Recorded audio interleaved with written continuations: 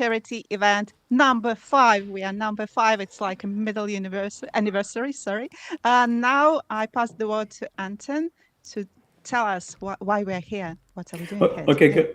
Okay, guys. We have very dynamic format. 10 minutes for Steve and half an hour for every single speaker after that. So and I've done it so many times. I'll just say this is SEO and charity together.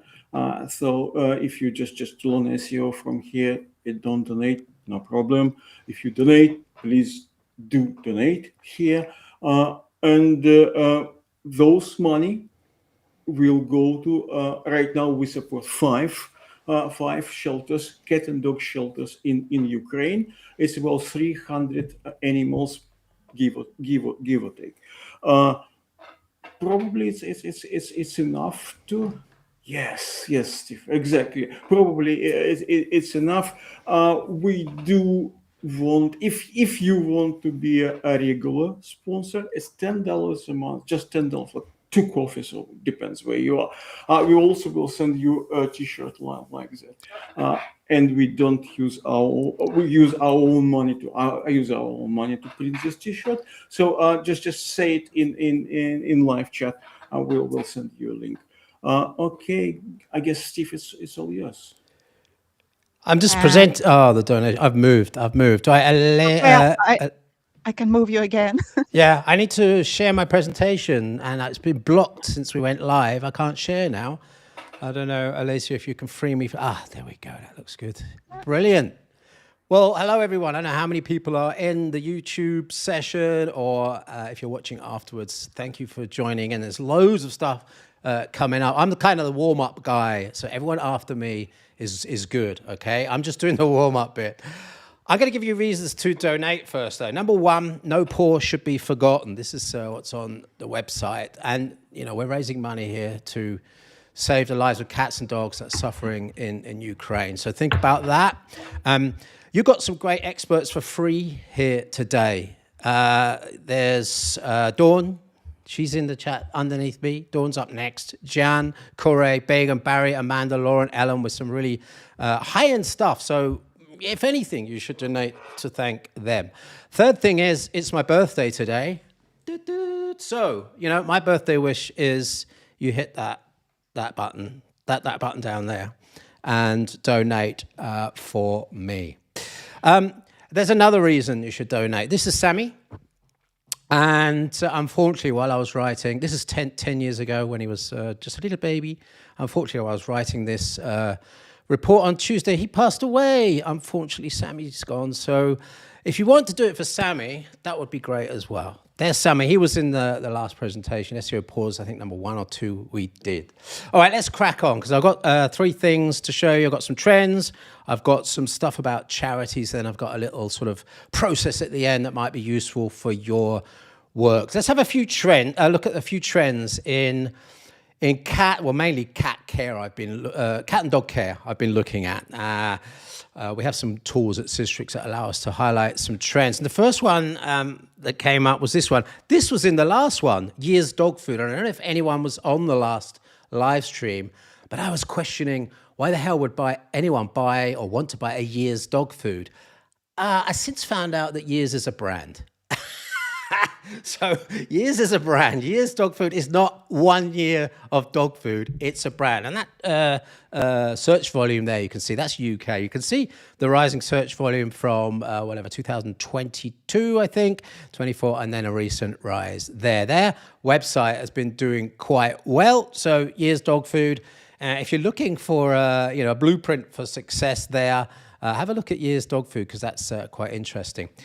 Best kitten food. There's an interesting, very large rise that's happened in the last few months. Now, maybe people watching and in the chat can help me, because that looks like an Instagram, TikTok-y type rise to me. You don't go for 5 years on a flat search volume and then all of a sudden it changes. So something must have happened. A movie, Instagram, TikTok. TikTok usually generates some sort of trends like that. And best isn't a brand. That is genuinely people looking for the best kitten food, as far as I know. If someone knows differently, please let me know. Another one, cat window bed. This has been going on for a few years, and I'm smiling because The way the cat's looking on that one, he's saying, listen, last time it fell down, you took a video and you put it on YouTube. For God's sake, don't do it again. Because you know those little suckers don't work right. They last for about 6 months, those little suckers on the window, and then they fall off. So if you want a good YouTube video, I reckon one of these, plus one of those sort of cameras, one of those animal cameras that run 24/7, you can get one of those. 700 searches per month in the UK for this. But if you take the whole environment, all the keywords that are ranking for all the URLs that appear in the top 10, you come up with about 3,000 searches per month on Google UK. You can see the rising trend there. If you want to get involved with the cat window bed market, that might be one to get involved in. But it's double that on Amazon. And that Amazon search volume topic is something I want to talk about now, because it's important to understand searches on Amazon versus searches on Google, chatbots, anything else, because there may be an elephant in the room. In this case, I want to show you a product that's selling 81,000 sales a month on Amazon Co. UK. It is good old friend B001MZV300, of course, Catsan Hygiene Plus Cat Litter White 20 litre, 81,000 sales a month. And in fact, Amazon have had the buy box for this for most of the 5 years that it's happened. There it is. But I want to show you, I want to just mention the search volumes on that, because the search volumes on Amazon are absolutely huge compared to Google. That's not the only thing that has a huge search volume on Amazon versus search in general. They might have a competitor coming up, because I noticed World's Best Cat Litter, and this is a brand. This is not just the World's Best Cat Litter. This is World's Best Cat Litter. And you can see 750 a month rising recently on Google, 2,300 on Amazon. There are some things on Amazon that really have, search volumes that are 10x what you find on Google. And it's important to just check those search volume figures, because it might be that people are going direct to Amazon for those things. Cat litter is a classic. AA batteries is another one as well. Here's an example. Cat food on Google, 6,050 a month. That's in the UK. 73,000 on Amazon Co. UK. That's a huge volume. Other big sellers I mentioned AA batteries, I mentioned cat litter, water filter cartridges. That's nothing to do with cat stuff, but they sold 22,000 of those. Begins with B, the brand, the water filters. 22,000 of those last month. And something that sold 30,000 last month was Maybelline Mascara Lash Sensational Sky High Volumizing and Thickening Eyelash Lengthening Flake 3 Formula Washable Mascara infused with bamboo extract full volume mascara color black. So that was selling 30,000 last month. So Amazon data is important. Do check your Amazon data. All right.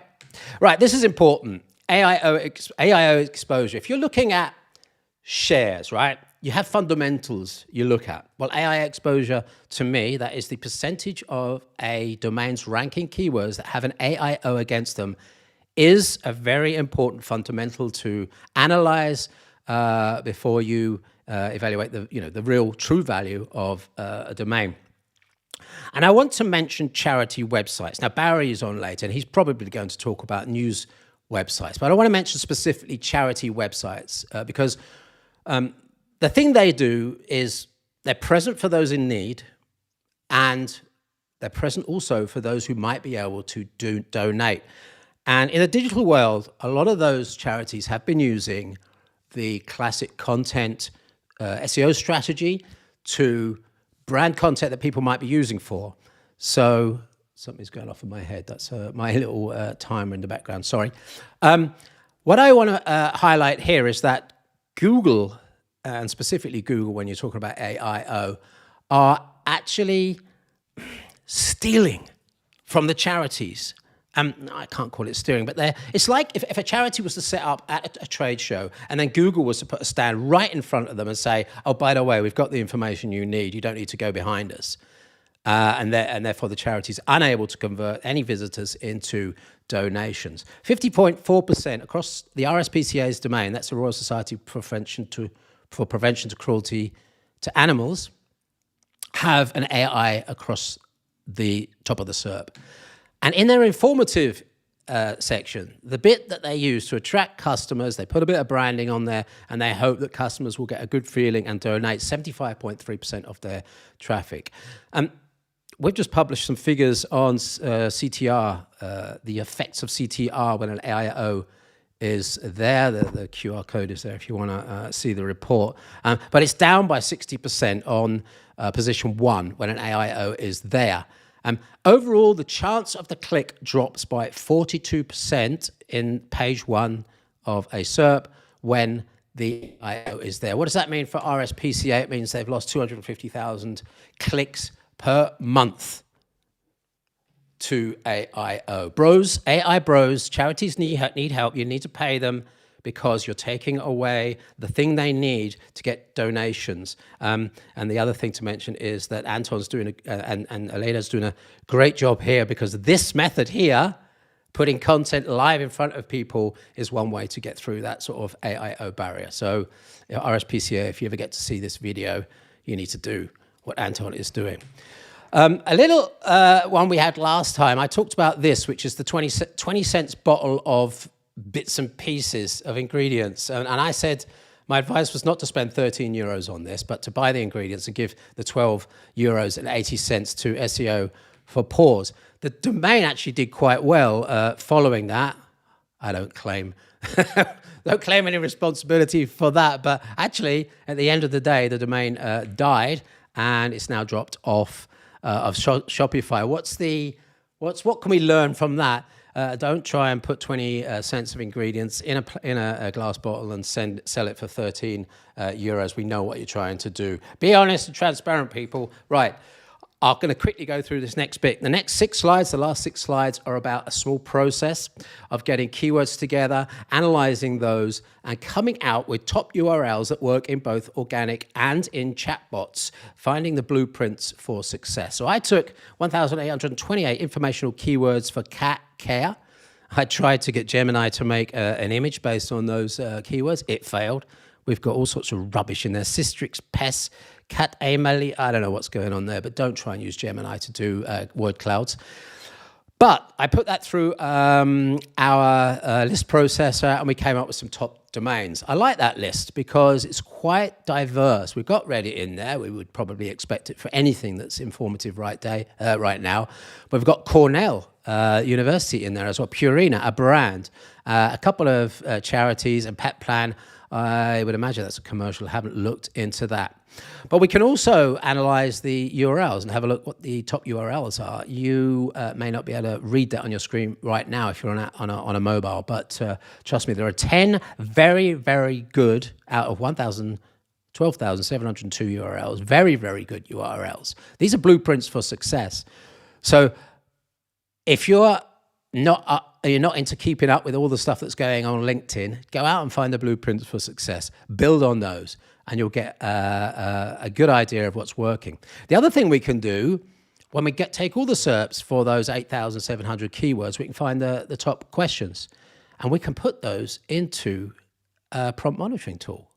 And I like this way because it doesn't introduce any bias to the process. A lot of people are using AI for prompt generation or brainstorming, which is a terrible biased method of creating prompts. There are a couple of cases where you might want to do that. But anyway, and there's one interesting one in there. Is it okay to leave a cat alone for 4 days? Yeah, I don't think so. What does the chat say?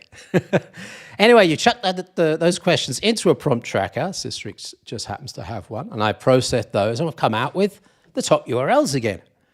Now, the interesting thing is, how do these top URLs compare to the organic top URLs? Is there any crossover? There is. 80% of those URLs appeared in the top 100 for the organic URLs. So those ones with yes there are not only great for organic, they're great for chatbots as well. So this intersection of, top URLs on organics, on chatbots is a great way for you to start looking for blueprints for success and a great way to get yourself kicked off with stuff that you know is working. The domains also showing some overlap there. There's out of the top 10 on both, 60% overlap. And again, we've got brands, we've got Reddit, and we've got charities in there. Right, that's bringing me to the end. What have we learned? We've learned that top URLs are your blueprints for success, that Amazon data is important, and that charities need your help. And that's why you're going to click that little QR code right now, and please help the charity that Anton and Olenia are supporting today. Stay tuned. Dawn is up next. Sammy says, flex your credit card right now. Thanks, everyone, and enjoy your sessions over the next few hours. Yeah, it's even 4 hours. Thank you so much, Steve. It was delightful to hear you. We are going to have many more speakers. Next is Dawn, as you told us.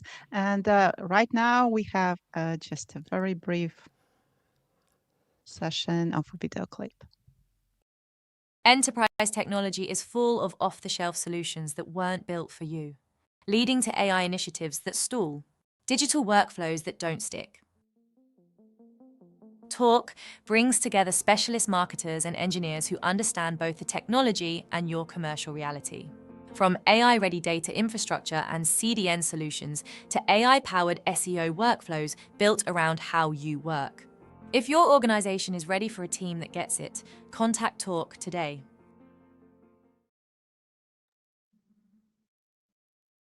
Hello, Dawn, once again, and welcome. Dawn is technical SEO, very, very, very famous, and knows so many things about informational retrieval, about Google, about everything, how it works, how works AI search, and she's going to tell us about why information retrieval still powers AI search. Also, Dawn is managing director of Bertie, and it's a boutique consultancy based in Manchester, UK, and she specializes in such things, very advanced things that nobody else knows about. Like you'll get a ton of knowledge today. Be prepared. Take your notes. Thank you, Alicia, and thank you, everybody. I'm looking forward to doing this talk, and thank you for the opportunity. So I am hopefully going to be able to share my presentation with you now, and away we go. Bear with me a sec. Hopefully. Oh. How do is it sharing? Am I sharing it there? Yeah. Is it sharing? Yeah. Oh, yeah. Everything's fine. Yeah. So everything old is new again. Why information retrieval still powers AI search? Because as Alicia has already explained, this is who I am. Don't need to really go over that again. The big thing, of course, is that, and what really matters today, I am a pet lover, Pomeranian lover. These are my two little pooches, Bert and Ted.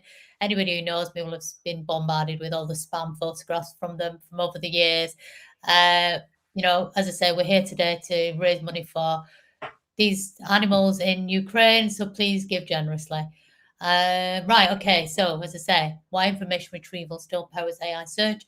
I'm going to come into a definition of AI information retrieval very shortly.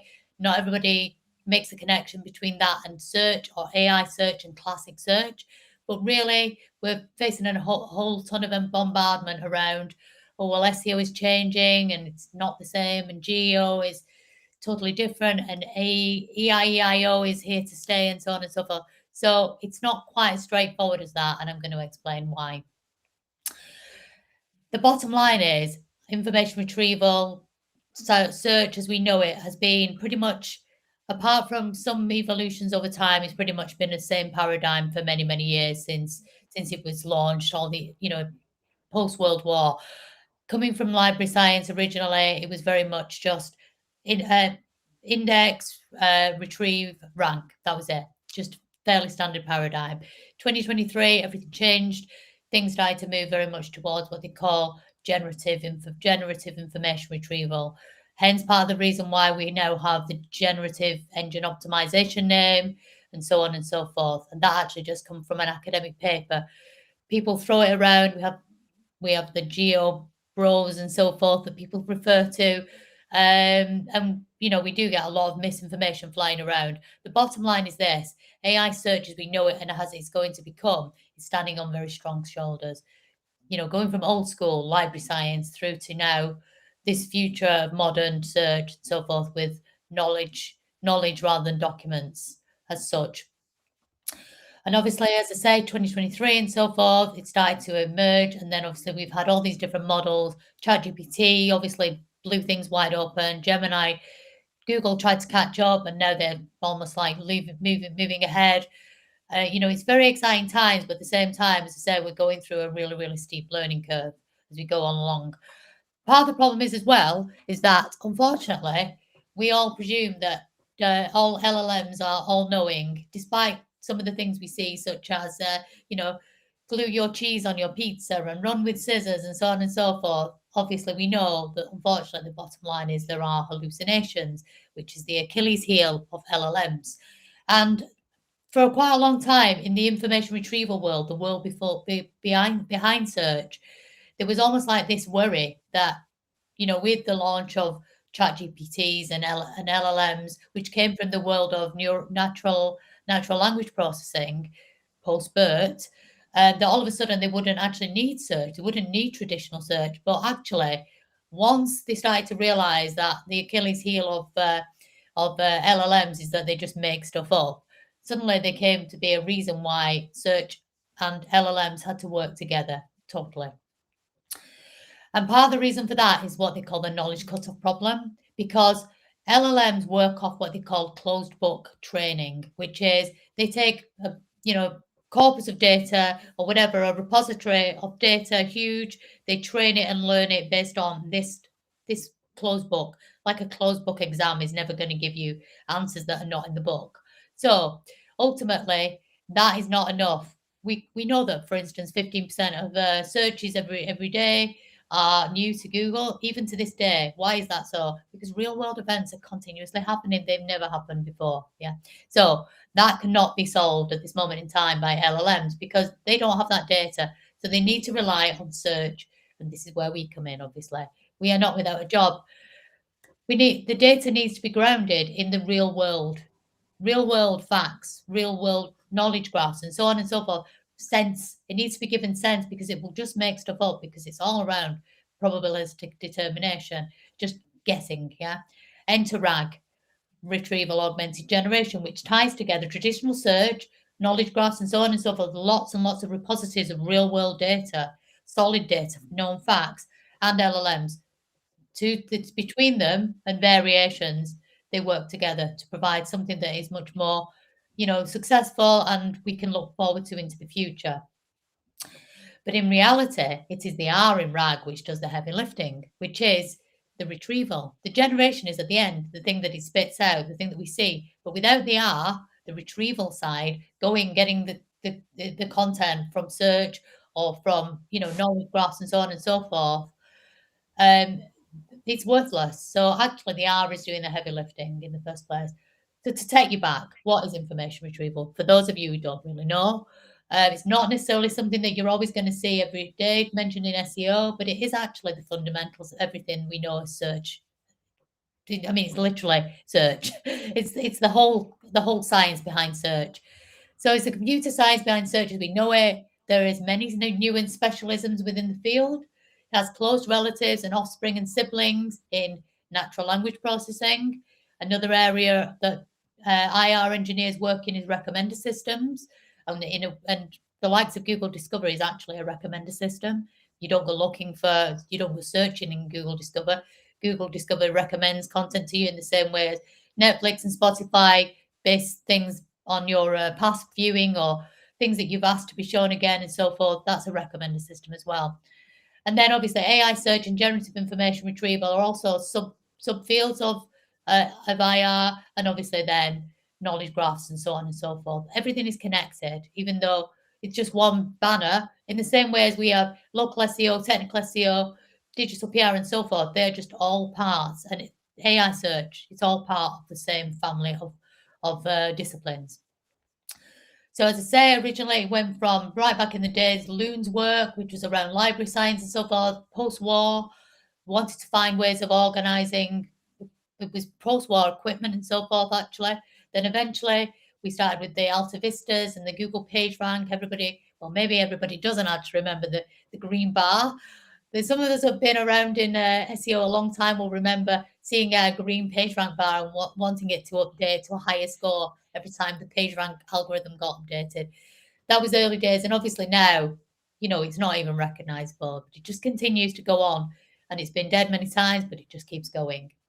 So what about the architecture of AI search? Well, I'll show you how it's actually just evolving rather than totally different. This is the modern AI search pipeline. Obviously, ingestion of data, the index on the classic side, query processing across both AI search and across traditional classic search engines, retrieval, augmentation on one side, etc. Classic search, obviously not needing the augmentation as such. Query fan out is a huge part of the augmentation to just pad it out with more understanding. And then a big thing that happens across classic search and to some extent possibly feeding into LLMs, the re-ranking stages, which is the heavy lifting of refinement based on the context of the searcher in the top, like moving around the top results that have been fetched, and obviously then generation. Obviously, data ingestion, as I say, it's pulling everything in, knowledge graphs, LLMs, not LLMs, HTML, PDF, whatever it can gather, pulling it all together in the first place. And then obviously one of the big differences between LLMs and classic search is the context window. The fact that actually LLMs work off these tiny windows. And we see a lot of people saying, oh, let's go and chunk our content, make it into tiny pieces so that LLMs will be able to retrieve it. Google says don't do that, and I'm with them on that. The reason being is that ultimately at some point in the future, they are going to be able to understand fully how to chunk for humans, if you like. So if we start going off chunking things, it's almost going to become the keyword spam, the spam, if you like, of modern search. So we don't need to go too far because we look like we try too hard. We want things to be natural, yeah. And as I say, how do we know also which method search engines are using? There's many different types of chunking, so many different types. There's like word level chunking, there's token level chunking, there's like sentence level, paragraph level, whole page level, depending on the compute that they have available. But also they have semantic chunking as well that takes a full context into consideration versus breaking it at a point where it just makes no sense. So we can't guess at that. Stay human, do content still for humans. And then obviously there is this other big aspect as well, metadata. I'm not talking about descriptions as such and that kind of thing. I'm talking about the labeling of content, things like structured data schema. The importance of metadata has never been more important. Yeah, if that makes sense. Yeah. The reason being is that chunks actually can have metadata aligned with them. So actually this is where they become more sensical, and then they're able to understand much more around unstructured data. So actually it's really important. And obviously the concept of indexing and storage is different to some extent with modern day search. Classic search obviously is one way, and now obviously we have AI search. I'll just run you past it in case you've never come across lexical search. Obviously, people new to the industry don't necessarily always know how an index works other than what they see in search results. But it literally is this. It's literally like you break a document down, take the words, and they just have them stored somewhere. This the old traditional storage of Word with a document and so forth. But vector databases, they're different. What they do is they actually take mathematical equations and they break down where a word sits in, if you like, a graph of semantic meaning. It comes down to like closeness and geometry almost, and they literally place them into a virtual space. So it's much more complex than it was previously. So this is how it works, like an embedding turns text into numbers. So it's totally different, but that's not to say that an inverted index doesn't still exist. But presumably there's like ultimately there is a hybrid version of all of these things, yeah, because there's a cost involved as well. Hybrid search will combine things that are still very cheap, like keyword search, because really a search engine doesn't need AI to understand when somebody's looking for a brand, whereas they'll might need to understand long and complex queries and so forth. So they'll use heavy lifting of vector search, meaning search, semantic search, where there is ambiguity. Yeah. So it's a combination of this hybrid approach. And obviously it's the same with query processing. This is not different. It's just evolution. Classic search was very much around stemming, you know, using one word and adding ing on the end, or slow to slowly, and, you know, play to playing, extending words and saying, well, these mean the same, or a synonym, car, vehicle, motor, they're all the same. Now AI search different. It's expanding out queries. It's rewriting queries. It's using AI to expand. We have query fan out as well, for instance, that takes a query and expands that out to like have all kinds of subtopics connected together in a way that packs out relevance. And then obviously we have AI search also around how to handle conversational ambiguity. Query rewriting in the back of a chat bot, for instance, will, you know, work out whether the CEO is he, she, whatever your pronoun is, it'll work it out, basically. Pronoun resolution, context, understanding, and so forth. Ambiguity is still the biggest challenge for LLMs and search engines. And as I said, this is just an example of context expansion, query expansion to include context. Likely what's happening with query fan out is not new, it's just being reframed in a different way. This is what it looks like, your queries, subqueries, and so forth.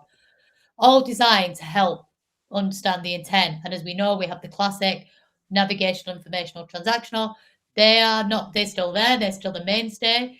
Search engines don't need expensive, heavy lifting AI search to understand a navigational query, possibly more so with informational and so forth. So it's just different approaches, yeah.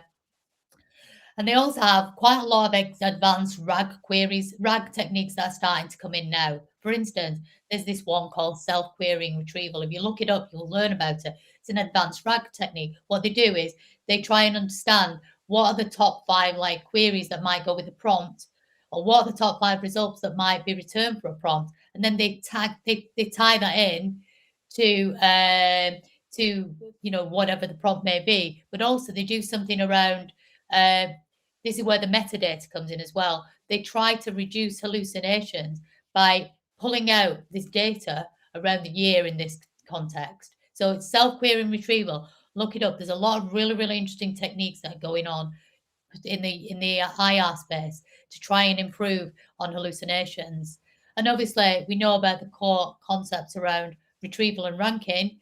The classic, gone on forever, precision versus recall. It's huge still. It still drives everything. Precision, out of all the documents that we retrieve, how many were actually useful? Yeah. So that's like the top queries. That's like your top 5 results. Yeah. Out of all, and recall is like, what did they fetch in the first place? Because the way that it works is they fetch, they send a big fishing net out, bring back loads, and then eventually they just pick a few fish out there. It's ranking and re-ranking. Recall, precision. Yeah. So this has been massive, and it's always been there. Classic IR, still there now in AI search. And obviously, they still have some classic information retrieval algorithms.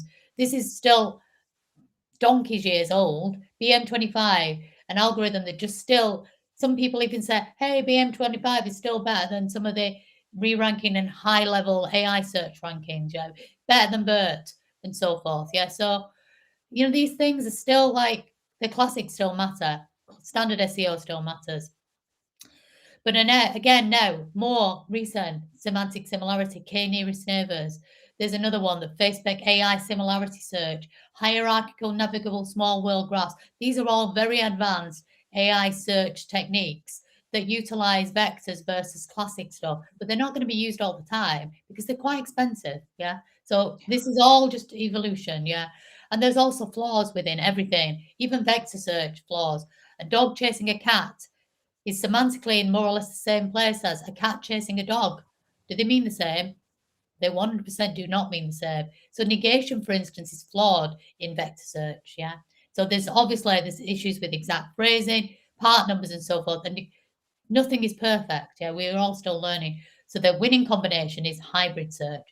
Old classic, semantic matching together, getting the best of everything and keep improving upon it. Yeah. This is why there's no way that these two fields, geo and SEO, are different, because, I mean, I'm not saying they're not different. I'm saying that they work together. Everything works together. Yeah.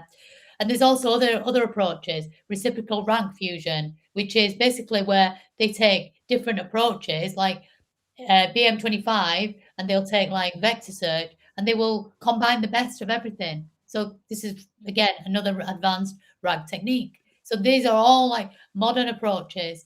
And as I said, I explained briefly before what retrieval and re-ranking is. Yeah, 2-stage, classic stuff. Yeah, and they also have cascading re-ranking. There's all kinds of methods. We don't really know the half of it. And then again, there's other approaches as well. Cross encoders versus bi-encoders. These are also being utilized. Vector search is using bi-encoders, and re-ranking is using cross encoders. So again, lots of techniques happening in the background. Yeah, that is much more on the AI search side of things. Learning to rank has been around a really long time, using machine learning to optimize ranking, training a model. Yeah, I suppose to some extent you might say this is like, oh, this is where people say, oh, clicks influence rankings, but it's actually not that. It's about learning what actually influenced people's search behavior and click behavior, and then training models based on what queries meant what intent people had, and so forth, tuning everything from the learnings. Yeah. And then there's some more really, really advanced techniques.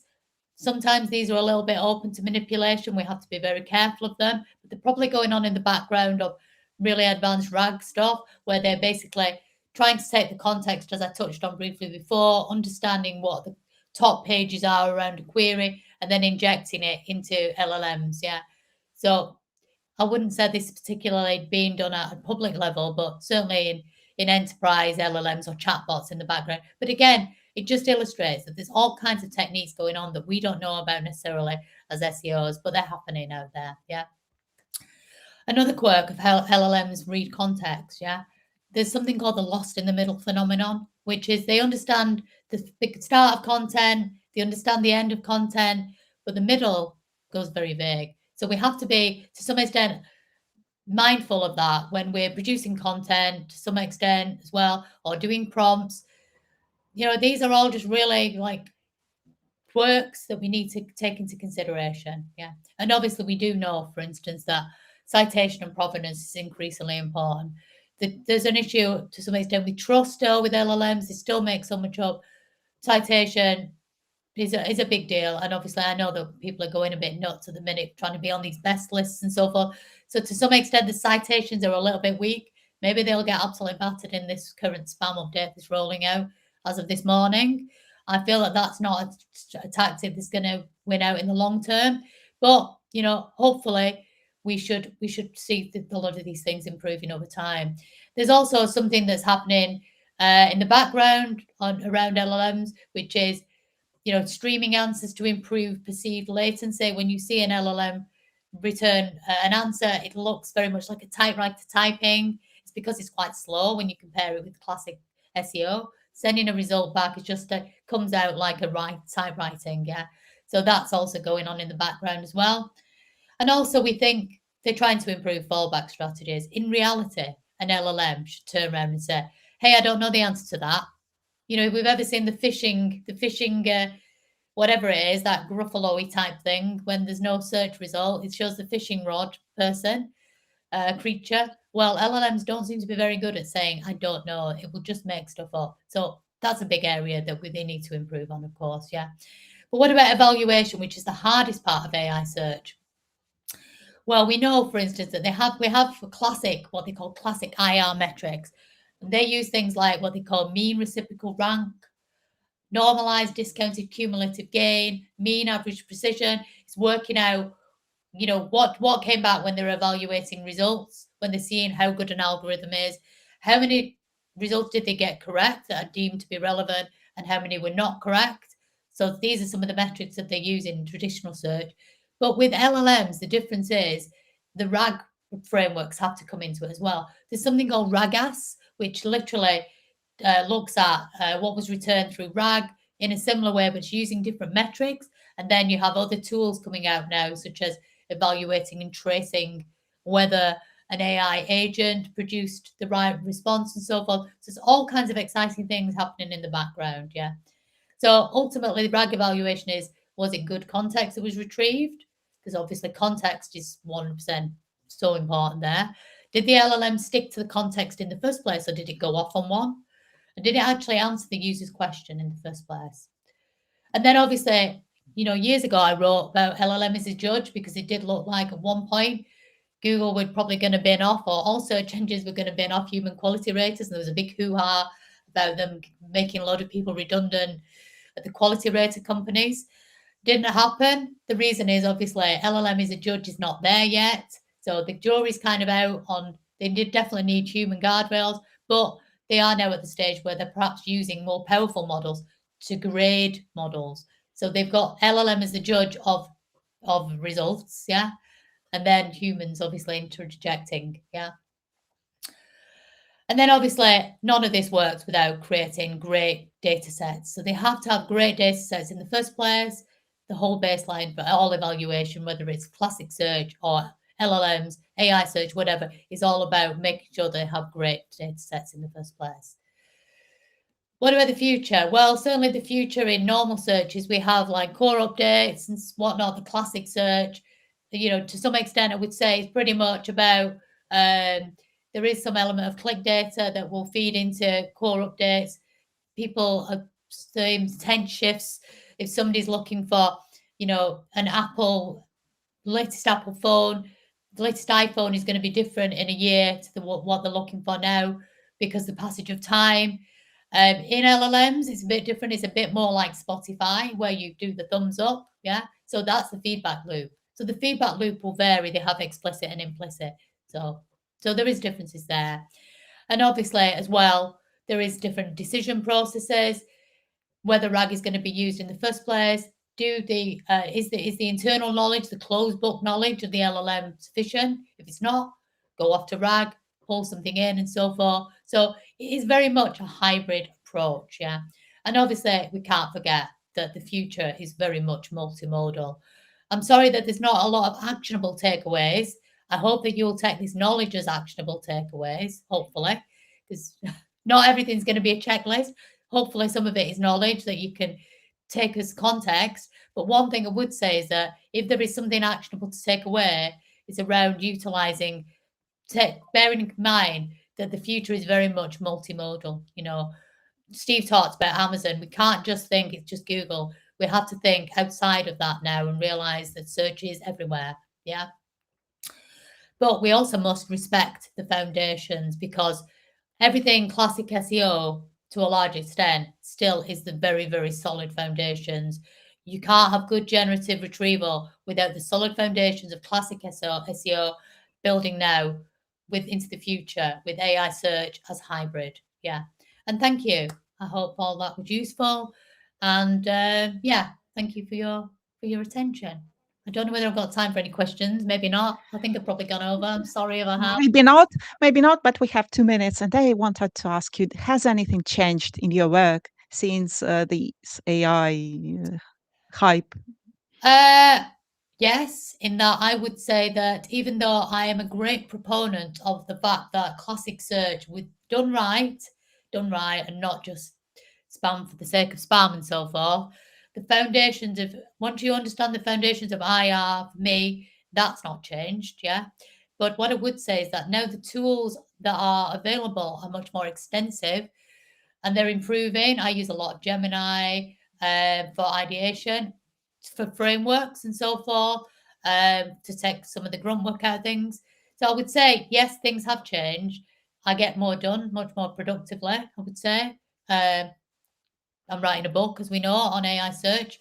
Some of the ideation there will help. I'm definitely not going to be using a book to write AI search. So please don't be thinking it's going to be an AI slot book. It really is not. Yeah. I've been told, no, you're not allowed to do that. And I would never have done it anyway. But yes, there is change. There is nuance with AI search. I'm definitely not saying nothing has changed. I'm saying SEO has always been evolving and we should continue to evolve. And that's just the bottom line. Yeah. So, yeah. I think it's a very nice ending to this session, and we are proceeding to next. Please bear with us. We have lots of wonderful essays, lots of wonderful people. Don't be afraid to donate. Don't be afraid to share in social media. We've got lots of sessions to come, and thank you. Stay. SERPs are more competitive than ever. AI tools like ChatGPT are changing how people discover businesses like yours.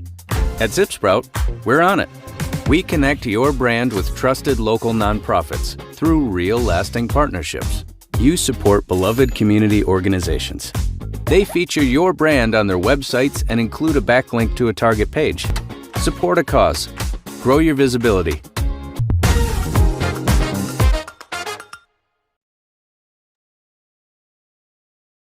And now we have Jeanne Tan with us. Hello, Jeanne. How are you?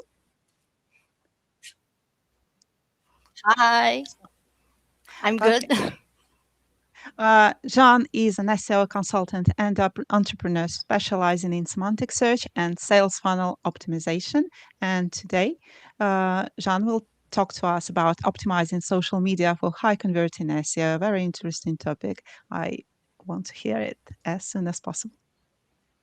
Okay, Stage is yours. so thank you, Alicia. And so, hiya, everybody. Again, my name is Jeanne. This is my girl, Brownie. And I just want to say, I do have a real Shih Tzu girl who's in my other home. So she gets the YouTube spotlight.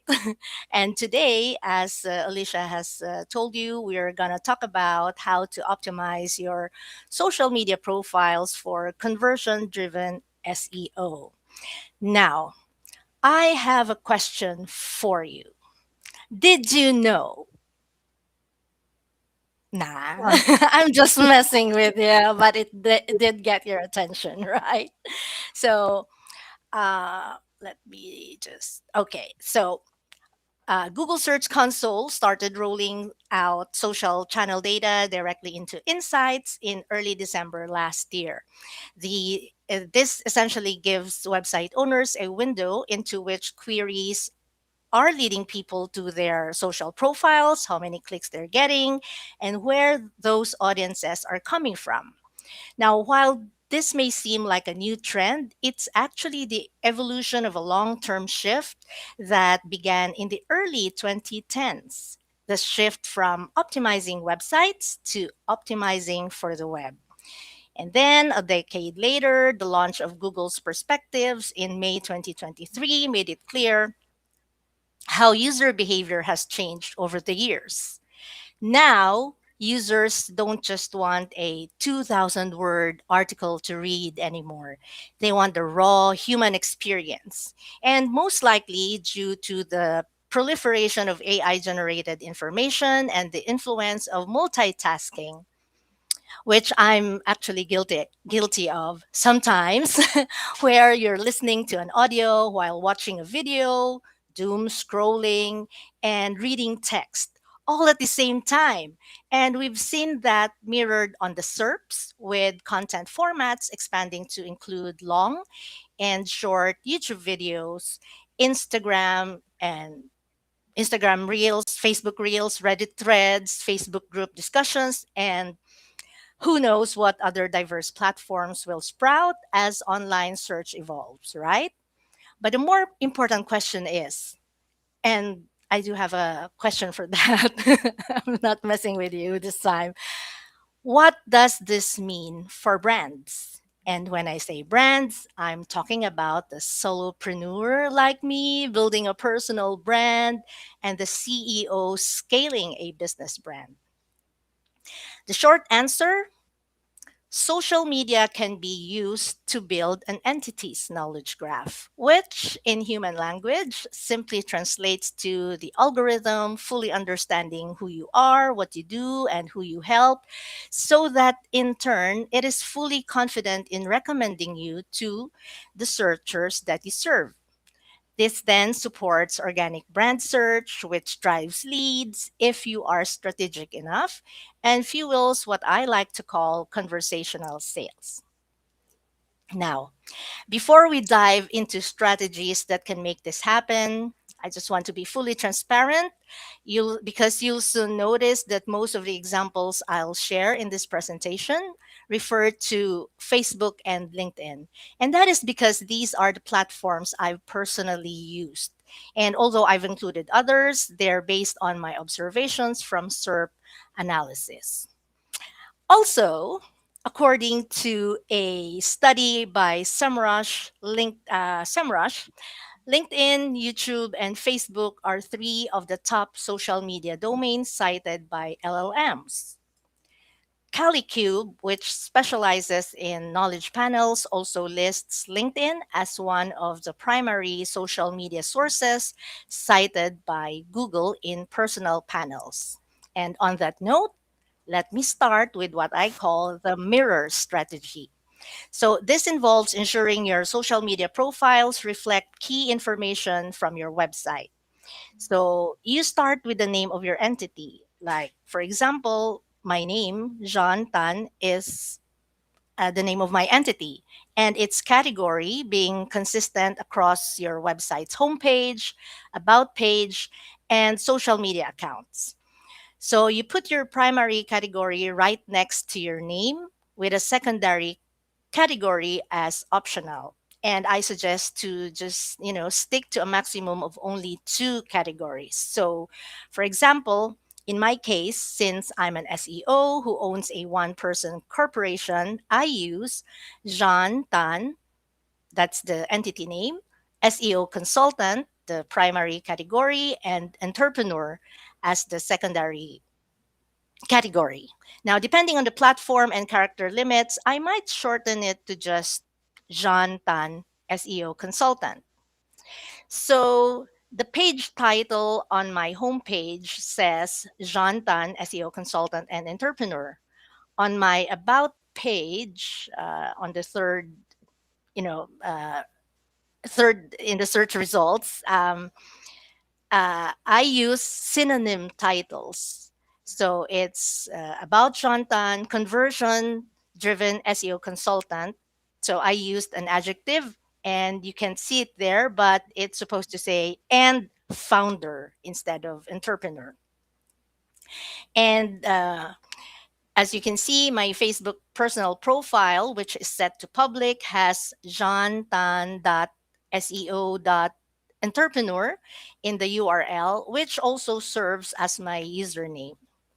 Now, on my business page, it is just Jean Tan SEO consultant with the same URL, and my LinkedIn profile says conversion driven SEO consultant and entrepreneur under my name.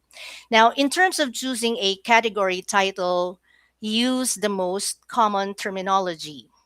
So in the past, I used SEO strategist. But then I noticed all the top SEOs with existing Google Knowledge panels use SEO consultant. So I adopted that.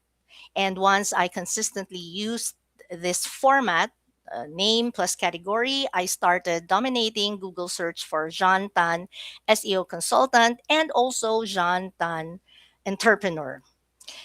Next is your entity description. So this is a single sentence that states what you do, who you serve, and what you offer in a semantic triple format. So a semantic triple format is, if you remember your basic English way back when, we have this sentence structure taught by our teachers that says subject, predicate, object. So that's basically, the equivalent of a semantic triple. But why this specific sentence format? Well, it's how machines connect and understand context and relationships, not just keywords. So you put this as the first sentence on your About page and use equivalent versions on your social media profiles. Some slight differences in wording don't hurt. So here, as you can see, on my About page, it reads Jean Tan, subject is a conversion driven consultant and founder of Search and Jean, providing a proprietary search to sale framework for service based and niche businesses, blah, blah, blah. And I use that exact description on LinkedIn. But on Facebook, I adapt it slightly while keeping the keywords. So on my personal profile, it just says helping service-based and niche businesses increase revenue with search to sales strategies. But on my business profile, it says Jeanne Tan, SEO consultant and founder of Search and Jeanne, serves niche businesses using her search to sales methodology. So why are you doing this? And it's because you want to create a reference loop between your website as your primary source of truth and your socials, confirming the details as second party references. Now, in terms of content, I would actually use the same strategy. So, for example, an article on your website can be turned into a long form post on LinkedIn, a video on YouTube, and a reel on Facebook. The point being that you're creating a web of relevance. So make sure that you have links from your YouTube, for example, linking back to your web page and vice versa, etc., etc.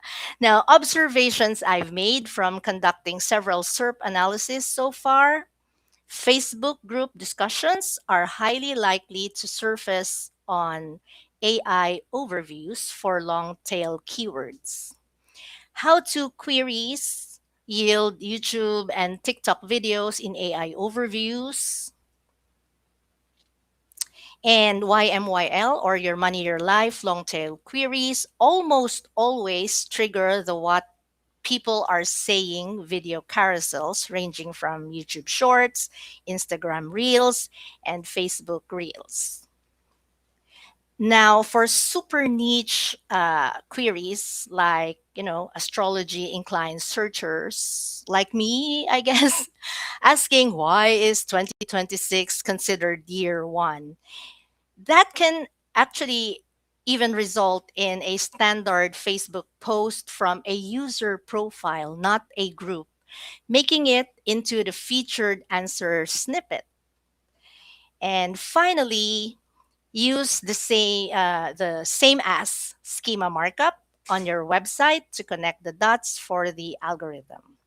Now, once these technical foundations have been built, we can then shift to looking at social media for SEO through a marketing and sales lens. Because, let's be real, rankings are a vanity metric if they don't lead to a 4, 5, 6, or 7 figure stripe balance or more.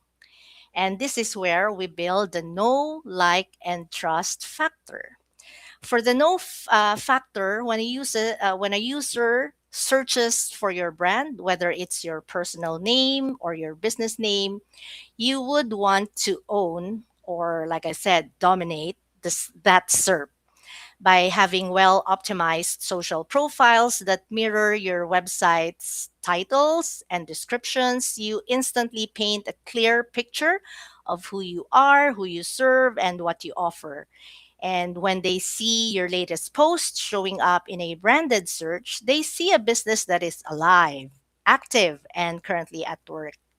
Then there's the like and trust factor, where you humanize the algorithm.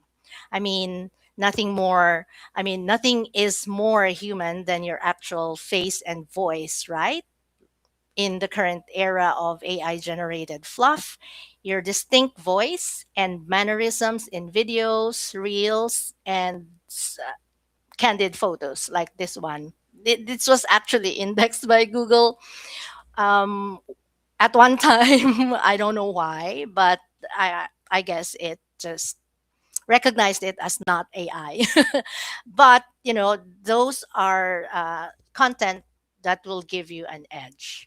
Again, brought about by this AI era, people all the more want to buy from real people, not just a business.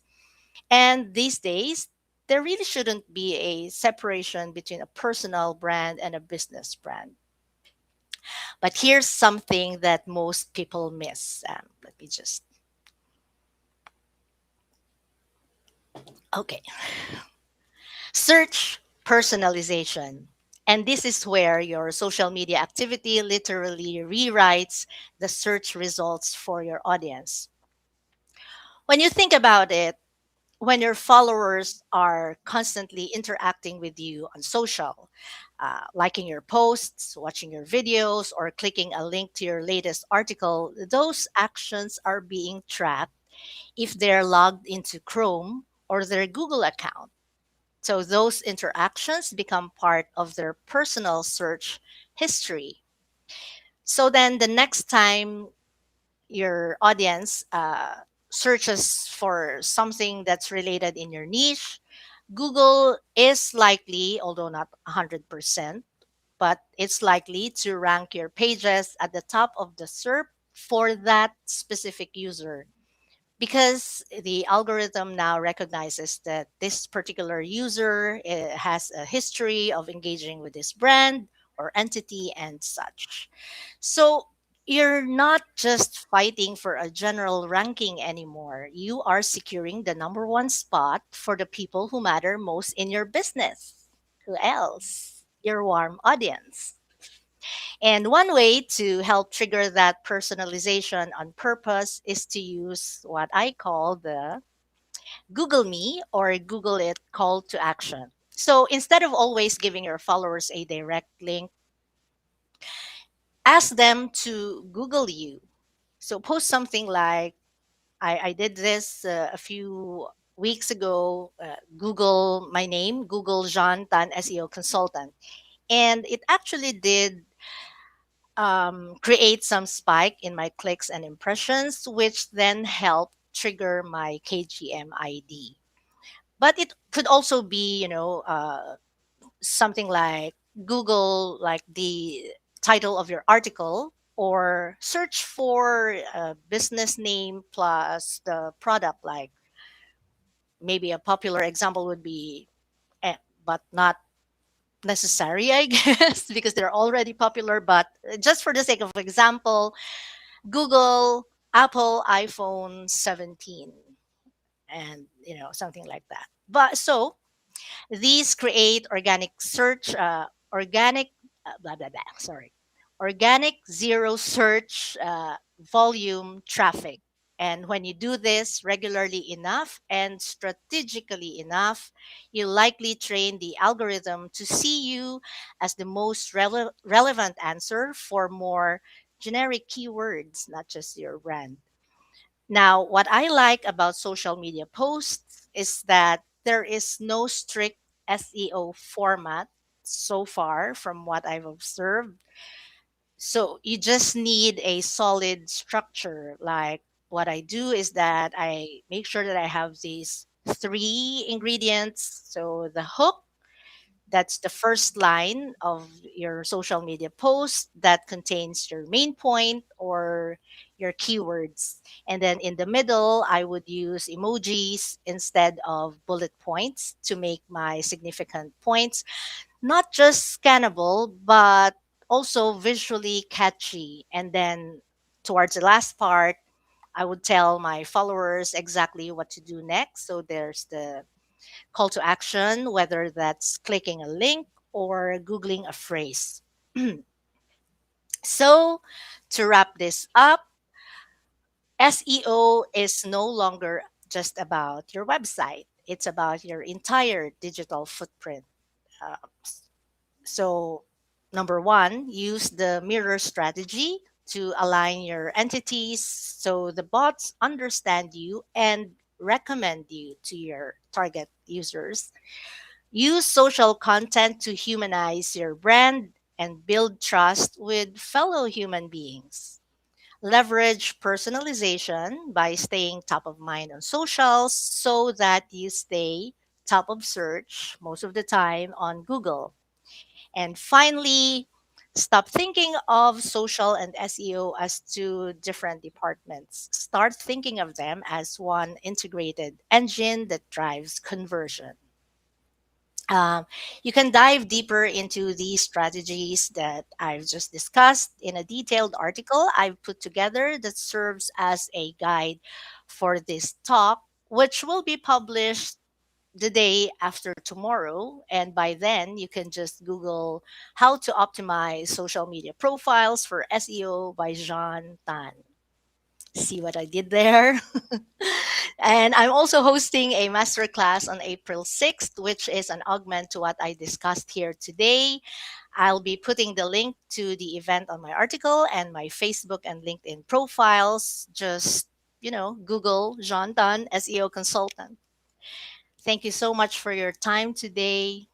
Cheers. Don't go away. I have a few questions for you. Thank you so Oh my much. God. So, This is the yes, hardest no, part. I think it's pretty easy for you. So, when they started showing the social media insights, how do you exactly use this data? So, you see it in the Google Search Console. What do you do with that? So, what's Okay, hold next? on. Okay. So what do I do with the data that can be seen on the insights section Yes. of Google Search Console? So basically, we do that as like the base of the next move, right? So for example, if we keep seeing the certain content, social media content that the Google Search Console tags as trending, so we use that as some sort of a prototype to duplicate for the other content that we're making. And when you mention something that converts better or a high converting piece of content, so what it is like from an SEO perspective, how do you approach that? Putting that on the social media, how do you go Um, about that? so the one thing that you need to do is make sure that you have the conversion properly set up on GA4, so that when I say high converting SEO, it really is sales conversion, like actual dollars coming into the business, right? So that has to be properly set up on GA4. And that's how you prove that there are certain content that you use on social media that brings in the business to the business. I got the impression that you are against generating social media content with AI, or did I get you wrong? Oh, no, not really. Usually we use AI to, like editing and all that stuff. But I try to advise my clients to, be as human as possible. So, and I also do it myself. Sometimes I have all these ideas for a post, but then my ideas are topsy turvy. So I put that, like for example, on Gemini, and I tell the AI to, can you please organize the ideas, and then it would generate something that doesn't sound like me, but at least it organizes my idea. And so I edit that. Have you noticed maybe when you were looking into that, does the AI generated content perform worse or better for SEO? Or is there any correlation between fully human made content and AI generated one uh, i- in relation to social media? So, in relation to social media, I do have something like how do you call that?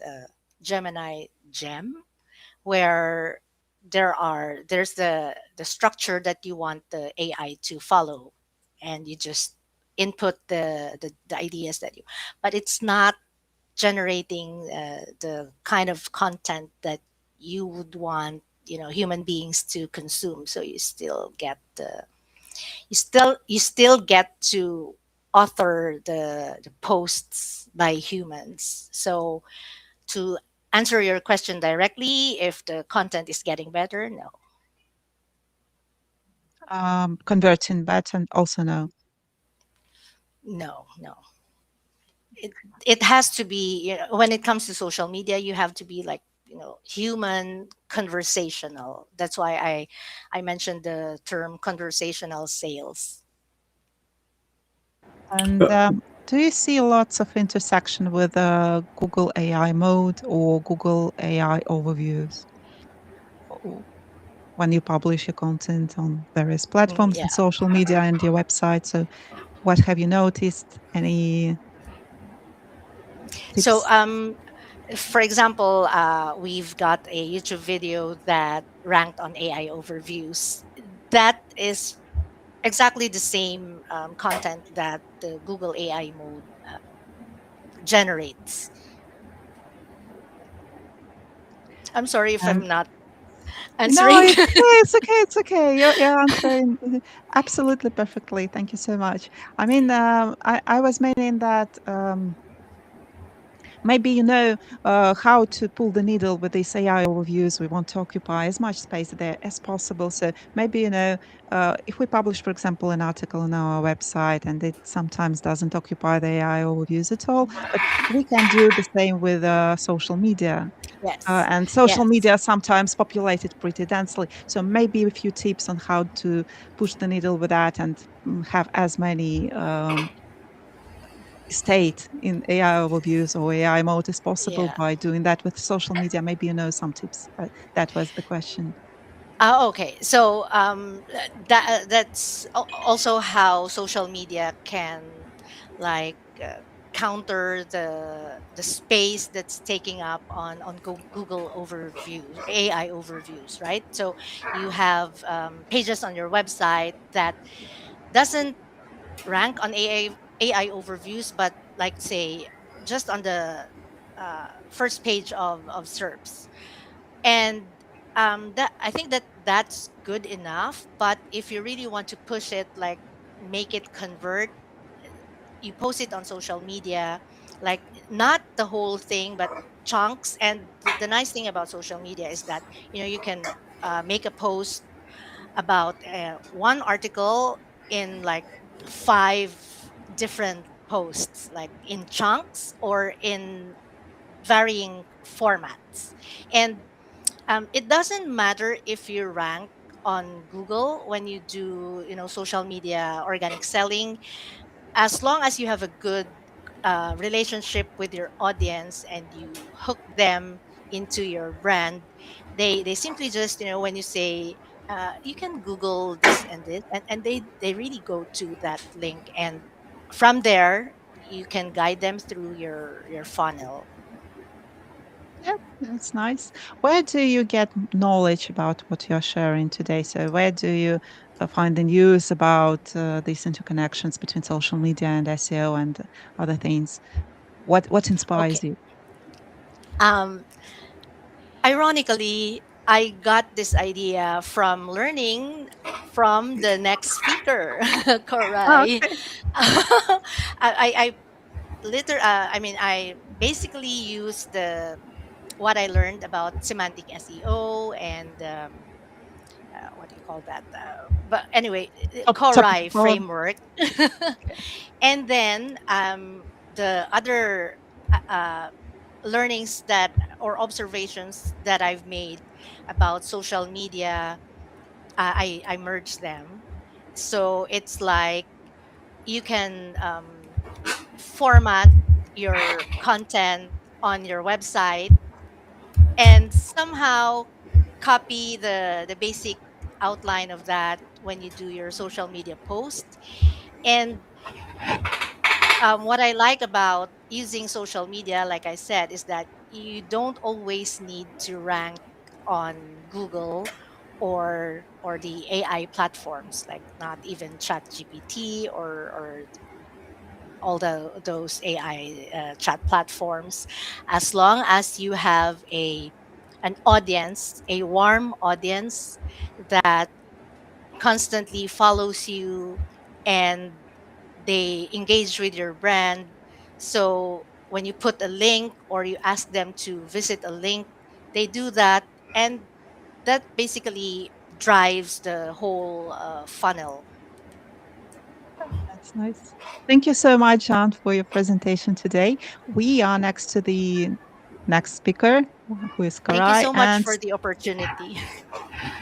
Yeah, and we'll have many more speakers. Begum will talk to us about B2B SEO programs, and Barry Adams will tell us how to optimize for Google Discover in the age of AI, and Amanda Wells will share EAT 2.0, how real-world trust signals now drive rankings, and Laura Iancu will tell us how to speak Google's love language with SEO, and then we have Alan Sartin about building local trust and AI visibility through community PR. So stay with us. We are not even halfway through. Don't forget to donate if you want. And if you don't want, please share at least. I think you're getting lots of value from here. Thank you. Thank you, Jeanne, once again. Thank you. Enterprise technology is full of off-the-shelf solutions that weren't built for you, leading to AI initiatives that stall, digital workflows that don't stick. Talk brings together specialist marketers and engineers who understand both the technology and your commercial reality. From AI-ready data infrastructure and CDN solutions to AI-powered SEO workflows built around how you work. If your organization is ready for a team that gets it, contact Talk today.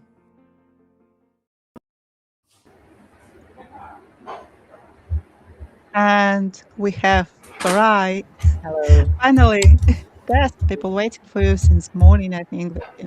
Looking Thank you. out. I don't know why it doesn't listen to me. Okay, it will. And for those who don't know, Koray is like something like SEO guru and founder of Holistic SEO and Digital. He's got a very famous group and very famous cause, and lots of people around him who claim that they've achieved a lot by listening and following his strategies. And also, I need to alert you, if you've never heard of Koray before, that he speaks his own Korean language. It might get a bit of learning curve for you, but if you stay and listen to, you'll finally get it. Everyone gets it, and you'll get lots of value from it. So you might share your presentation. Of course. You see it my screen? Yes. Okay. Shall I start directly? Yeah. Yeah. Then I'm starting. First of all, many thanks for organizing this, and it was a pleasure to see also the Jeanne while talking too. She is actually a great personality, also part of our community as well. And today I'll be talking about mainly the visual semantics and algorithmic authorship. And before beginning, I need to tell that this presentation is a kind of compressed ebook, and even in the Vilnius Baltic SEO Summit, 1 hour wasn't good enough to actually explain everything truly. That's why we actually did a kind of extra sessions later. But practically today, I'm going to be giving the main idea about it. I'll be skipping some of the slides very quickly. Some sections are already redacted. Some segments also are already censored. But the full speech will be in our course. And this Friday also, or sorry, Saturday, we will be also having a private webinar around these subjects as well to present the case studies too. Technically, the main motto in this area is actually, does Google use your visual design to judge your quality or to understand the expertise around your website or not? Or what type of visual annotations on a web document possibly Google actually might be using? We know that when we change the order of the words on a paragraph or on a sentence, we actually see that the relevance and how the NLP is, or natural language processing, is functioning, is changing. And when we do the same thing for the visual components on the page, does it actually affect the relevance or not? And what is the difference between relevance and responsiveness? Just because actually you are relevant enough, does it also mean that you are responsive at the same time too? And this is a motto that I always use, because when people are not able to rank enough, they just want to actually give the answer, easy answer, by saying more we should be doing, like more links, more entities, more articles, more sentences, or more text, etc. But technically, actually, more without structure actually means less. Just because you are adding more of these things, it doesn't mean that actually you are going to be ranking more of these situations. I always say that more text doesn't mean actually better context.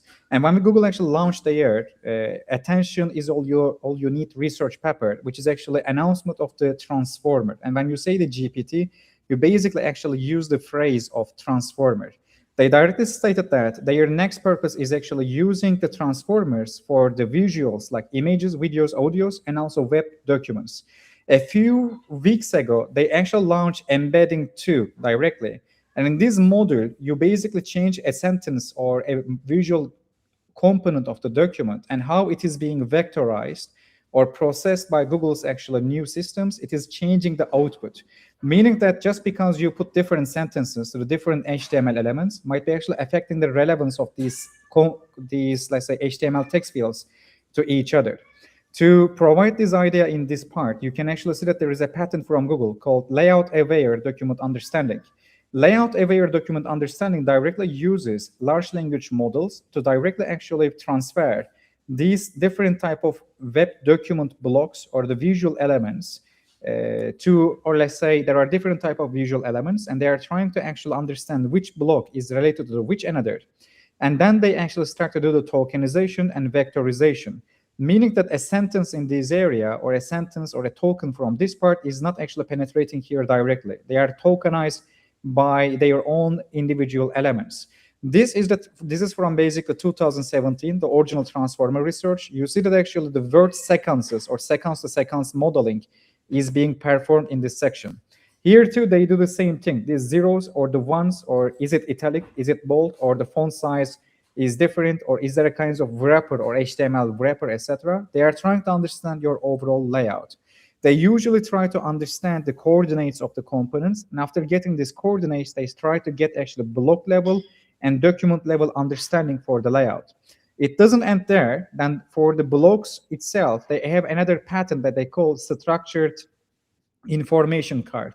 Today, when you look at the web documents, they are not having that much of a prose type of content. They usually have product cards, hotel cards, flight cards, or different type of basically, let's say, the card system. And in this case, they are trying to actually understand what type of elements possibly are being used on this specific card structure. For instance, if it is for flight tickets, what type of annotations are existing there for parsing that specific area. We see two different patterns here. One of them is actually generating entity answers. This one again works with the templates. They know that different type of entity attribute value templates and the pairs or the triples, they are requiring us to use different type of basically sentence structures. If it's a question about the birth date, they know already how the sentence should be starting from. And the same thing also appears for the visual design as well. They already know what type of visual elements should be used actually on that specific pages. Actually, we already announced these things slightly in SEO Estonia and also Chiang Mai as well earlier. This is one of the projects that actually we helped earlier for their visual element. This project, they are using the same visual annotations and same visual semantics and algorithmic authorship rules. And both of them actually have seen a great increase. In total, more than $500,000 word rankings actually are achieved per month. And what we use here based on these, let's say, alignments or visual segmentation is directly coming from Google's own systems. This one's the ecom example from Velzo. On that time, I explained its actual name. And according to the specific entity, we are getting all of its attributes, for according to the every attribute and its context, we design different type of visual elements. And with the form of macro and the micro context, we start to construct the page. We do the same thing here for local SEO basically. And when you follow these certain principles, you're able to adjust your design and you're able to show the same text in a more related way to the Google. The methodology that we explained before was actually covering these three elements, like topical maps, we already explained in the course, creating a semantic content network with the help of these content briefs, and creating actual documents. And we have explained some of the algorithmic authorship rules or sentence structures that we are using that actually Google can understand in a better way. But in the course, we didn't explain that much of this section basically. We create a mock-up design and we create a Figma design, meaning that actually this is the skeleton and this is the meat around the skeleton, and how we code these elements directly.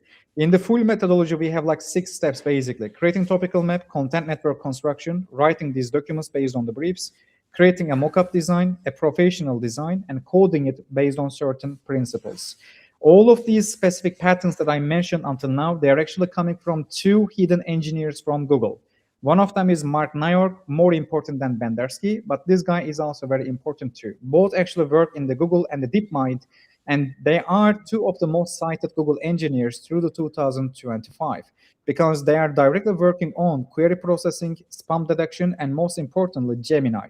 And if you look at the researches that they are publishing, you can understand that actually they are fundamental engineers on this field, plus whatever actually they are patenting or whatever they are actually filing, it is directly affecting Google's systems. If you know which engineers you should be, let's say, spying on, you can actually understand what Google is focusing on better. This is another guy, Alexander Grushevsky, highly important because in his LinkedIn profile, directly he says that he is working, or better, he is the founder and the lead of the Ranked Lab, meaning the Ranked Laboratory. And it is a platform that they are learning to rank, or they are building learning to rank systems. And it is an end-to-end platform for actual rankings or adjustment the rankings. He is a kind of inventor of what he calls item ranking. Google, as we know right now, they can index and rank the documents, they can index and rank passages, and also they can index and rank the items like hotels or flights or brands or entities for different type of aspects. And directly, whenever there is a kind of Gemini announcement from Google, they are actually thanking him as well. Basically, the main system of this methodology is coming from these two and this specific engineer. But there is one more important thing here, which is about the Rank Lab, because Rank Lab is not just a random name from this guy's LinkedIn profile.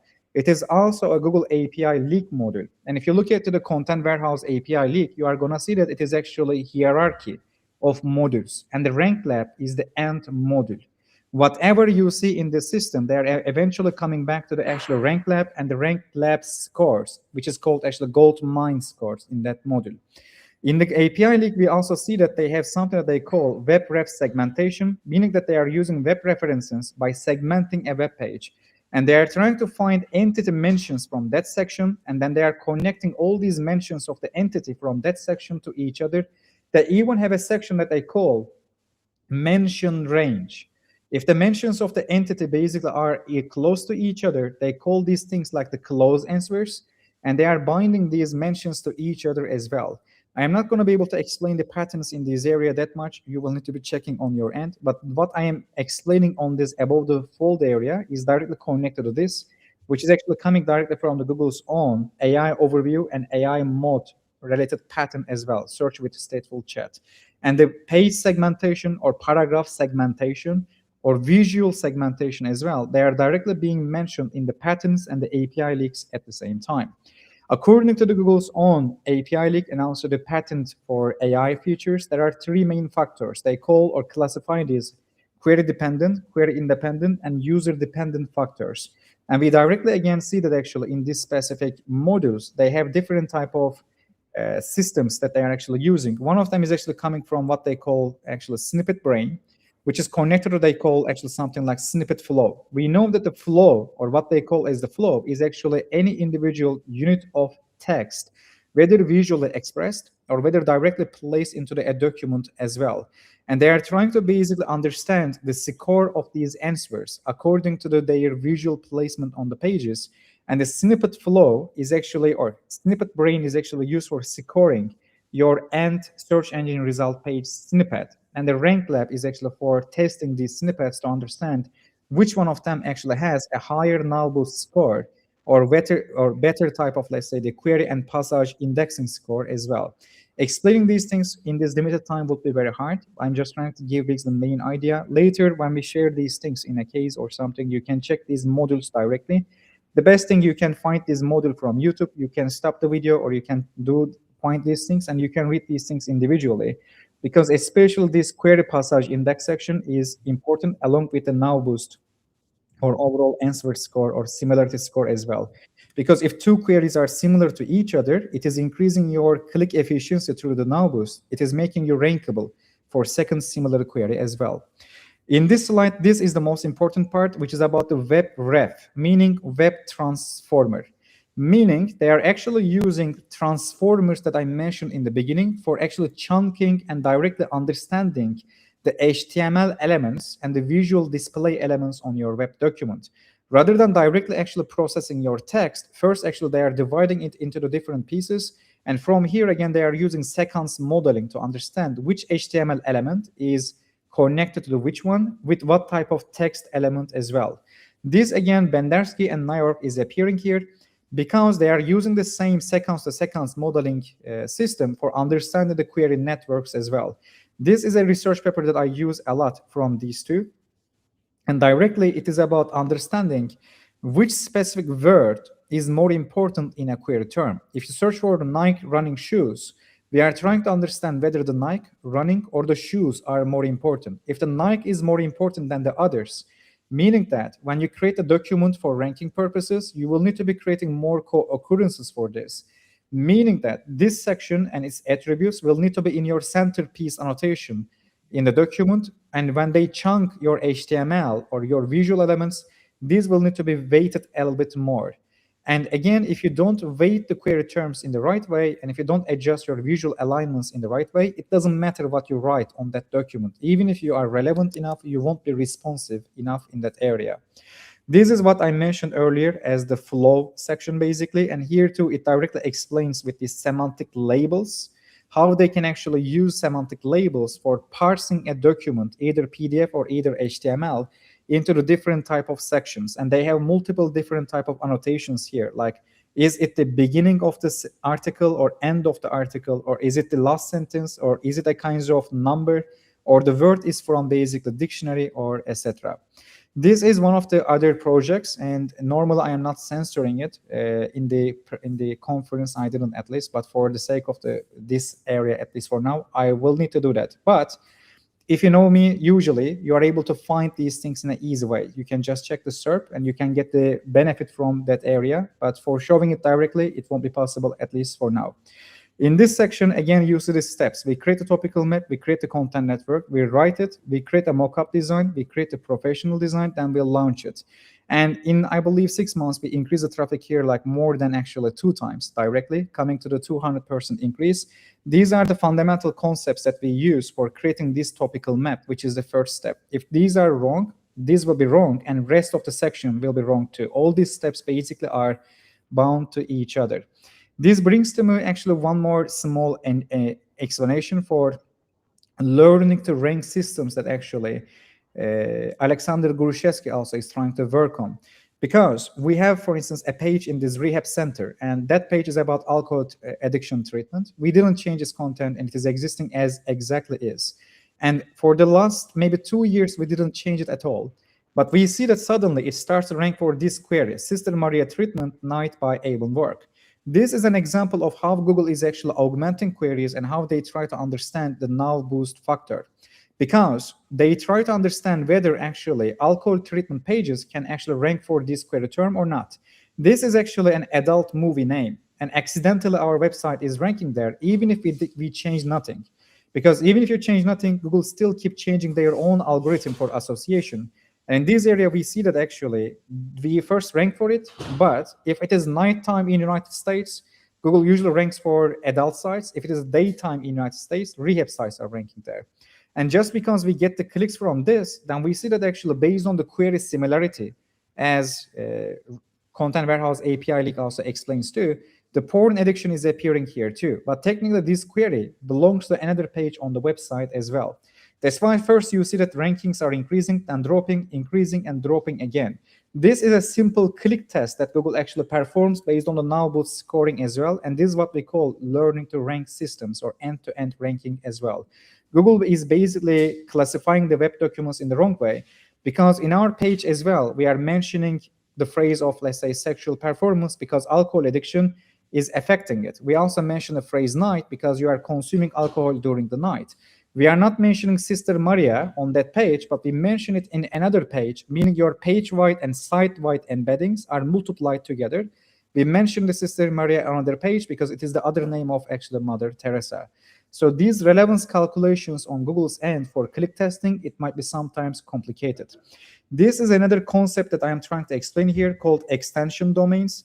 Basically, you can use the same topical map and the content network and even the design for creating the same content for, let's say, different regions like London, or for different languages like Arabic languages. And again, you can rank for them too. This is an agent that I created. It does triple to triple translation, meaning it doesn't end any new thing or any new sentence or any new entity or predicate or noun. It translates everything as is. And you see that actually here a pattern from Google. It also suggests doing the translation sentence by sentence. And I am doing the same thing, and we always get the results. We call these extension domains because in some cases we open exact match domains to affect the AI answers.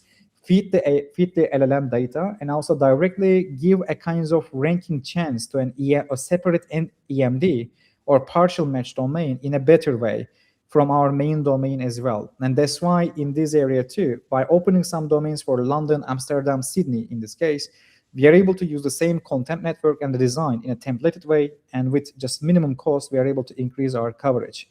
Here you see the rank lab model of Google with the gold mine scores, they call it. In this area, you see base rank and the test rank. Base rank means that actually your actual ranking. Test rank is the ranking that they are testing you. Forced experiment score is the score that you are getting from there. And now this factor is directly about actually whether the clicked results for you is good or not. In this area too, you see basically things like site name factor or some other areas that actually explains whether there is a relevance from site to query, or salient term factor, or duplicated number of tokens score, readability score, heading factor, or many other things as well. I suggest you to check this module in a very strong way.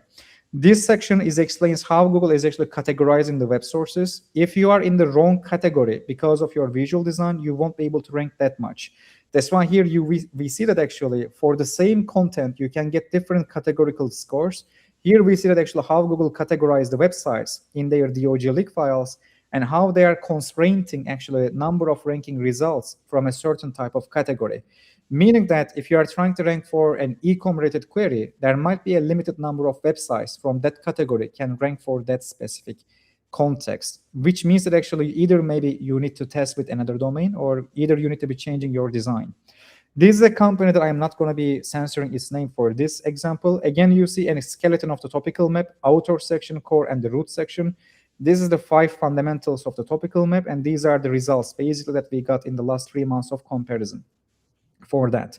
One more time, to increase the popularity, we rank for the free service query terms, and we use the query similarity to transfer that trustworthiness directly to the actual important areas. This is an example that I shared earlier, transcriptor. In this part, the important thing is these are also other free term queries that we use, and it became a huge success, as you can see the click numbers. But then we decided to move actually these free wording queries to the separate extension domains, because it is helping us to affect the spatial AI data from a secondary domain that carries that name in a better way. That's why usually I call this site name factor a kind of insurance for NowBoost. Because if you carry the term directly in the domain's name, it helps you to rank earlier. And earlier, I also gave the example of Kanbanize for this context, because this website never recovered after they are changing their name, because the entire topical map was created for a different purpose. This is price listo, and you see the updated data for it. Again, we actually use subdomain strategy here with the exact match terms. And when you use different subdomains with the exact match terms, the same content ranked way much better. Because this way we were able to create multiple different sites with monotopics, and the size of the website was basically smaller. And since the sites are distinctive from each other, we were able to affect the AI answers also in a better way too. This is the actual, let's say, the mock-up design for more than panel in this part, and you see the Figma design for it.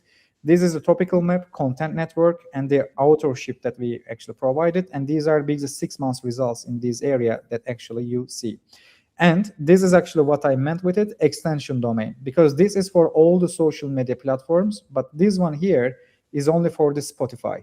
Meaning that for a specific type of section of this site, we opened an extension domain to affect the rankings and AI answers in a stronger way. And again, we use exactly the same principles, same stuff, or same topical map with same structure, same algorithmic authorship rules, and even the same design.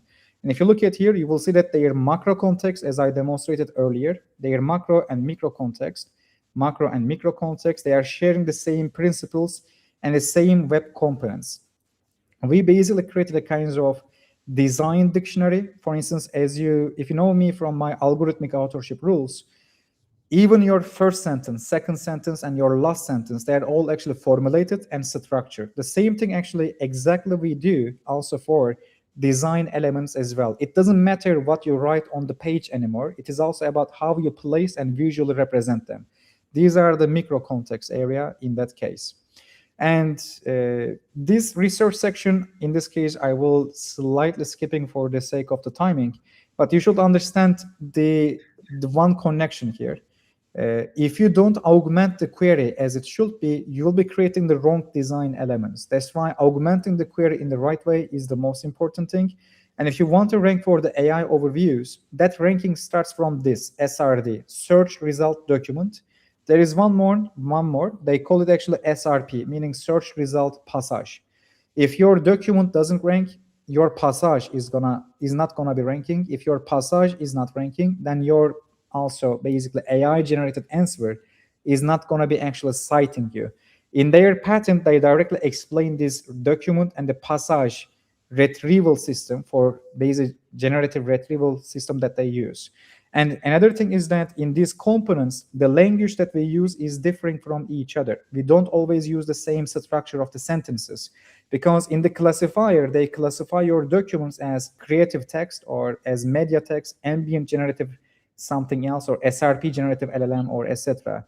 Meaning that actually, according to the classification of that specific passage, they are using different type of large language models. And we see this already from the pathway language model that they also have. To decrease the cost, they are chunking language models, and according to the topic, they use a different type of language model. Entire system, they have 14 engines, 3 factors, and just one answer that they are generating basically. And according to the system base that they use, we try to create different type of algorithmic authorship rules basically. In some sections, we need to use factual content. Sometimes we need to use creative content. In some cases, we need structured content, and sometimes it should be unstructured. This was the speech that I did on the stage to actually introduce some of my agents. And if you want to understand semantics with a kind of gadget, search my name in the ChatGPT and you can find these agents. And this was the first example that I gave in the stage for relevance configuration 3 years ago or something. And basically, if you change the order of the words, the relevance is changing. And if you know how to structure the sentences and the visual design, you can basically always rank higher. This is a research paper like LLMs. Are LLMs reliable rankers? In this research paper, we actually try to understand for what section of the sentence, what type of wording we should be using. System gets a kind of candidate vocabulary, and they are trying to understand which word should be used in what section of the sentence. And from there, they see that actually rankings, whenever they choose the right word on the right part, for every type of language model and for every type of product, they are able to increase the rankings. And the same thing also happens, of course, for basically originality section as well. These are research paper that I suggest. If you use AI heavily, you will need a kind of blacklisted words for your vocabulary, for your sentence structures or sequences of the sentence structures. And these are some of the usually AI writing signs that I'm using for fundamental training. These are some of the basic algorithmic authorship rules that we are using, but I'm just trying to give you this slide so that actually later you can see some examples here. But normally we extend every one of these and work on them with the examples too. These are some patterns to explain how Google can be actually chunking your document. In this one, if you have a grid like this, they get your HTML elements, they try to see whether you have an image and text inside it, and this is the end result, what we call HTML normalization. And in the API leak and in the patent of the Google again, we see the same correlative result. This is about chunking a document with the visual segmentation on your site. This is about choosing the right attribute of the entity, and according to the attribute of the entity, how the visual alignment actually should be changing. There are more research papers here, but here, this is the most important, web page transformer, because according to your layout, the meaning of the text and effect of that specific text for ranking purposes basically is going to be changing. We see this structure a lot in their latest patents too, because this is about landing page quality score, which is coming from your layout mainly. And this is patented 27th of January, 2026, we can say. I would like to explain maybe this one as the last slide here, maybe, because this is an exact match domain that you can check, which is making really good amount of money as a single page. And again, it is ranking for multiple languages, but we have the same content for all of them. Again, we use a now boost because whenever we are satisfying the clicks, we are able to rank for it further. And this is actually, again, an example of transcriptor. We basically open multiple exact match domains and we moved some section of the website to the other sections, because this way, by using our layout as well, we are able to use annotations and we are able to rank in the AI overviews or regular results by owning valuable commercial terms.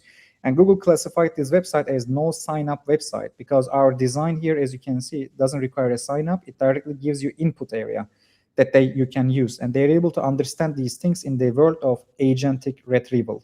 You should understand this concept basically. Generative retrieval and agentic retrieval will be helpful. This is another... That's about it because we are up on time. May I ask you, of course, can you share this presentation just with us, please? The presentation I will be able to share only with the conference attendees and the private community that we have. But I can try to redact and censor it more than I can share. At least for theoretical section, definitely I can do. Why I'm asking that, because the letters are so small, I just struggled to read them. And you sometimes highlighted that this is important, but it is not very readable from the screen. If you can redact it just a bit and share anything that you can, this would be hugely helpful and will be in the all redacted happy. way, I can do that, yes. Thank you so much. Thank you so much for attending us today. Stay with us because we've got lots of wonderful speakers further on, and the next one will be Begum. Koray, thank you so much again. I was very happy to see you. It's always a pleasure. See you later. Yeah, cheers. SERPs are more tools like ChatGPT are changing how people discover businesses like yours. At ZipSprout, we're on it. We connect your brand with trusted local nonprofits through real lasting partnerships. You support beloved community organizations. They feature your brand on their websites and include a backlink to a target page. Support a cause. Grow your visibility.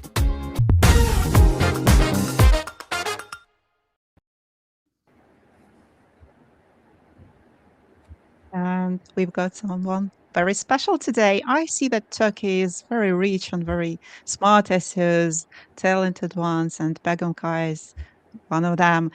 Begum is an organic growth strategist and Omnisign digital helping B2B SaaS companies build focused data-informed growth programs. And this is a very tough niche because whenever you approach any B2B, they ask like, what do you want from me? How can you help us? So I guess we'll be learning how exactly SEOs can be helpful to B2B and what can we do about that, right? Am I right? Thank you so much, Alessia. That was such a warm introduction, and I really appreciate and take on the fact that there are wonderful SEOs from Turkey who are doing wonderful stuff globally as well. And I am actually at the moment in Sofia for SERPConf, and Begum, for example, was on the stage, and I really admire taking in stuff from the community. And I would like to share that my presentation today is going to be as it is, but it is kind of confirmed by all of the speakers that gave a talk today, not specifically on B2B, but on where the search is going and how can we tweak our strategies and what should we be doing in the long term to actually call it a win. So yeah. Welcome, everybody. Thank you so much for joining. I am so happy to be supporting a cause like this. And as you can see, the donation link is at the top of the screen. So please consider donating. And if I knew that you were going to wear cat ears, I would have brought mine with me, Alessia. I think I have to do another one of those so that we both can be wearing our Great. Wonderful. Thank you so much. So let's get started with why most B2B SEO programs plateau at traffic that doesn't convert. I am going to be touching upon, actually, you gave a very good description and introduction to me. So I'm an organic growth strategist at Omniscient Digital, and I'm also the MC at Search and Stuff. It's an international search conference that is happening in Antalya and London this year. So if you'd like to join and if you're interested in becoming a part of the community, you are more than welcome to join us. We would actually love to welcome you in. And I am an avid animal lover. So here is me with the laptop with my deceased cat. Unfortunately, he's no longer with us. Hey, Montserrat. And like, for example, like when I was in London, I was doing trusted house sitters for a bit, and that doggo in the middle is one of those gifts that I got from those program. And that little cat at the corner is actually from Search and Stuff Antalya last year. So yeah, and Petra took that picture. So thank you, Petra Kisharzek. And she's a wonderful used to be in SEO, but now she's grew into another role. So if you're really interested in taking her insights from SEO with more growth angle, please go ahead and follow her as well. And that's a wrap of me, I guess, to begin with. And what are we going to be doing today? We are going to talk about the state of B2B SEO, the paradigm shift that happened, measuring what matters, the trust layer that we should be building, and the new B2B playbook, hopefully. But this is not like you should be doing this. This is everything you follow to like get that growth kind of a thing. You potentially won't be surprised that it's going to touch upon all the basics that we're doing and we have been doing in like building human relationships and understanding people and trying to produce content to highlight that. But before I dive into the solution directly, I will walk you through what I prepared.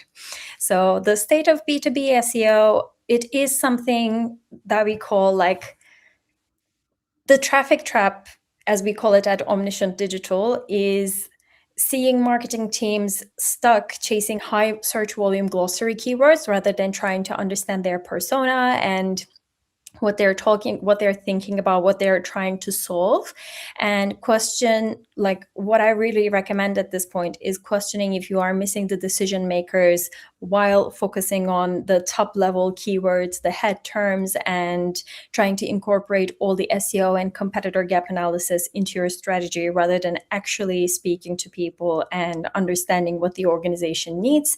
Because sometimes, especially with LLMs and prompt tracking, etc., what we're seeing is a lot of keywords or prompts that are not very high in volumes, but they actually matter more for the company and understanding what the ICP is doing, pretty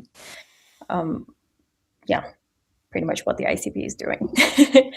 And another thing that we see is the execution parity. So generative AI has made producing medium quality content nearly free, and you wouldn't believe the amount of stress it actually caused real SEOs to see the AI content taking over. But obviously, as us SEOs trying to tweak the system and see where we can fit, it was something inevitable, I guess.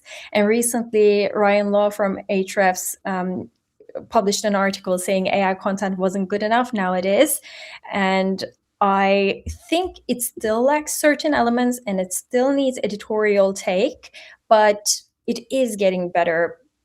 But also, like trying to question it from a real content that is consumable perspective. Don't you think that there are some articles that are very dull and you cannot really say it is 100% AI. It has been touched by the editors, yes, but maybe the thought process hasn't been edited or the structure is very like fixated on a certain thing that is repeatable. So when we see, for example, Google spam update, which happened yesterday, they are going to be coming at these kind of content, hopefully. It's not always the case as we know it, but one of the things that I really want to see is par, mid-par, subpar content not really taking the bulge, because we want to do something that is not repeatable. And Google is actually, and also LLMs, they are trying to get their information from resources that are not following what everybody else is doing, but kind of improving the narrative and like elevating the conversation in a way to add something to the conversation. So that is the kind of content that we want to see. That's why, unfortunately, we have to break free from easily repeatable content and try to find novel ways of what really resonate with humans and not really 100% going after bots and what we can do to rank.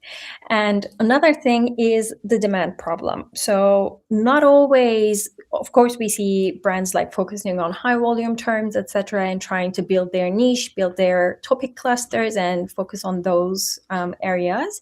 But sometimes companies focus on generating demand for a category from scratch, which can be very costly. I know that there are times that they should be doing those, but I think pivoting and positioning the product to capture existing demand might be a better idea for them. And sometimes what they do with these is creating specific terminologies for their products and trying to like get it repeated across the industry. And that is when the PR programs are also becoming very costly as well. So to be able to avoid that, maybe try to see where you're fitting in the product and the market narrative with what is already being discussed and with the user's terms. So that is what we call the voice of customer search. And being able to get that and using that across your product or marketing strategy is something vital rather than pushing for something that hasn't got any demand in the beginning. And obviously with B2B, we know that people are trying to improve how they do their job and they want to perform better. So they want to really learn from you. That's why many B2B brands heavily rely on market education. And it is pretty much pushy. And as I mentioned with the AI content, it can be very dull because when the narrative is very education focused and it's very rational, as you can see from the matrix. So it is on the awareness side mostly rather than purchase. So it's kind of like the top of the funnel content, and you are focusing on the rational side of things because you want to educate your customers. But it can be very pushy, and it can be like if you don't really have that tone of voice set up across multiple articles, it can even sound very sketchy. Like in one article, you're talking about something in a very like, oh yeah, you got this, let's do this together, you can try it, like our demo is here kind of a way. And the other one is, oh, the marketers got it wrong, like you should be doing this, and the kind of like very instructional. That's when the narrative kind of gets very tweaked. So rather than, and also there is an angle about meeting buyers exactly where they are to start the conversation and not really trying to like push your solution onto them or educate them about the solution. Of course, they have to be like problem aware at least to be able to like search for this. But when it comes to establishing yourself as a reliable source that the customers are open to learning from, that is when you win. So that is an image that you have to build throughout rather than just pushing content. And the paradigm shift actually happens where AI search enters the chat. And that is, as we all know, is a zero-click environment, and that is making everything much messier. So when it comes to online, especially like e-commerce, for example, we're always talking about the messy middle and the buying process, etc. But with AI involved in this, the messy middle got even messier, and everything is, including the attribution, is now very difficult to actually capture and measure. So we know that AI engines, AI overviews, and AI mode don't behave like traditional search engines, and they aren't structured to pass the user off to a publisher via click. So when the click removes, click gets out of the picture, what do you do and how do you measure that? And another thing that we see is the off-page dominating brand queries.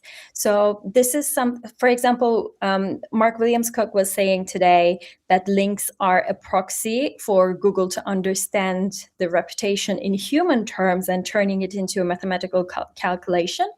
And I actually wonder how that translates to LLMs and brand mentions, because we say now that your name has to be out there and it doesn't have to be linked to.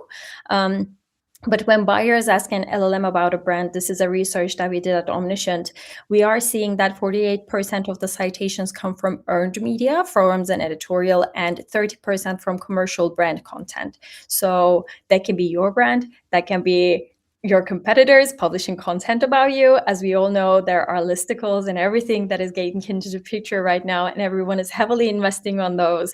So some might say that the early days, like black hat days of SEO, are actually working at the moment for LLMs. And obviously SEOs, as we want to kind of take advantage of that growth potential, we are also, not I, some SEOs get into the black hat tactics when it comes to optimizing for LLMs and kind of falling into the same trap.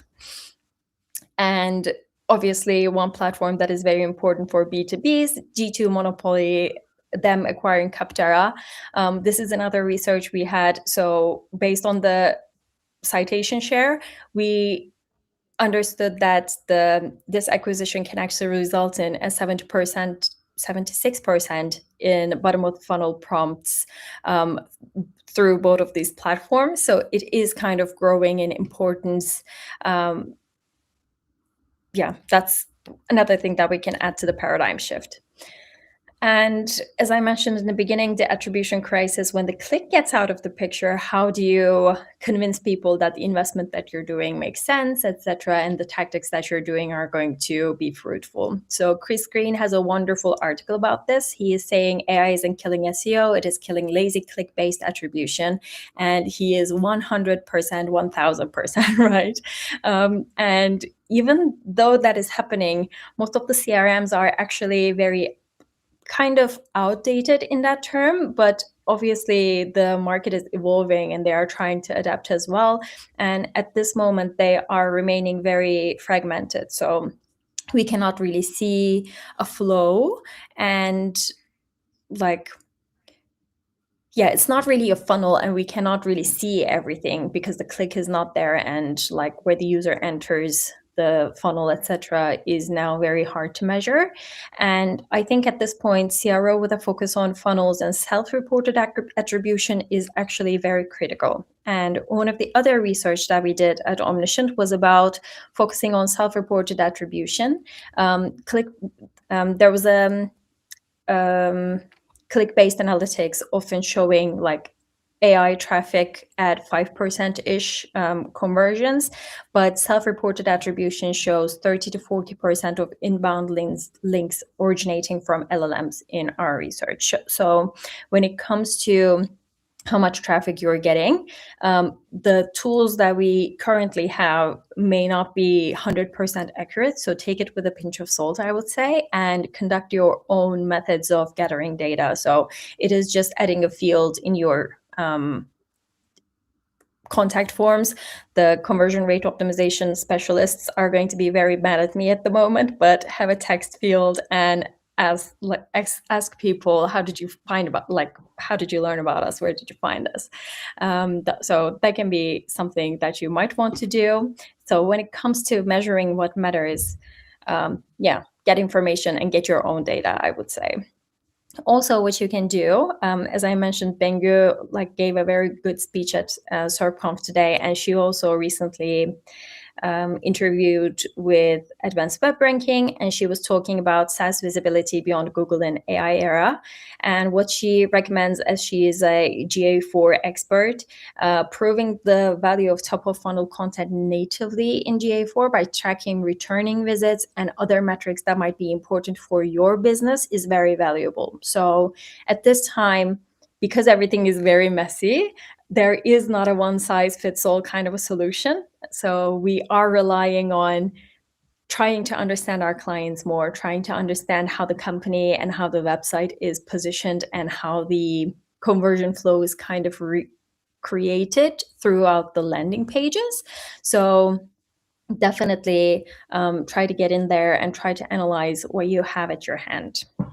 And a recent study by Conductor, they were saying you can use log analysis for AI crawls. I haven't done this personally, but it's actually a very good idea if you can get your hands to logs. I know that many clients are hesitant to share those, but you can treat one bot hit as a one potential citation.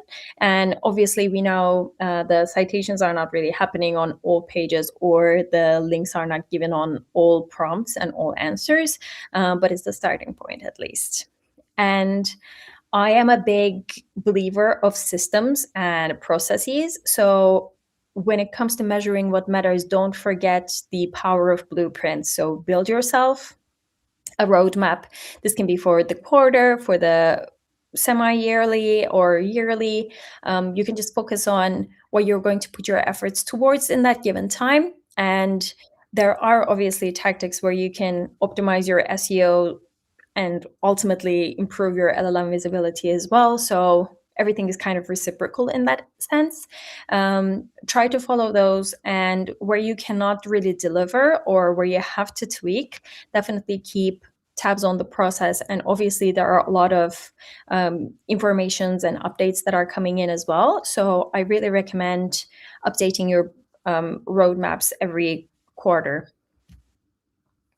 So coming back to the trust layer. So everything is kind of shifting and we don't know how to successfully measure and represent everything. So I want to emphasize that the trust layer is actually very important. The human element that I want to touch on is AI giving buyers speed, but humans approving and still doing the purchase. So, and also recently, I think there were a lot of reports about how people were kind of fed up with AI content and they are moving away from AI platforms and mostly relying on either their social circles or online communities. And we will come to that as well. But also for your brand, I think it's very important to be visible through online. You know, Mark Williams Cook has his unsolicited SEO tips, and it is one of the very good ways to lead conversations online. So you can start with either LinkedIn, but you have to be very unique and you have to play the long game. I know that Mark is writing his own LinkedIn posts and he's not relying on AI for those. And we know how like X and LinkedIn is actually overcrowded with lots of people who are just spamming.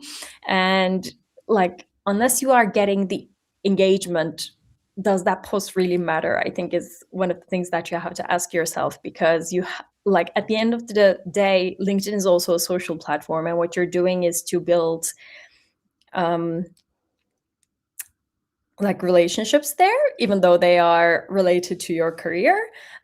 So use that platform, I would say, as it should be, rather than just posing and trying to prove yourself something. And when it comes to Reddit, also you have to be very unique there. And when you're representing the brand specifically, astroturfing is definitely not allowed. And the Reddit admins are actually very good at spotting them and getting people off. So I really recommend being unique and genuine and not really promoting, but building your brand and image in the long run. And as I mentioned, people relying on information on one another, there is a recent study saying 37% of B2B buyers stop using LLMs after the early research phase, and 85% of them trust peer recommendations, and 78% of them trust third-party reviews. So there are thousands of online communities. There are some for growth, some for support, some for fans, some for business, some for user engagement. So you can even build a platform if you like if you have the money to burn, rather than relying on existing places. You can just start your own as well. And yeah, just give it a try. Brand gravity is one of my favorite topics at the moment, because mentions alongside a pain point across Reddit, reviews, directories, they all earn you brand gravity that draws in citations. But you have to be very unique and still have that core where you're not really pushy, where you're not really promotional, and kind of a breath of fresh air. Because I know in the B2B industry, everything sounds very similar to one another. So you have to find an angle to differentiate yourself, basically. And that is where we come to an anchor asset, a distinctive image.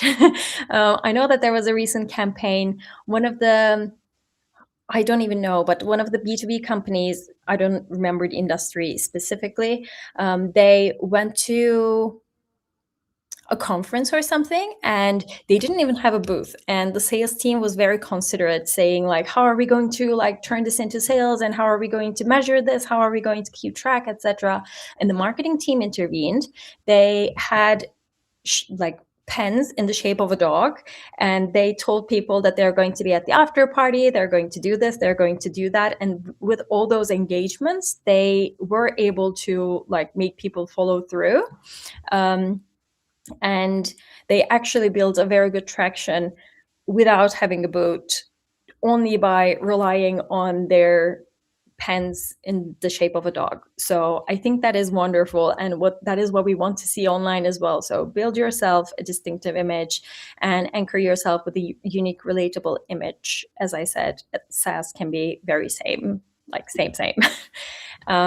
Becoming a reliable source. So in the beginning of the conversation, we said when you're trying to educate your audience, try not to be the same, and like try not to be very pushy. So you have to build that trust in scales and prove your ICP that you're there to solve their specific struggles by understanding them and really building that relationship. Also, I realized that I'm coming closer to the end of my time, so I'm going to wrap things up. And we are actually at the last stage as well, the new B2B playbook. Mind you, this is not like, this is what you have to be doing. So you are going to be seeing those for yourself. And these are like overarching themes, I guess, rather than like specific truths. So see where it resonates with you and what you're trying to build. And I'm more than happy to like carry the conversation further as well. And so in the beginning of the conversation, when we were talking about the shift happening, the paradigm shift, we said AI search is a zero-click environment, and that is actually included in the playbook. So we have to factor in that we are no longer only focusing on clicks, but also the like visibility and other metrics as well. So the reason, actually not the reason, but the fact that it is not heavily influenced or directed towards a click is actually something beneficial for us in a way, because if we can build that hype around the brand, that we can really get people to talk about us, and that would actually get us involved in many circles as well. And if we are invested in communities, etc. So all of those factors are kind of coming into this bucket. Information gain via proprietary data. In the B2B sameness, we want to be distinguishable. And when it comes to the content game, we don't really want to repeat something that is repeatable by AI. So stop publishing SEO book reports, build assets that AI cannot hallucinate, provide data, focus on your audience's wants before the needs. So I think this comes down to educating them a little bit.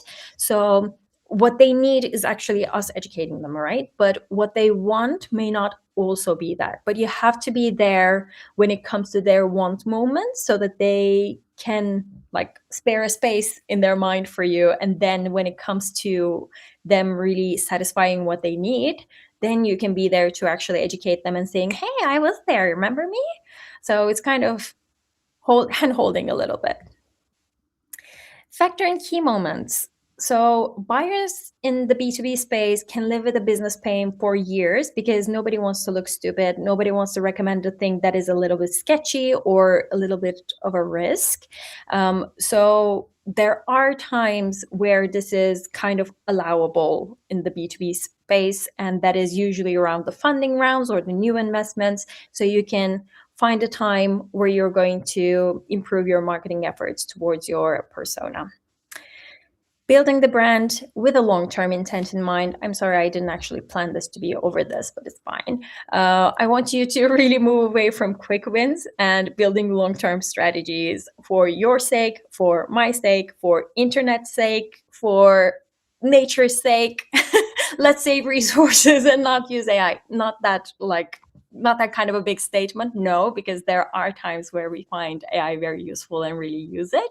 But when it comes to providing authentic content and building your brand image, rely on your mind, like rely on your team, because you already know what you want to do. The brand teams usually know what they should be creating. And when it comes to scaling things, definitely use AI. But when it comes to ideation and building that brand and resonating with your clients who are at the end like humans on the other side of the screen, don't use AI there. Holistic orchestration. I really love the fact that everybody at SERPConf was banging that drum saying, speak to other departments, work across departments, do that. And we are talking about surround sound SEO, yes, but we can turn it into a B2B surround sound. So you can use direct mail alongside your SEO campaigns. You can provide personalized videos. You can even take it a step and do LinkedIn retargeting with the outreach teams, etc. So having a singular goal for the brand in general and having all teams kind of work towards that would be the real B2B. 1 minute left.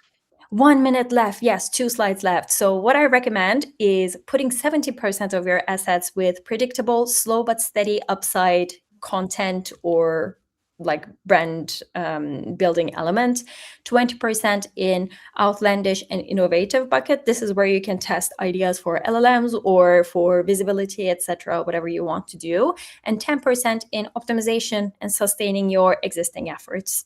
And thank you so much, because I am going to be sharing these slides later on in SlideShare. I just added the link there, but please, during the presentation, continue to download link and help the pets. Thank you so much. Thank you so much, Begum. Please stay with us because we have Barry Adams next, if you know what I mean. So thank you, Begum. When you share, please give the link to me too. I'll share that myself. Thank you. Thanks, everyone. Please stay with us, donate, share with others, listen, take notes. We continue. Enterprise technology is full of off-the-shelf solutions that weren't built for you, leading to AI initiatives that stall, digital workflows that don't stick. Talk brings together specialist marketers and engineers who understand both the technology and your commercial reality. From AI-ready data infrastructure and CDN solutions to AI-powered SEO workflows built around how you work. If your organization is ready for a team that gets it, contact Talk today. And we have Barry Adams. I don't know. I think everyone knows Barry Adams. Barry Adams has been here before the internet was, I think, and he knows everything about use SEO, Google Discover, everything. And lots of people ask me about Google Discover. I know nothing about it, so I'm going to learn today lots of many useful things, hopefully. And Barry has specialized in SEO consulting, not only for news publishers, but also for other editorial SEO services. But I think we'll learn very soon what he has to offer to us. Hi, Barry. Hi, Alicia. No pressure at all then on me. Right? It's going to be fine. It's going to be fine. Right. Hello, everybody. Thank you for sticking with the conference so far. If you have not yet donated, what the fuck is wrong with you? Donate money. Come on. It's for a good cause. I am going to be talking about how optimize for Google Discover in the age of AI. I'm going to try and keep it short and sweet, so there might be time for questions at the end. This is me. Nobody gives a shit. These are some of the clients I have worked with. Nobody gives a shit. Let's just talk about Google Discover. Google Discover is a personalized feed of articles and social media content for people who are using the browser on Android phones or using the Chrome browser on iPhones or the Google app. Increasingly, we also see some experiments with Discover appearing in Chrome browsers on desktops, specifically in Australia and New Zealand. It's a very limited test at the moment. I do expect that to roll out a bit wider at a later stage. It's a very personalized feed. Every user has its own Discover feed. There's no such thing as a standard Discover feed. Everybody has their own recommendations, their own articles, their own social media posts that they will see. Which is based on many different factors, primarily about your current location, where Google thinks you are based, about the interests that Google knows you have, the things you like to see, the sports you like to do, the hobbies you have, as well as the activities that Google monitors when you're logged into your Google account, like the searches you perform, the websites you visit, those sorts of things. And your feed in Discover is curated and customized based on all that information, which is why everybody gets their own unique Discover feed. The feed itself is a mix of articles on websites as well as social media posts like YouTube videos, X posts, things like that. So there's a lot of different things that can take place on the Discover feed. We also see Instagram posts, TikTok videos, and now even LinkedIn posts making an appearance on Discover feed. So it's a very different feed for everybody, and you get a different set of content there. This is an interesting one. Data from Newsdash shows that at the moment, YouTube is the most shown website on the Discover feed, in the US at least, which does not surprise me because it is also a Google property. X.com is also quite popular, still growing, and now we also see different websites. You see it is heavily dominated by large-scale, high-authority news publishers, which is not surprising, but this is general data across all Discover feeds that Newsdash is monitoring. So of course, the more prominent and high volume news publishers will show up quite a lot. But personally, your own Discover feed will be very different. You'll also see smaller websites, local websites show up, specialized news websites show up. My Discover feed is a bit of a mix of general news as well as local news, social media updates, a lot of sport content because I like sport, and a lot of sci-fi and geek content like X-Men comics and Warhammer 40k stuff because that's me. I'm a total nerd about those things. And everybody will have their own Discover content shown. We now also have AI in the Discover feed. You cannot go anywhere nowadays without fucking AI ruining everything, isn't it? At the moment, AI in Discover is relatively limited. We tend to see it as like summaries of videos, YouTube videos that are being shown, and also short summaries of news articles in the Discover feed when you click on the Show More button. So it's not particularly expansive yet, and not nowhere near the level where, for example, we have AI overviews in regular search results. But AI is now also coming to Discover, so it's something we definitely need to keep an eye on and see if that's going to dramatically change or not. The traffic potential for Discover is huge. This is a screenshot from one of my publisher clients. You see that 72% of the total Google traffic comes from Discover. This is not particularly unusual, which is also a bit of a worry, which I'll come to later. But search is a secondary channel for most publishers now, and Discover is for most publishers, especially if you're either a very specialized publisher on a topic that people associate with a hobby, or even if you're a very general news publisher, Discover is a fairly prominent traffic source. There's only a few types of content that don't really get a lot of traction in Discover, and that's a lot of political content and world news content. You don't see a lot of that in Discover. And that also has to do with the engagement metrics, which I'll come across later. So how do you optimize for Discover? It starts with your own website. The general authority signals that Google associate with your website, like how trustworthy are you? Are you a high quality news outlet? Do you produce original journalism? All those sorts of things, as well as topic authority signals, like what is your specialty as a publisher? What are you really, really good at? And the sort of unique journalism, unique topics that you can cover. And increasingly, we also see Google making associations with the authority that individual journalists have. If a journalist is very well known to write about a specific topic, then the website that their content is published on is less important than the authority signals of the journalist itself. And their content may appear in your Discover feed, even if they write on a website that you've never visited, or the website itself doesn't really have the authority signals that some of the other websites that journalists write for have. This is still in the early stages. It's a bit more challenging for Google to develop these sorts of author-specific signals, but we know they're doing it. They have been doing this for a long time. So at the moment, the website's general authority and topic authority are the dominant signals. The author authority is a relatively new signal, I feel at least, that Google is still developing. There's some technical optimizations you need to have in place. I'm not going to spend a lot of time on this. Having structured data on your website for your news articles is highly recommended. This can be articles, news articles, structured data, and even blog posting structured data. Google also supports blog posting structured data. You should have a high-resolution featured image, which should be at least 1200 pixels wide and have a 16:9 aspect ratio, which means it should be 1200 by 675 pixels. You want to define this in the article structured data as well as in your Open Graph image tag, because Google often falls back on the Open Graph image in Discover to use as the banner image when that article is being shown in an article card in the Discover feed. So make sure that your Open Graph image does not use Facebook's standard size, which is 1200 by 630, but uses Google standard size, 1200 by 675. Because the Facebook traffic potential is a fraction of the traffic potential of Discover. So you should really want to optimize for Discover first and foremost. And lastly, you should have the robust meta tag with the max image preview large value, because that allows Google to then show that large banner image when your article is shown in the Discover feed. So make sure that is in place as well. And then content optimization. How do you optimize your content for Google Discover? First and foremost, your website needs to adhere to Google's general Discover content policies, which means it basically shouldn't be a shitty website.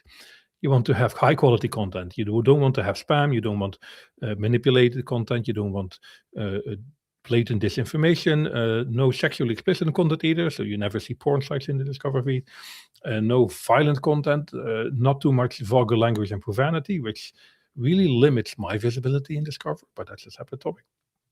But generally, your website needs to be a decent quality content outlet. It doesn't need to be a news website, but it needs to have content on it that is high quality, insightful, and useful. For example, my own newsletter, SEO for Google News, every time I publish content on there, the article will pop up in people's Discover feed, and I can see that because I have the report in Google Search Console. But I'm not a news outlet. I write very regularly for people who subscribe to my newsletter. You'll know that. But it does show up in Discover because it ticks certain boxes, it aligns with people's interests, and Google finds it useful enough to show up in the Discover feed. Then the actual articles. Your H1 headline is, of course, the biggest factor. Headline optimization is often overlooked. When we talk about optimizing articles and pages for SEO, we often talk about the title tag. For Discover, as well as for news, the title tag is, I wouldn't say irrelevant, but a lot less valuable. It is primarily about the visible headline on your page, which needs to be descriptive and accurate and accurately describe what the article is going to be about. You don't want to fall back on clickbait too much. I'll talk about that a little bit later as well. But we do see, because of Discover's sensitivity to engagement signals, to how people click on your articles, that there is some gray area there where you want to optimize that. I wouldn't call it clickbait, but sort of the curiosity gap. You say something in your headline without being overly clickbait. You don't want to be sensationalist, you don't want to be misleading, you don't want to be exaggerating, but you still have a bit of a space to write an emotive headline that will get more people to click on it than they otherwise would. An example for this, if you write this headline, Hamilton, no decision yet about future, which I have actually seen on the news website, you don't really know what this is about. This doesn't really contain a lot of entities. The only real entity there is Hamilton, and you're not even sure if you're talking about Hamilton the musical, Hamilton the watch brand, or Lewis Hamilton the Formula One driver. So you need a better headline. In this case, Lewis Hamilton. Now we have two entities, two topics here. We have Lewis Hamilton clearly defined as an entity, as a topic, and we have F1 Formula One as an additional topic, which means this now allows this article to be shown in the Discover feed for people who enjoy Formula One and people who are interested in Lewis Hamilton as a person. But you can do even better. You can write a headline like this: Life after F1, Ferrari's Lewis Hamilton undecided about his future. This is, I wouldn't call it clickbait, but it's maybe a bit more emotive and maybe a bit more likely to elicit a click from someone who scrolls through their feed. Plus now you have three entities in there: Formula One, Ferrari, and Lewis Hamilton, which again broadens the scope of the article's visibility in Discover and allows for bigger potential traffic. Next is the intro text, often ignored, but to the detriment of people who ignore it. Basically, the text right below the headline. Quite a lot of websites use this, like Sky News and The Guardian. Not enough websites use it. It is a very powerful piece of content because it is something Google pays a lot of extra attention to and allows you to basically expand the visibility of your articles, both in Discover as well as in Google News and Top Stories. Ideally, you want that intro text to be a short summary or a short description of what the actual article contains. And it's an opportunity for you to include additional topics, additional entities in there that you can't fit in the headline, because headlines have a bit of a character limit. You don't want to make headlines too long, but that's why you can use the intro text to put additional topics and entities in there to, again, broaden the scope of relevance for the article and allows it to be shown for a broader range of people's Discover feeds. And ideally, you also want to make sure that that headline uses semantic HTML so that Google understands it's sort of a continuation of the main headline, so that the intro is really interpreted as sort of almost a sub-headline with more value than just a regular paragraph tag. I'm a fan of using heading tags for that, but sometimes that's not possible, also for accessibility reasons, in which case I would recommend using emphasis tags or strong tags to give it a bit more semantic meaning than just a standard paragraph tag, or, God forbid, some span or div soup, which has no meaning whatsoever. Then the image, featured images, very, very important, because Discover is a very visual medium, which you will know when you scroll through it, which is why that banner image needs to be quite powerful. Google recommends you do this as well in the documentation, as I quoted here. And you need to understand what kind of images people will stop by when they scroll through their feed. And we as people, like people, we tend to have a higher affinity when we see faces and people's expressions in an image, which is why using people's faces in the featured image on an article, it tends to help with the click-through. It tends to help get you more traffic. This was an interesting one that Newsifier did in their Google Discover Optimization Guide, where they had 2 different images for the same article. One was just Max Verstappen's Formula 1 car, which had a 6% click-through rate. And one was Max Verstappen, also with a little quote of text. That had a 37% click-through rate now. That's a pretty obvious one there. You can add text. You can add text to the banner image, not too much. Google doesn't want you to be too text heavy, but you're allowed to have like a sentence in the actual banner image. And also you can include your company logo, your brand logo in there as well. And you can experiment a little bit with what drives the highest click-through rate. I see the question in the chat. Yes, this slide is already, this deck is already live on SpeakerDeck. So if you go to Badams on SpeakerDeck, the slide is already live and you can find it there. We also have a slide at the end with a direct link to it. And then engagement. Engagement is a critical aspect of Google Discover. It is very sensitive to interaction signals. If you have a presence in Google Discover but nobody clicks on it, you will drop out of the Discover feed very, very quickly. And the opposite is true if you have a very high engaging website that a lot of people click on, a lot of people spend a lot of time on, then you tend to be shown more often in Google Discover. So you need to optimize for engagement. Core Web Vitals is really useful for that, actually, because Core Web Vitals are sort of an indication of how engaging your website is. And if you have a lot of poor URLs or need improvement URLs on mobile, keep in mind, Discover is primarily a mobile experience. So you need to focus on your mobile Core Web Vitals. If they're primarily poor or need improvement, there's work to do there. There's work to do. It's very difficult to get all of them in the green. And also, it's usually not worth it to optimize it to that extent. But I would say the majority of your URLs in your Core Web Vitals report in Google Search Console should be green. They should be good. If it's like 50% good, 50% need improvement, you're sort of on that threshold of should you put more effort into it or not. If it's less than 50% good, you definitely need to put more effort into your Core Web Vitals. Also look at opportunities for weak recirculation, which is a news industry term from getting people to click on the next article and read more. So always make sure you make recommendations, maybe within the article or at the bottom of the article, for a next article to read or multiple articles to read, so that people who want to read more about the topic and then go on to the next article and the next article. And I also find that user-generated content is a very good way to keep people longer on your website with an active comments feature, for example, or a poll or some sort of quiz, maybe even, that allows people to spend more time on your website and interact with your website. And that is a positive signal for Google, because it means people spend longer on your website. It takes longer for them to go back to the Discover feed, if they go back at all. And that is a positive signal that your website delivers the value that Google wants to deliver to its users. There's now also the follow on Google feature, not rolled out globally yet. It's still experimental phase, but you see this pop up in Discover feeds more and more often. When you tap on a publication's brand, you get their brand page in Discover. And then you can click on follow on Google, and that means that that particular publication will be shown more often in that particular person's Discover feed.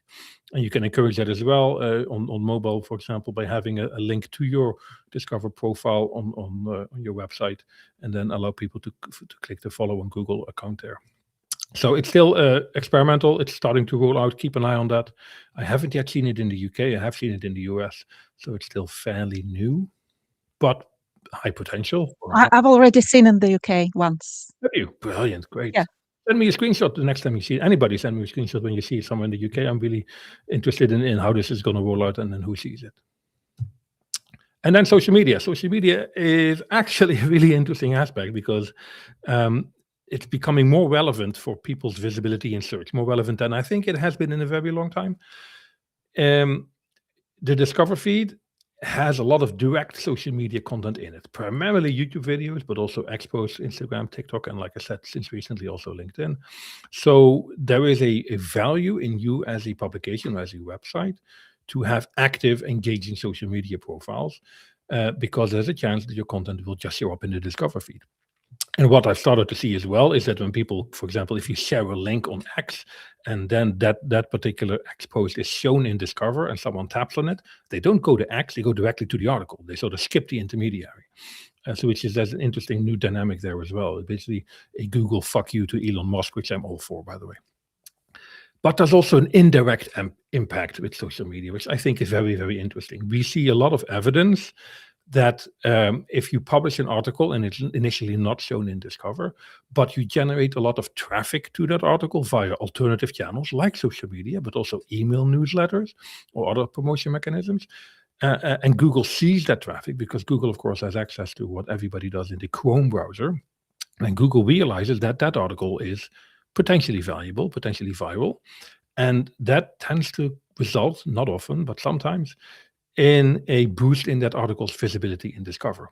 And we have seen several cases of this where an article was published. Initially, it didn't really do much in the first 48 hours, which is usually the window of opportunity for a story. And then suddenly there's a huge spike of traffic to the article, maybe because of a social media promotion or because of an email newsletter. And then the article suddenly pops back up in Discover and gets a lot more visibility. And we think that is a very strong correlation between the traffic that it generates via other channels and Google deciding, okay, this might actually be worthwhile. I'm going to be showing this in the Discover feed. So it's not just publish and forget, it's also publish and promote to give it a longer shelf life or maybe even a second life in the Discover feed and not just publish it once and hope for the best. There's a content promotion flywheel that you use for social media that also then has a very positive impact for Discover. Now, Discover does have some downsides, which I've written about on multiple occasions. This is one of those articles. And basically, it does encourage bad habits because Google says quite openly, don't write clickbait, don't do deceptive, overly emotive headlines. But Google does actually show those headlines in Discover, and people do actually click or tap on them on their mobile phone. So it does actually work to go down that route and basically start writing clickbait and low effort journalism in an effort to get maximum Discover traffic, because it really, really works until it doesn't work. It is too often where I'm engaged with clients and I get graphs like this, where they have a tactic that they find on Discover, usually around really clickbaity emotive headlines and specific topic areas, often about finance or health, your money, your life kind of ecosystem. And the publisher really exploits that for maximum traffic, maximum value. And then an algorithm update rolls out and this happens. And it's too often. And it is very tempting. And I understand why it is tempting, because the traffic is there initially. The tactics work. They really, really drive that initial burst of visibility to your Discover articles. But you accumulate low quality signals at the same time. And those low quality signals tend to accumulate until a Google Core update rolls out and basically slaps your website down and you lose 30, 40, 50, 60, 70% of your Discover traffic. And the recovery of that is extremely difficult. I know only a very few websites who have been penalized by a Google Core update and have managed to climb back out. And at minimum, it tends to be like a 2-year project to come back from that particular hole. So you have to be careful. You have to have restraint. You have to pull back on that addictive element of Discover, where you know that with clickbait, you can get more traffic and then you can chase after that traffic. Because it'll work. You will get that. It's like a heroin addiction. It gets there and gets there and gets there until it fucking kills you. Don't go down that path. You have to have that restraint. You have to pull back from that and make sure you put your readers and your journalism first and only optimize for Discover and as an extra layer on top of your journalism. Do not let Discover determine your editorial strategy, but your editorial strategy should come first and foremost, focusing on building long-term value for your audience and for your brand. And then you can apply optimizations to your content to maximize that potential in Discover. But never start with optimizing for Discover. Never start by thinking about, oh, how much traffic is this going to get? Because that is the wrong mindset to have. It's a mindset that's very dangerous because it will initially drive traffic, but it will eventually always damage your brand to such an extent that you wish you never started down that road in the first place. So be very, very careful with that. That's it for me. Like I said, I have the slides now online. It's on speakerdeck.com, so by all means have a little look at that. I also have a newsletter. If I haven't promoted the death out of it yet, by all means go and subscribe to SEO-for-Google-News.com. And I am quite generous with my time and knowledge. If you ever have a question with anything SEO related, specifically news SEO, email me, message me on LinkedIn. Always happy to answer. And if there's any other questions, this is your chance to ask. I've got a few. So, can you start ranking for this in Discover very fast? So you said that you grow, and if you manage to make these tactics that in the long run will like damage your reputation or something, you'll stop ranking there. But if you even rank for like 3 months or half a year, in some niches it's quite enough. To get enough money, to raise enough money to start a normal business, and so is it possible to do it fast, rank for 3 months, burn out, start something new? And that is a valid tactic. There's two elements to this. Discover itself casts a fairly broad net, maybe too broad, which is one of the reasons why Google is now rolling out Algorithmic specifically for Discover, because it maybe allowed too many websites to show up and introduce spam websites. But generally speaking, if you have a pretty decent website and produce good content, and you start from scratch, between 3 and 6 months, you will be likely to maybe start getting some traction on Google Discover. Contrary to the news ecosystem, like a top stories box, which is 2 years minimum to start getting traction in that. So Discover is an easier win. And which also means you can do the churn and burn approach, because that period of time when your clickbait tactics work before they start to really hurt you is about 1.5 to 2 years, from what I see. And then you get hit and then you don't recover. So, you have about a 2.5 year period where you can maximize the shit out of Discover before Google comes and haunts you. I wouldn't recommend you do that, because it does, it basically kills your website once you get hit by that. So, but if you're not particularly precious about a specific domain name or host name, just do the churn and burn approach and become a spammer. You're not making the web a better place, but you're making money. So who cares, right? In the long run, maybe it makes a better place. I was just asking about the tactics, and that's it. What about those AI summaries? I don't think you've touched them a lot. I think that when I try to, I don't like Discover because I find it very annoying. But I went to see these AI summaries when they emerged, and I just was a bit shocked because, what do you think about them? Yeah, they show up for primarily for YouTube videos at the moment. Where Google will summarize a YouTube video for you if you click on the Read More button on the Discover feed. I've seen some examples of Google showing summaries of articles in bullet points in Discover, but that is generally associated with the Google News Showcase, as in publishers who are getting paid by Google when their articles are being shown in Discover. So those are really AI generated. They're just basically summaries of Google's own insight into the article. I haven't yet seen strong examples of AI summaries for articles in Google Discover. I do think it's coming. It seems inevitable. If anybody does have a screenshot that's not Google News Showcase, but is an AI summary of an article, please send them on to me, because I'm always clearing up to make sure I advise my clients in the right way. So AI is intruding in Discover, but the beauty of Discover at the moment is it's not susceptible to AI to the same level that Google Search is. Also because Discover isn't search-based. It's not like people are looking for an answer. They're looking for distraction, for entertainment, for fun stuff. And that's why Discover doesn't really lend itself too well to AI summaries, because it's not like people are actively looking for information. It's just Google is showing them stuff that they think the user might like. which can be from websites, it can be from social media platforms. So AI, I think, plays a bit of a smaller role in Discover, and I don't see it having that prominent place that it has in search at the moment. Talking about YouTube summarizing, does it matter if it's a short or long or very long video? I have seen evidence of summaries for both very long 1-hour videos and for 25-second YouTube shorts. So yeah, Google just tries to capture the essence of it. I do think what I see is that Google tends to summarize like the first 10 minutes of a longer video rather than the whole video. So that's also an interesting one there. But again, if anybody has examples to the contrary, because my own Discover feed is fairly limited because I only have one Google account. And the tools themselves don't always give me accurate data either, because they try to emulate Discover rather than be actual users, which is why what you as a user sees is really the real litmus test of what is working in Discover at the moment. There is a question from the audience. Can you maintain your position in Discover, or does it rotate like AI overview? Discover is highly volatile. So you'll have an article show up in Discover and you get a lot of traffic to it, and then the next day you get nothing, even though you might publish more articles. It is huge up and downs day-to-day basis. Very unpredictable, very volatile, and no guarantee you will get any sort of traction on any piece of content. And you have to be prepared for that, which is one of the less fun things about optimizing for Discover. You just really don't know what the traffic is going to do on a day-to-day basis. And we have run out of time, unfortunately, but I've got so many more questions. But thank you for sharing your presentation with us. We can at least go through it.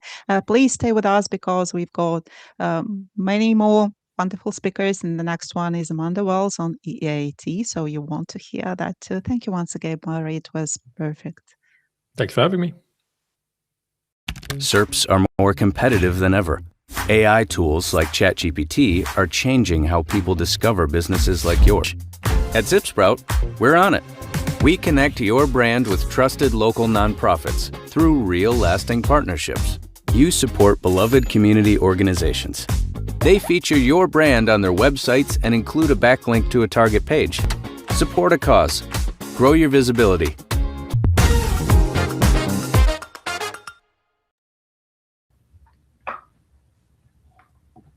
And we have Amanda with us. Hello, Amanda. How are you today? Hi, everyone. Good evening. I'm really, really good. Thank you. Super excited for this. Yeah, and I love the ears as well. So cute. Thank you so much. Thank you so much. Amanda is the founder and director of Cedarwood Digital, a Manchester-based agency specializing in SEO, paid media, digital PR, and they are doing that perfectly well. Amanda is also a former journalist, and today Amanda will talk about EEAT, how real-world trust signals now drive rankings. And I know Amanda, when she presents, it's always interesting. It's always wonderful, full of knowledge. So I'm very looking up to that. And the stage is yours. Thank you very much. And thanks, everyone. Really excited to be here today. We're going to be talking about EEAT 2.0. So it's a slightly new take on EEAT, predominantly how real-world trust signals now drive rankings. So let's get started. So the first thing that I want to say is, if you want to take one thing from the session today, it's this. Google is no longer ranking pages. It's ranking entities that it believes it can trust. For years, we've treated EEAT as a checklist. So looking at things like adding author bios, adding references, improving the About Us page. But fundamentally, that era is now over. Today, trust is something different. It's measurable, it's cross-referenced, it's reinforced by user behavior. And increasingly, we're seeing that it's becoming validated outside your website. So this is a talk about what that actually means and how we can pull together almost like a trust audit to make sure that we're best placed to capitalize on that from a Google perspective. So let's start off by basically confronting some uncomfortable truths. Well, the first thing is that Google doesn't need more content. And I think for years as SEOs, we have written content, we've written blogs, we've written content for content's sake. I recently audited a client's website. They're in the garden furniture space, and they had content on it that talked about products that they don't even sell. They sell a very specific type of garden furniture. And the reason that they've done this is simply to attract traffic. But obviously that traffic wasn't relevant to them because the traffic wasn't anything to do with the products that they sold. And the truth is that content alone doesn't work anymore because Google has evolved. And let's have a chat now about how that content evaluation works, because fundamentally you can have two pieces of content that match intent really well. And we've worked for a long time on matching intent, same structures, same depth, same keywords, but one survives core updates and one disappears. So why is this?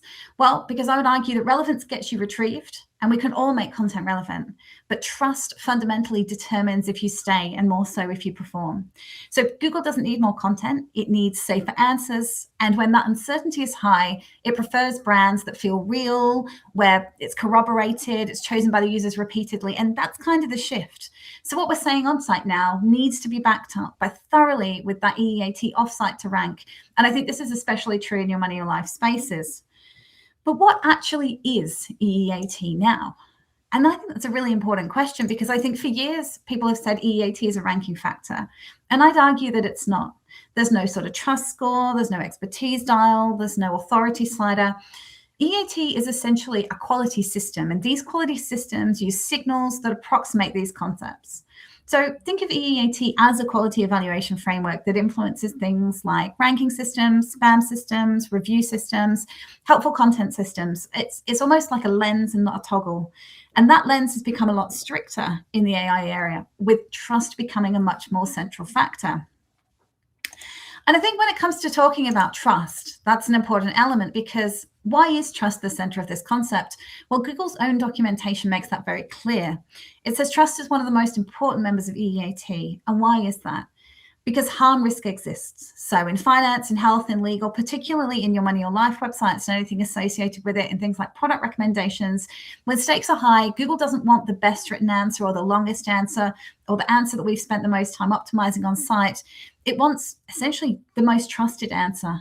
And this is basically risk management at scale. Now, what has caused this, or I think what has changed in the eyes of Google? Well, there's been three major forces that have reshaped search probably in the last 12 months.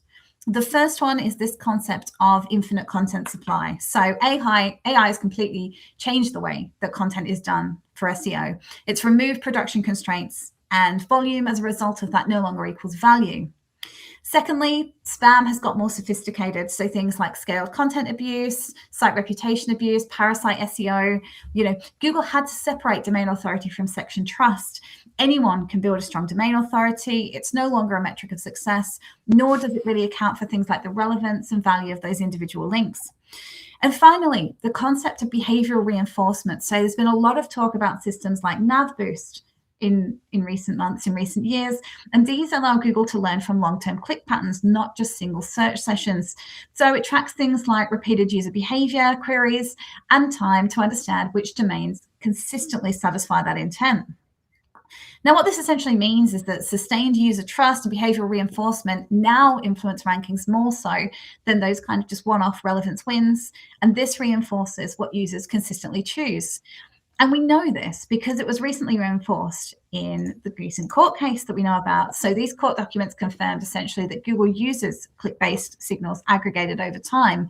Now, this isn't a real-time ranking based on one query. It's not a permanent memory either. It's essentially like a rolling window of behavioral data.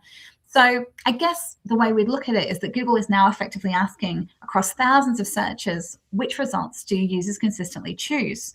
What domains reduce reformulation? What brands satisfy intent repeatedly?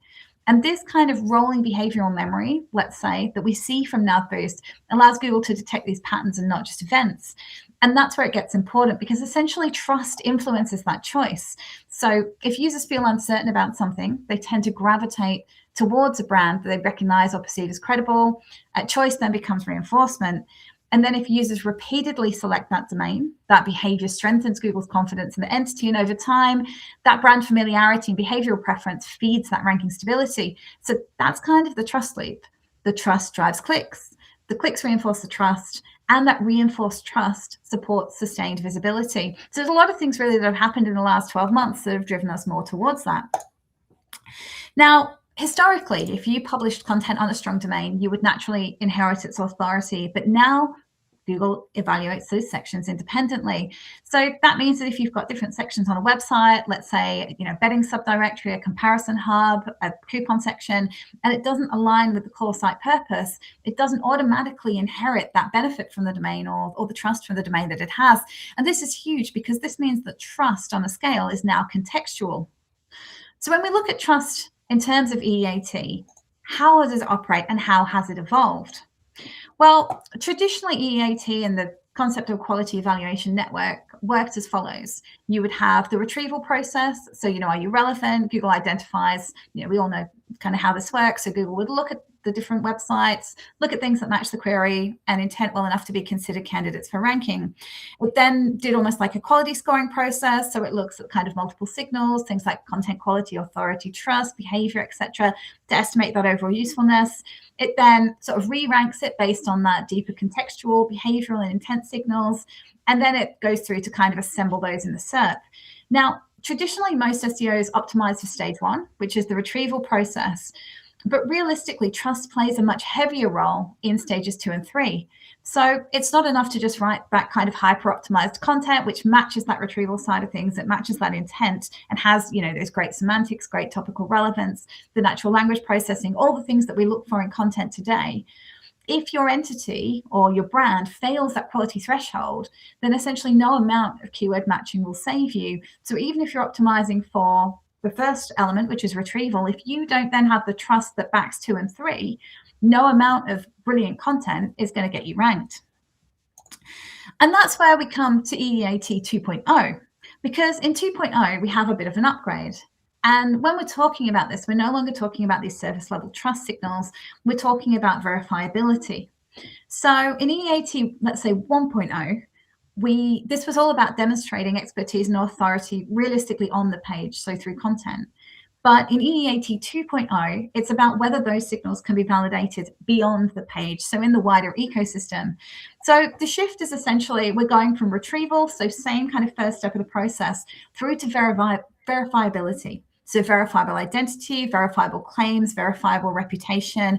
We're not talking about things like author bios and badges and generic about us copy, because a lot of websites already have that. We're looking about things that physically can verify that information off-site. So, can Google cross-reference who you are? If you're saying things like expert-led and award-winning and trusted by thousands on the site, can that be validated externally? And can Google find that independent corroboration to understand why it should trust you in that specific sort of section? Reputation isn't any longer what you say about yourself. It's more about what the ecosystem says about you. So with all that in mind, I guess the next question is, how do you go about achieving this? And realistically, we're looking at kind of 5 trust signal clusters to build what we need for this concept of EEAT 2.0. So first off, we're looking at identity. So that's things like, those clear cross-referenceable signals that confirm who's behind the content. Provenance, so transparent evidence showing where the information, data, or expertise originates. Reputation, that's probably the one that we've all spent a lot of time working on already. So things like that independent reviews and the third-party validation, etc. Compliance. So I think this is one that a lot of people overlook, but plays a really important element. So that's demonstrable adherence to industry standards. And this is very, very important in your money, your life. And a lot of people leave off things like industry accreditations. And even if they do have the industry accreditations, they don't regularly externally link them. So little concepts like that can go a long way to kind of boosting that compliance side of things. And then also demand. So those kind of observable user preference signals that show people are actively seeking out and returning to the brand. And that kind of ties in with the concept of nav boost and what I was talking about a little bit earlier. Now, these elements together kind of form a trust graph. And Google obviously doesn't rely on one signal, but it more kind of triangulates across many of them. So I wouldn't see trust as binary. It's more a kind of element of reinforcement. So if we look at all of those independent elements in situ, we can have a look in a little bit more detail about what that looks like. So from an identity perspective, the first thing is we really need to understand what is the entity of that particular business. So when we're looking at things like legal registration, are we registered? Do we have the appropriate accreditations? Do we have a clear leadership team? And what does that look like? Do we have consistent NAP? So that's sort of name, address, and postcode, which is obviously very popular from a local search perspective. But when people are looking for those signals externally, can they trust, and see what we're looking for? Do we have recognized profiles? So are we set up on kind of trusted sources? We work with clients in the legal sector and we try and get them listed in things like the Legal 500 directory. So those kind of externally validated ways of saying this business is very trustworthy. And then another element, obviously, is the physical presence of things. So, do you have physical stores? Do you have a way for people to be able to validate how you exist physically? From a provenance perspective, we're looking about origin. So where does that content come from? We know from reference to Google's quality rater guidelines that one of the questions it asks is, who has written the main content and what do we know about the reputation of the person that has written the main content? So we already know that provenance is a key element of Google. And I think this, again, is something that's become very important with the rise of things like fake AI experts and, people using AI to try and manipulate in that way. So this is a very important element for Google right now. And when we look at it, we're looking at things like author accountability. So, real people and real identities, rather than just author profiles on the website. Can we actually externally validate who those people are? Do they exist in the knowledge graph? Do they exist as an entity in their own right? Our editorial review systems, so things like checks, balances, and validation. At timestamps. So again, is the content that you've got on the website maintained and current, or is it something that's just kind of been published and forgotten? Because again, I think traditionally SEOs we've published a lot of blogs. We've done it, so I completely understand why. And we've left them, and we've now been left with a situation where we're having to go back through and audit that content because it's not necessarily relevant or recent anymore. And that's probably what we spend a lot of time doing now. And then methodology disclosure. So if you're doing something that's quite serious, how was this created? Where's the data come from? What process was followed? And that's kind of what builds the transparency. And I think the transparency of that builds the trust. So we know that AI content with no provenance is fragile, and AI content generally doesn't have provenance as a whole. So we need to make sure that what we're putting on the website is human accountable as well. We then look at experience. So experience, very much, it's the hardest signal to fake, because we need to show that we've lived that experience. So it's things like, showcasing original photos. So rather than stock images, real visuals and real things in situ. Data, not just cited, but also created firsthand. Testing, so showing real outcomes to things, what worked, what's failed, what's changed. I guess that's adding that personable element as well. Constraints, so the reality behind any decisions, time, budget, risk, all of those things. And then trade-offs, so, real choices often involve compromise. This is where you choose not to do what matters as well. So, and I think this is also where AI struggles. So a lot of these concepts are things that AI can't actually do. And that's why by utilizing this kind of trust metric, we're really able to showcase to Google that there are real people behind the brand. And that in itself boosts the trust element of it. In terms of auditing experience, there's a number of different ways that you can do it. So we use natural language processing auditing to look at different websites. In this example, I've done a comparison between 2 watch shops. And basically, I've just asked it to look at, what are the kind of key signals from a kind of experience perspective that are missing. So it talks here about Watch Shop being one of the watch retailers, using things like more experiential language, featuring things like prominent ratings and reviews, language from real customers, and providing more detailed information around warranty, servicing, and authenticity, and also publishing sort of guides and editorial content. So from an experience perspective, we can clearly see a brand that is showcasing a lot of trust and a lot of experience from that perspective, and that these kind of audits are very simple to do, but they go a long way to making sure that we're on the right page with it as well. Then reputation. So reputation is obviously a really important element, making sure that you're cited in relevant publications. And this is really where digital PR becomes critical as well, because that's a great way to get your brand in front of the right audience, both from a generic and a niche perspective. Industry bodies, so any associations with those. Conferences, again, are a really nice way to build reputation, and also research citations. So when we're talking about digital PR, this isn't just link building or link acquisition, it's actually citating something. So making sure that your brand is referenced and mentioned accordingly. I guess the biggest question I would ask from a reputation perspective is this. If your website disappeared tomorrow, would the web still confirm your expertise? Because fundamentally, if the answer to this is yes, then great. You know that external validation is there. If the answer to this question is no, then I would argue that potentially that's where we could look to make an improvement off the back of that as well. And from a reputation perspective, we don't just want to build individual reputation for the brand, we want to build author credibility as well. I've put an example here of, we work with a sleep expert for one of our clients called Hannah. She does a lot of comments with newspapers, digital PR perspective, building our expertise.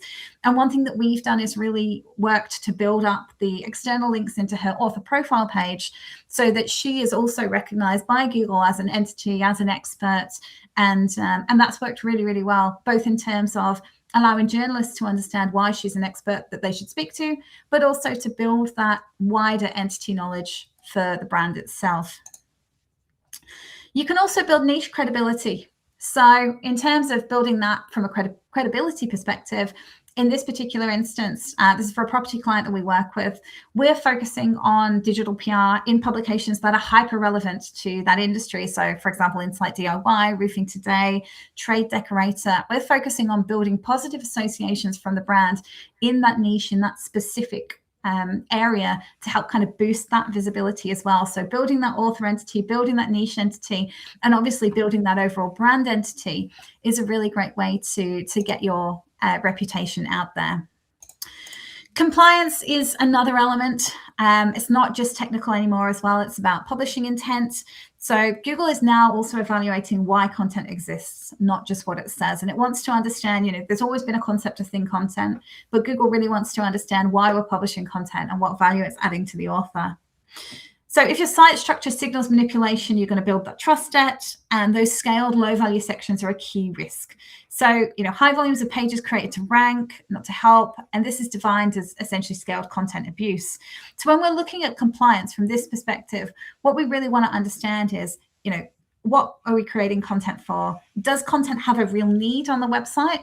And I think now a lot of the times what we're finding ourselves doing, kind of as I mentioned before, is actually reducing the amount of content that we have on the website to make it more relevant, more suited to the user, and a better overall answer for what Google is looking for. And that's really where this kind of compliance section comes in.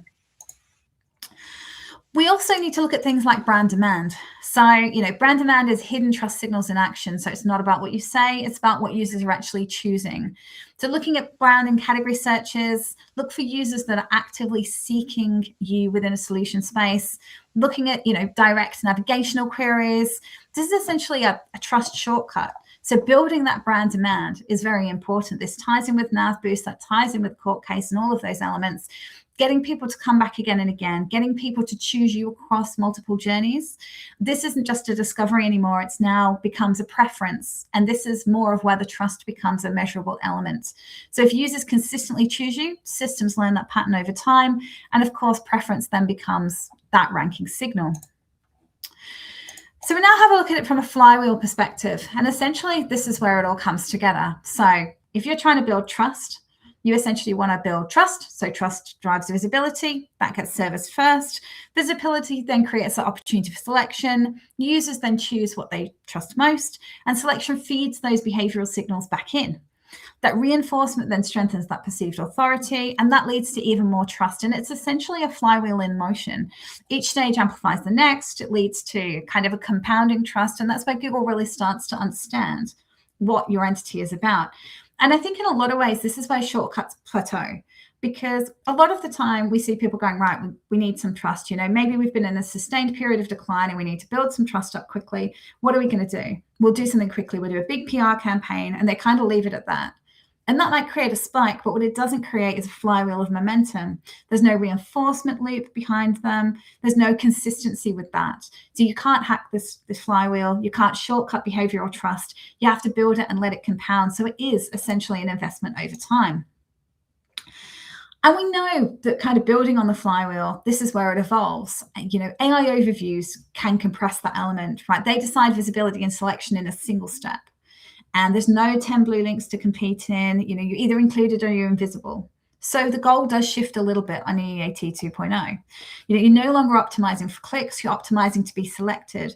But that element of trust is very much still there in AI overviews, because from Google's perspective, and generally in LLMs, that citation eligibility, it runs from trust. That trust density plays an important role. So we're no longer looking at keyword volume and keyword stuffing. We're looking at citation eligibility and trust density as key elements in that journey. So I guess we're now asking, right, so we know what we're looking for from a trust perspective, and we've identified kind of the 5 key trust elements within the matrix. So how do we go about kind of pulling this all together? So the first thing I would recommend is doing what I would call a trust audit. And this is really straightforward. You pop in those 5 elements and you just score them from 0 to 5. Identity, provenance, reputation, compliance, and demand. Then you can prioritize them by risk category. So if you've got your money or life, that's going to be the highest. Things like competitive gap, ease of verification, And this then starts to become your strategic roadmap. You then need to work out how to build the infrastructure that supports trust at scale.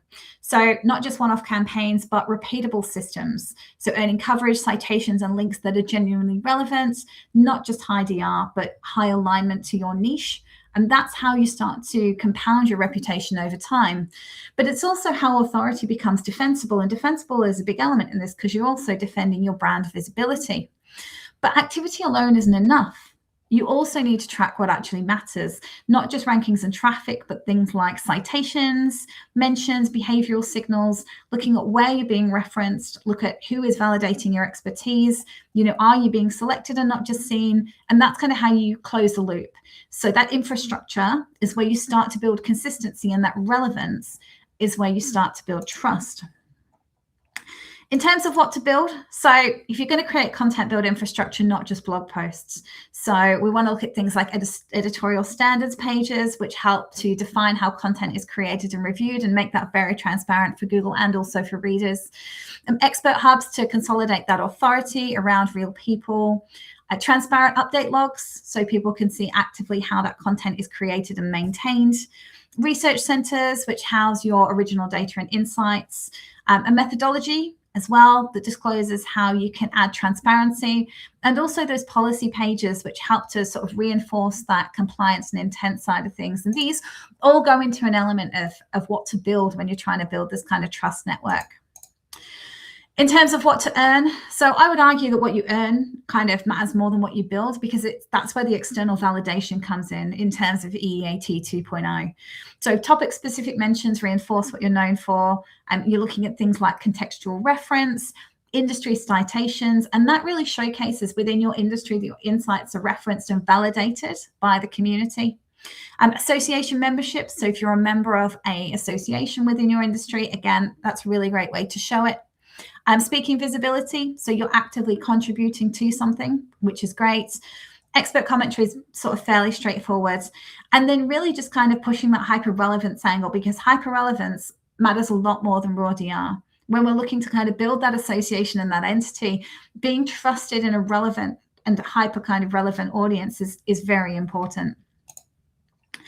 And then in terms of what to track, a number of things you can track here. So branded search growth is a great way to understand your visibility in this concept. Mention quality, so the quality of the mentions that you're having in the wider ecosystem. The consistency of your entity. So does Google really understand what your entity is and what you're trying to achieve with it? And again, I think that's a very important element. SERP feature visibility. So again, are you featured in AI overlays? Are you featured in different SERP contexts? And how does that reinforce your branding and your audience? And then citation presence. So, we've for years and years and years, we've really focused on links. And I think now we have to more broadly consider from a branding perspective, also, what does that mean from a citation perspective? So finally, I would say, the future of SEO is not necessarily optimization, it's verification. And one of the most important things I would leave you asking is this: can the web independently confirm our claims? That's what I always ask our clients. If yes, then perfect, you win. And I would say if no, then no amount of content will save you. Thank you very much. Oh, thank you. Thank you, Amanda.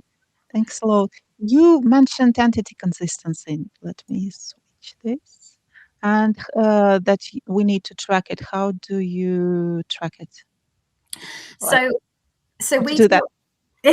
We do it in a number of different ways. So first of all, we identify all the entities that we want to track. So we identify authors and experts on the website. We identify kind of brands and anything that we want to be associated with.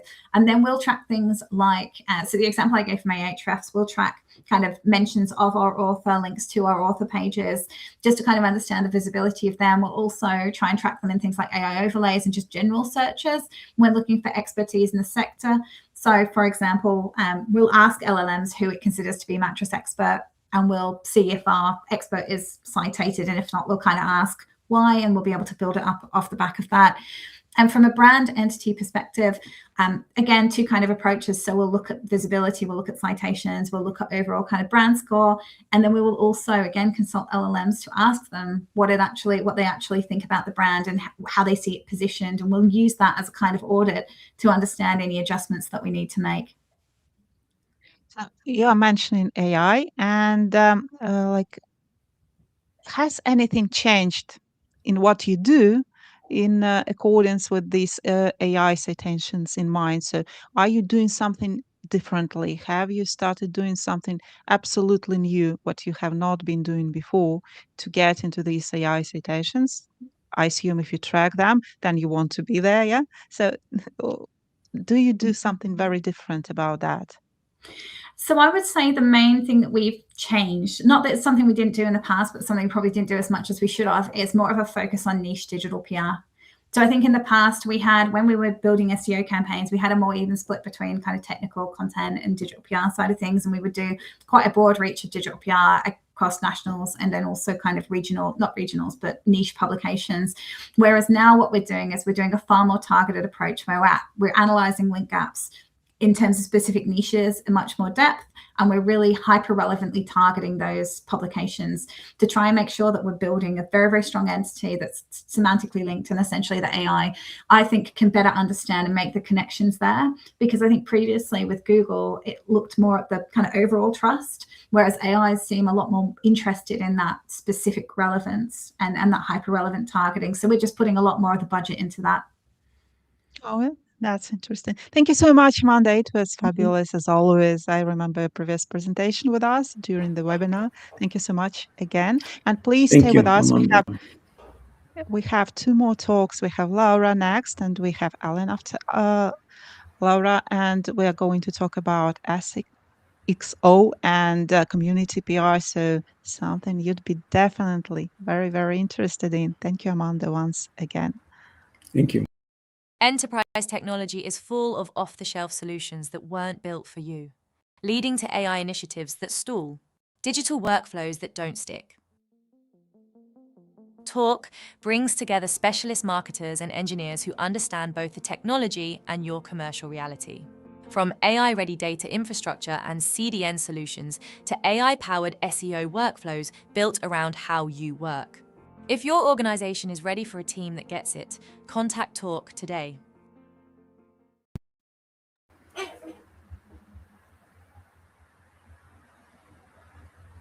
And welcome, Amanda. Hiya. I'm trying to put Amanda in another place. Yeah, here. Okay. So, nice. It's nice Laura. to see you. Right. Oh, Laura. Amanda was just. I'm sorry, I've been. Yeah, it's a long live stream. I'm really sorry, Laura. That's all right. Here's Laura. Let's start again. Here's Laura. Welcome to SEO for Paws number 5, and yeah, it's Laura in her childhood with her dog. Today, Laura is going to talk us through the Google's love language with SXO, and the presentation is amazing. I've seen it and watched it several times. By day, Laura helps Octopus Energy team SEO, AI, and UX, and by night she builds Searchpedia. So that's a very intense entrepreneur SEO life, and I think you can share lots of insights from what you do. Hiya. Yeah, that's true. Can you hear me all right? Yeah, awesome. So again, don't worry about missing my name. I mean, you've been live for 3 hours and 20 minutes, if I'm not wrong. So definitely excused. You definitely need a break. But honestly, it's for a good cause, so I totally get it. So before I actually start taking you throughout my SXO presentation, I would just remind everyone who's still with us to look on the donation link over there and actually make a donation. Now, I'm not sure if yeah, you've got it. Awesome. All right, so you already did an intro for me, so I'm actually happy. I'm not going to bore anyone else in the audience with who I am, what I do, and all that. I think most of us here are doing SEO anyway, so we're in the right place. Now, are you ready? Should I press play? Yeah, let's go. Yeah. Awesome. Okay, so I think we've all heard this term just around. Maybe we're not necessarily familiar with it. It's a bit of a mouthful, isn't it? It's SXO. It's pretty much a combination between SEO and UX, right? So user experience and search engine optimization. But SXO traditionally is search experience optimization. The way I'm going to use it today is to sort of to share with you how I've been using it throughout the years to learn how to speak Google's love language a bit better and hopefully help you do the same. Now, I think, I can, yeah, sorry. Bit of a tech knob here. I'm so sorry. So yeah, like whether you design, build or market, I think this talk is for you anyway. So even if you're not into SEO or UX today with us, I still think you should hang about because I think you'll take some really good insights from it. Now, what this whole presentation isn't about which one's better, right? SEO versus UX best practices, like which one wins or a competition or anything like that, right? It's about showing you how to speak Google's love language without needing to be an expert in both.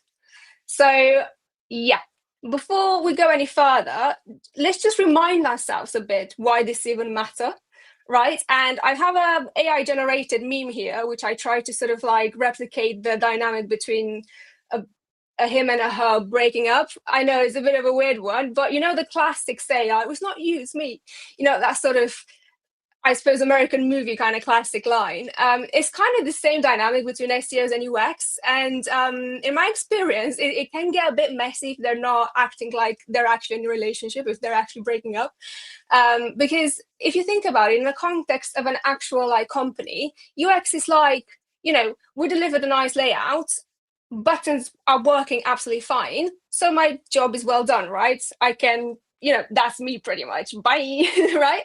Whereas SEOs are like, well, we made your page discoverable now because we have this nice layout, now we brought the traffic, cool, job done, right? So that's it. But then what, right? So is the job really done at that stage? And we all know it's not. We all know it's way more than that, because there comes conversions, there come leads, there come responsibilities and all that, right? So it's not just the creative process behind it. We actually need to do something with it. Now, one sec. And that's the actual problem, because in a lot of companies, they are treated as separate entities. And the thing is, they are aligned on the same goal, right? In theory, they all know that, but in practice, it's not as easy to sort of unite them. And I feel everyone gets a bit shy when it comes to like collaborate in this space, because they think they're not necessarily subject matter experts. But that's the thing, you don't have to be. Not to speak Google's love language. You just need to know a couple of things and sort of apply them as best as you can. Right. The next one, that's a picture of my cat. I didn't know where to insert her organically in this presentation, so I just prompted her into here. She's a rest looking, but she's cute. She's cute. She's my life, honestly. I sound a bit desperate, I know, but she is my life. Her name is Leshy. If you're actually familiar with the Witcher universe, the game, the Wild Hunt, there are a couple of creatures that you need to slay that are called Leshies. Anyway, yeah, I'm gonna get back to my presentation. So before we actually move forward, let's sort of have a look at how Google sees your page. And I've got the way I want to go about this is sort of asking you, the audience, to imagine a bit of a group chat, right? You've got your friends group chat on WhatsApp or whatever other platform, right? One of them is SEOs, you know, some of them are UXs, and then there they are talking together in this group chat. And then there's this quiet friend that observes everything and it will give you a thumbs up from time to time, but they don't say much, right? And that, in this group chat scenario, that's Google. Like, it can see what you're talking about, but it's mostly indirectly. They won't necessarily interact with what you're doing there. They obviously, you know, they will see the HTML view, right? We all know that Google reads HTML. So the effort that a UX designer is actually putting into making this nice one in the left, you know, the actual layout, the design view, can feel a bit from a UX perspective, they can feel a bit left out, if you know what I mean. So that friend, the UX friend in the group chat might be a bit like, well, but you know, if Google only sees your version, the SEO version, the dev version, what am I doing in this group chat? Like, I might just well leave. But the thing is, it's not as dramatic, right? Because at the end of the day, Google does see it indirectly. It will observe it with the right trust signals, and hopefully, again, with the right trust signals and the right interaction signals sent from the user, right? Clicking or bouncing if it's a baddie, right? They will reward or not reward this page. So UX input is so valuable at the end of the day, because that's where the interaction actually happens, doesn't it? So good. Now I'm going to try to go quite speedy, because I am aware that is the end of the day for all of us. The next view, I think you're all familiar with the screen, right? Regardless if you work in SEO or not, it's easy to get to. So if you want to have a look and play around after, it's literally a case of like clicking right and inspect. So you can get to it very, very easily, right? So this in the right, the whole text, it's called a DOM. It's your document object model. In fancy terms, you don't need to remember it, but what you need to know is that's sort of where all the rendering starts happening, right? So from all this here, you'll get two processes, which are kind of the final stage of it, of how Google interacts with it and how the browser is going to show the actual layout, right? So the way everything's going to happen at this stage, it's not necessarily strictly related to UX, right? A UX designer doesn't, like a developer writes this, and SEO is going to provide the relevant tags and so on. But the thing is here, it's still very, very strictly related to UX, because, as I said, you have the render tree, right? And this normally ends with the two processes, and they're in the name. One of them is called layouting, the other one is called painting. Like, it's quite easy to associate with design, isn't it? And it's funny because it actually does strictly connect to design. They don't, so just to be clear, UX designers don't write this, right? They have nothing to do with writing this, but everything they design feeds into it, right? So structure, hierarchy, spacing, white space, all they are shaping how the browser and Google interpret the page. And in short, having these covered on both sides, right? So not just don't just dump it on the developer. So both SEO and UX putting their brains together into this is pretty much a better love story than Twilight, right? It's amazing. So let's take a closer look next on a few practical steps on how to speak Google's language with XXO, knowing all these very little technical bits, which I feel like they're very easy to understand regardless of your background, right? I didn't go into too much technicalities because we're talking design. So next one, we got nice practical insights, right? This is how they influence each other directly. And to be fair, very easy to follow, right? We've got first on the left, you have core SEO elements influenced by UX design, and on the right, you have UX patterns that boost SEO. So rankings and all the likes that we want to achieve with good SEO, right? On the left side, we have things like navigation, site architectures, right? So creating clear menus and so on. You got your page speed and performance. This is where I say that your Figma, as a UX designer, your Figma handoff can literally, excuse the profanity, I'm gonna get back, can literally make or break your load times, right? Then you've got your mobile responsiveness, where you know that Google indexes mobile first. That's been the case for ages and ages. And the thing is, if your mobile UX is poor, and a lot of web designers nowadays, they still design desktop first, and then afterthought it will have to do with the actual mobile version. And that's the thing, if your mobile UX is poor, your rankings will reflect that, and that's proven. There's case studies about it. Feel free to have a look, right? And then accessibilities, which is things like alt text, contrast, proper heading structure, things that are very, very easy to follow with a screen reader, pretty much, right? And we all know that that's been proven again, that your rankings will reflect that. And they also give search engines more context, right? If one of the elements breaks, you've got a backup. And then you've got UX patterns that boost SEO, right? Where you've got your consistent heading hierarchy, which will help both users and search engine understand it, right? Readable typography, which is a bit underrated in this day and age, but it's pretty much, if you don't implement it right, users can very easily bounce, which will send negative signals to Google. Click death, again, which is something that has been proven, and it's sometimes on big websites at least, there can be a lot of like waste of crawl budget into getting to the right pages, which just means Google's going to abandon it anyway.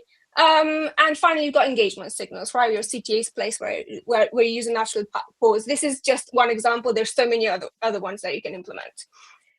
Cool. Next one. Right, this is this is a fun one. So this is a bit of a more let's pause and reflect kind of thing before we move to another to the last bit, right? This is the many hats theory, and this is something that I like to apply both in my personal life and in my professional life. And the thing with it, it's very, very typical to T-shaped individuals, which normally the us marketing brains that have to know a bit about everything. And obviously you specialize in your own kind of field. But the thing with this is basically the idea that one person, right, doesn't just have one role. They wear these multiple hats, depending what's needed, pretty much. And I've tried to apply this into a bit of a visualized layout. So I thought about, this is kind of something that you can do with your team as well to sort of see where your responsibility really lie and understand a bit how things actually intersect in a workspace. And I actually invite you, if you're still around, to think about where SEO as a discipline, right, merges with the other departments, where I go through these three columns. Right, so regardless of your background, it'd be amazing to see where do you see, because technically these are all SEO responsibilities, right? But are they really? Is it just SEO? So let's see if we can actually like pinpoint a couple of other departments that could sort of like interact into this this whole layout. So in the left panel, obviously we've got the technical ones, which are basically technical, mainly technical SEO, right? These are the invisible signals that Google checks normally, like your HTTPS, security, crawlability, robust text, sitemaps, and all that. Core Web Vitals as well. Then in the middle, this is sort of like the classic layout, is what you'd be seeing in any CMS, right? If you publish a page. The sort of like blocks you'd be fitting or you'd be creating from scratch, or regardless of your format, this is sort of the framework that you'd be following, right, when you publish a page. And then on the right panel you have what I believe to be the most obvious let's say overlap of responsibilities, right? Because it's content, it's heavily on content. And I feel like these content quality signals from your editorial layer, your EEAT there, so what Amanda was talking just now, heading hierarchy, semantic keywords, and so on, they do directly impact the dwell time and your CTR. So that in change will reflect your ranking anyway, because yeah, that's the environment we are in today. Again, feel free to share this with your teams if you feel like doing like a little exercise. And yeah, just I expect a bit of feedback if you have time. Next one. I've got a bit of a nicer. Oh, there we are. Sorry, did I change it? I changed it. Yes. So here is where we're talking about best practices of SXO, right? And I like to call them a bit more like, rather than best practices, I like to refer to them as common sense. And I always say that SEO, a lot of it is about common sense, and we should just use it and a bit more without dissing on anyone. But the thing with this, I've put together two websites, right? So I've got one example, which is textbook UX like terror. Like this is honestly, ask any UX designer and they'll know this image of L-Track. This I don't even know how to describe this website, right? Is you can clearly see that the common sense is not necessarily used in here. So no amount of best practices, I think it can kind of, do anything to save this at this stage. However, there's a more surprising example in the next slide. here where we've got the Yale School of Art, the Yale School of Art, that's how you say Yale, yeah. So this is like a very fancy school, right? Everyone knows about Ivy League, Yale, Harvard and all that, right? So you'd expect a bit of a different website, a bit of a different homepage rather than this. And this is a very classic example of how SXO could have saved it, right? So, and that's the thing, like, what am I experiencing from a user perspective? If I look at it, I can't even scan it. Like, it's so overstimulating that there's no focal point, there's nothing here. So you're thinking, what can I do to salvage it? And the reason why I'm showing you this right now is because we're going to discover in around 5 minutes the actual way it's being rewarded, which is very strange when you look at this homepage. So, right, I've shocked you a bit, so I'm gonna move to actually like break down the EAT, but not the way Amanda just did it, right? So not EAT 2.0, is EAT 3.0 if you like to, or 4.0, which is from an SXO perspective, right? So I'm not gonna bore you with what EAT is, right? Because you've already have the breakdown from the talk before. We all know, yeah, it's just basically what Google created, right, as official guidelines at the end of the day for your content, right? So Google can't be in the room with you when you read whatever you read on the internet, right? So there's no way of knowing if you like what you're reading. So they created these little guidelines to sort of like help content creators implement, right? Now, we have experience. We've got authority, we've got trustiness, right? We've got expertise. We've got a couple of, let's say, buzzwords now that we all know in the industry. And we all know what they mean for SEO. Now, let's have a look and see what they mean for SXO, right? So we've got experience here, which in SEO, it translates with, have you actually done this, right? In SXO, it's about making your design smooth and intuitive, right? With fast loading pages, mobile first pages, what we were talking about before, right? Which prove you understand and respect the user's time, right? Then you've got, again, your clear navigation and page hierarchy, which you can argue it's either an SEO or an UX thing, but no, it's actually SXO if you ask me. And then your interactive elements, right? Which are things that will demonstrate your hands-on knowledge. Now, the next one, you've got your expertise, right? Which, again, in SEO will translate with, do you know what you're talking about? No, that's literally it. Do you know what you're talking about in SEO? Whereas in SXO, it's making that expert content accessible, right? So it's how we're making visible, accessible, all the content that we've previously worked on, right? So that's readable layouts. That's your author bios and design that space for credential, which gives credibility, room to shine to your authors, right? And then content modules that you create with your UX team, like your FAQs, related articles, guides, and so on. Anything that will sort of prove your expertise. Now, on the third one, where we've got the authoritativeness, oh, I managed to say that, yes. That's honestly, I can never say that word. What says the shy thought? Right. Yeah, that was, anyway. This is about making connections, right? In SEO, we know what this means. It means links.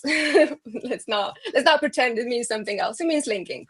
Whereas in obviously in SXO is a bit more than just the process of internal linking and external linking. It's making sure that you've got everything that will prove your brand signals and your brand authority within the space of the window that you're actually creating, right? Whether there is an ad, whether there is a blog post, whether it's whatever it is, right? So you need to be mindful of actually showcasing your brand signals, which is logos, trust badges. Your styling has to be the same throughout the website and so on. And then I think the last one is the trustworthiness, all right, which is where you're making or breaking the trust. I think this is the most obvious in both cases in SXO, right? It's the most easier to kind of connect. It's about making or breaking the trust in both instances. And if you have to think about a couple of elements, they're literally the ones I've just noted here, right? You've got your contact info, you've got your policies, things that a lot of people won't necessarily read sometimes, right? Like a privacy policy, no one really cares about it, but it has to be there. I think it kind of ties up with what Amanda was saying before about compliance, right? So yeah, I think it will kind of like answer the big questions. If also, do I feel safe here? So do I trust this content, but also do I feel safe here as a user, right? And I think this could be a very big combination from technical SEO as well, from your HTTPS protocols, right, to avoiding the sketchy pop-ups and all that, and getting to even more, let's say, intricate designs and making sure that your user actually trusts you at every step. And then I've got the Core Web Vitals, so the other acronyms that we're going to be breaking down today. Again, I'm not going to bore you with a lot of it. It's actually quite easy to go through. We all know the screen, page speed insights. You can get it in different ways. You can actually go online and look for it, or you can export a Lighthouse report, right? All of us at some point, I think, we're obsessed with these numbers. Not anymore. And I think we know better by now. Right. Very, very quickly what they are, and from an SXO perspective, how did they translate, and how do you actually work with your UX designer on them, right? You got your LCPs, right? So basically how fast the main content, your hero image and your headline loads. You've got your INP, your overall responsiveness to user taps, clicks, all of that. You've got your CLS, right? Your visual stability, so your image doesn't jump from space to space and all that. You get your FCP, sorry. So when the browser actually shows the first page of a bit of your content, whether it's your text, image, or both at the same time. And then TTFP, which is something more server related, which I suppose is more dev related. It's good to, no one remembers these like as they are, but it's good to kind of have them in the back of your mind and don't obsess over them. Like, never obsess over them. I've seen practices where SEO experts, they would like literally export these, send them to the devs, and without priorities, without anything, any context, and saying, oh, this is a problem, let's fix it, kind of thing. And it can prove a bit of a waste of resource, to be fair. Right. Page speed matter, right? I mean, we've kind of decided that already. It matters a lot, but remember me? Remember your school of art? Look at the score. Amazing, isn't it? Like 90, 90, 100, 100. That's, I mean, in theory, that looks amazing, doesn't it? But does it really? I mean, I'm not going to break down what's wrong with this page again. I please feel free to like write in the chat or talk to your UX designer about it, because it's going to be a field day. But I think we can all agree that this isn't it, right? And this score is pretty much the proof that, you know what, let's not obsess over it. Let's just not. Moving on, I've got a very nice SXO quick checklist, which I'm actually going to leave with you today. I'm not going to talk about it because, to be fair, I don't think it's that interesting to sort of like break it down. It's literally my workflow. And I feel like if you actually like save it, it'll help you kind of get into a sort of mindset when you start creating pages or websites. It's a good, I wouldn't say it's best practices, what works for me. And it has been worked in the past. It is working currently. So if it ever changes, I'll be the first to tell you, right? And then last, I've got resources behind this talk. I've got a couple of books that are worth reading, and then some light reading, if you want to call it light reading. These are free resources on the internet, so you can literally just go and read about it. And then that's me. Thank you. Thank you. And here's where you can contact Laura and follow her and what she does, because she does amazing things and you want to see them. Thank you, Laura, once again for her presentation. Just one small question. Where are you? I lost you. It's again there. Sorry. When you are deciding, so sometimes when you are talking about the client about UX, they say, just give me rankings. And as soon as you give them rankings, they tell us, this is not beautiful. This doesn't, because they want to show to their friends and all these kind of things. And they say, but we want a better website. So how do you find this balance when you are talking with someone else about that? What do you do? To be fair, I set expectation from the get-go. I never start a new project without a proper audit previously, so I've never really encountered this. But I feel like if someone would come to me and have realistic an expectation about a website's ranking, I'd be like, let's break it down. Let's break it down. Okay. I'm a very no bullshit approach person. Like I'm not gonna sell something that's not there kind of thing just to like make someone, pay me more or nah, that's not me. So I feel like if the rankings aren't there and we know the reason behind it, and the reason behind it is a bad UX, I mean, you don't need an SEO. You need a full design of your website before you have any pretensions of ranking. So yeah, just manage expectations, to be fair. How do you audit UX? It's something like a black box for me. So how do you do that? Where do you sorry. So I like to use I got two tools. I've got a Mindframe tool that I normally use, which is Miro, where I start my journey kind of thing, and I break down the architecture of the website from a technical point, and then obviously from an SEO perspective. I'm also looking on Figma, which I do have a bit of a background in it, so it's a bit easier to me to kind of like start designing my own things and see where the gaps are.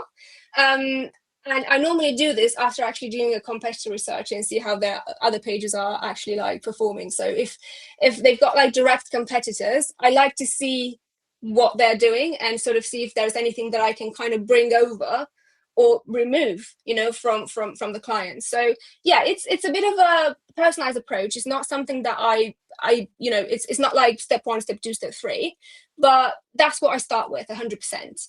Comparative research and actually breaking down the website myself.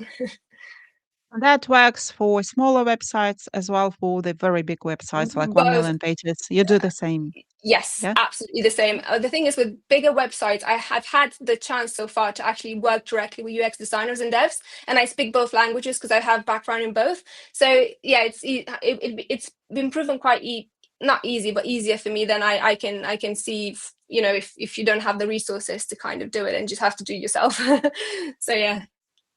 Okay. Thank you so much, Laura. It was amazing. Thank you for sharing your knowledge. Please stay with us because we've got one more amazing speaker. You want to hear her. I bet you've never done, like most of you have never done what she does, and you'll get lots of from hearing for her. Also, don't forget to donate if you wish. If you don't wish, don't donate, but please share because you're getting some knowledge. Share with your friends, share with your colleagues. Maybe they would like to donate. Who knows? Let's hope. SERPs are more competitive than ever. AI tools like ChatGPT are changing how people discover businesses like yours. At ZipSprout, we're on it. We connect your brand with trusted local nonprofits through real lasting partnerships. You support beloved community organizations. They feature your brand on their websites and include a backlink to a target page. Support a cause. Grow your visibility.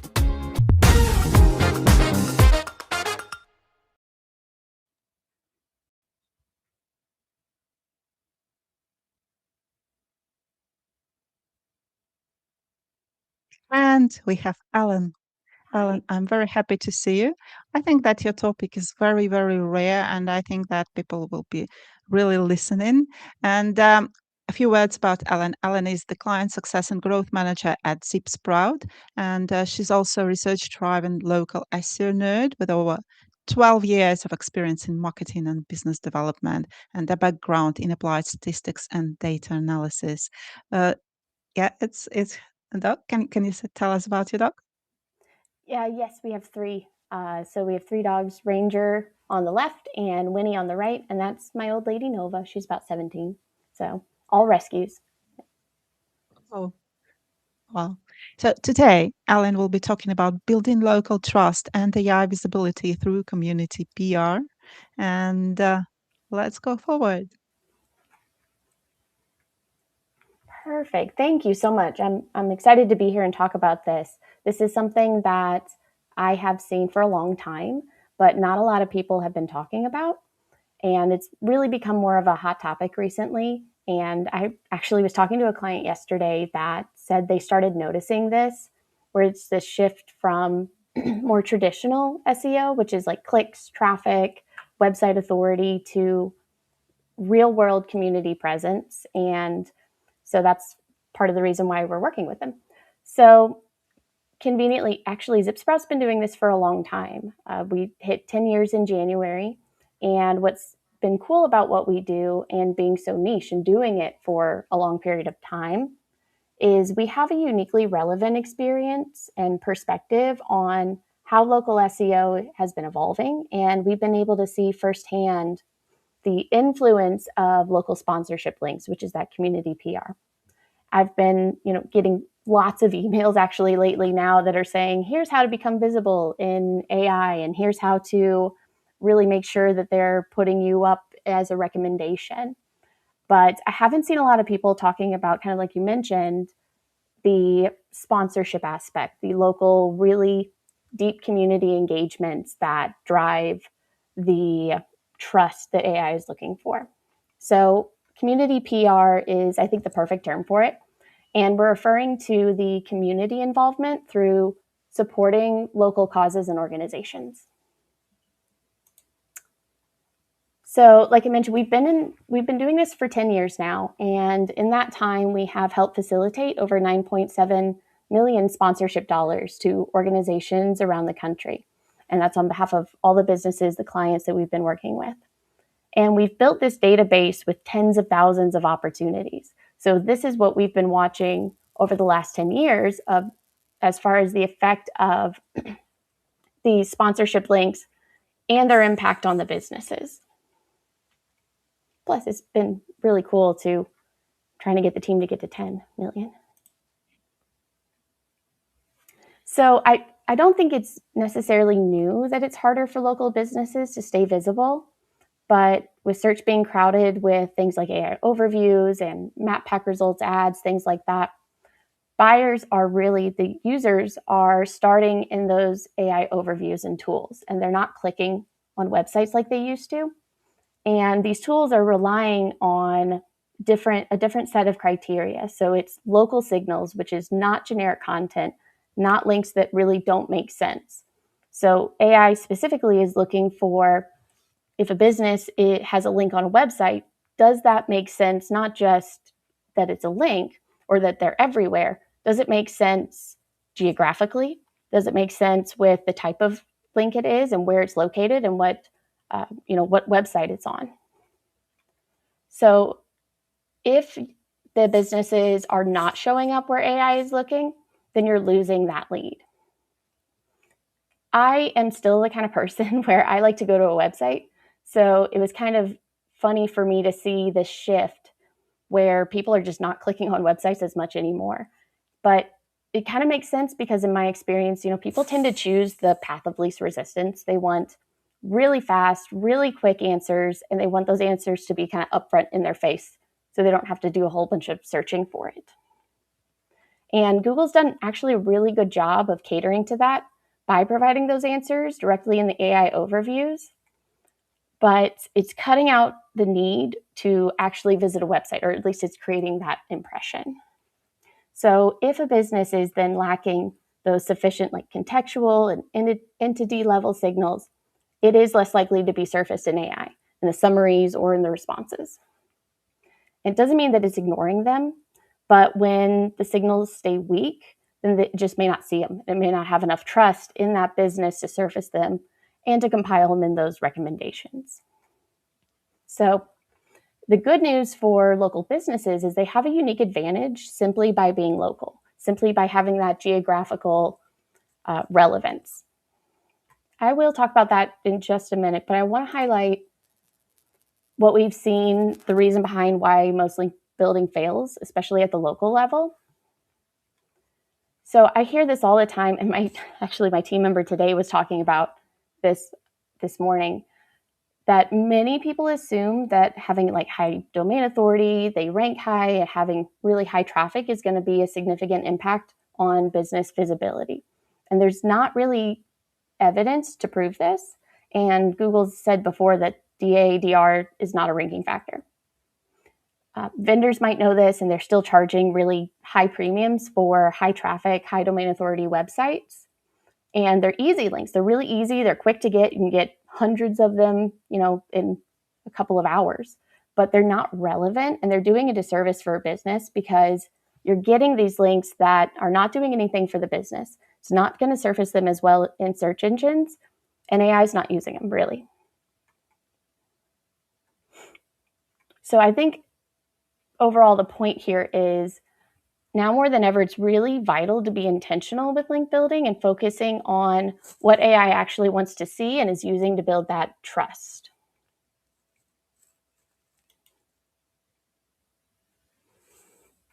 So this is where the local sponsorships come into play, and this is what we've been doing for the last decade. So they're taking the concept of link building and applying it in a much more practical way that impacts the businesses and has the added bonus of supporting organizations, which is just kind of like a win-win there. Sometimes we get from organizations, what is the catch here? What do we have to do? It's like nothing. This is to help support you, and it's helping our client with their visibility, and it makes sense to them. So we do know that sponsorships impact the visibility, but we were also wondering if businesses had made that connection. So last year, I ran a survey study and published a research report on it. And I just asked businesses directly, why do you motivate, or what motivates you to sponsor local organizations? So some of the things we saw made sense, like 94% rated community impact as their highest motivator. Closely behind that was having common values with the organization. And the businesses did say that online visibility matters, but only 24% of them said it was extremely motivating. So to me, that says they don't fully understand the connection there between the sponsorship and specifically online visibility and what that sponsorship can do for them. The other thing was the volume of sponsorship. So most businesses might be supporting 1 to 10 organizations a year, but where we started to really see the impact and where we started to see, strong, higher volume, strong impact there was in the higher volume. So 83% of those businesses that were sponsoring 10 or more organizations said they saw that strong or major impact on visibility. And that was really a small sample size, but I think that potential trend is promising and something I want to look into more. The other thing that kind of stood out was these sponsorships are really easy to find. Businesses were getting asked more than twice a year, for the most part, to sponsor. Organizations are reaching out to businesses in their community, so they're not hard to find. And they're falling around that $500 or less per sponsorship. And because you need fewer of them than you would in other types of link building, then that actually ends up being pretty cost effective. So if they're easy to find and they're affordable, why aren't more businesses doing it? And they might, kind of goes back to where they might see the benefit to the organization, where they're supporting a local nonprofit or a local event, and they might see the benefit in being visible in person, where they go to an event or where they are, talking with the organization and meeting people. But that digital representation aspect is what's being missed. So even though the survey did show that businesses care about that online visibility, they're not treating sponsorships as a primary lever for it. All right, so where does AI factor into all of this?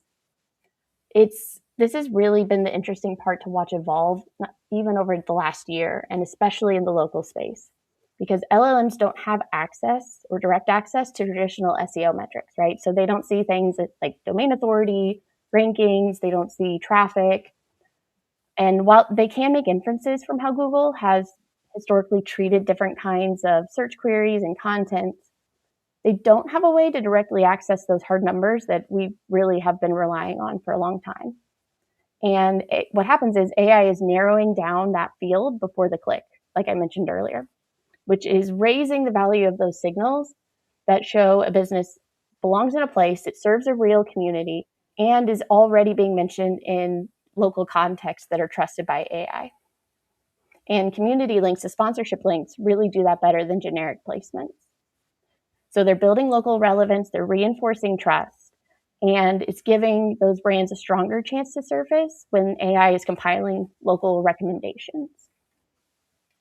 So a small number of strong and locally relevant mentions can matter more than a lot of really high authority links that have no geographic or community connection. Then this is why a little earlier when I mentioned that the local businesses have a unique opportunity here. Being physically located in an area where you're building links is going to send really strong trust signals simply from being local. This is also why when I talk to clients, whether it's an agency or it's a business, and they're unsure of which target page to use, I always suggest starting with a location-specific page. So one that has city, state in the URL, and that's going to help tie in to what AI is looking for. So I also want to say, because we talk a lot about local, that doesn't mean that enterprise level and larger businesses can't benefit from local sponsorships, especially if they're outside of where they're based or where their corporate headquarters is. It's just that the volume might need to be higher and they might need to be more intentional with that link building. And they also might need to focus more on the topical relevance as well to kind of tie that in.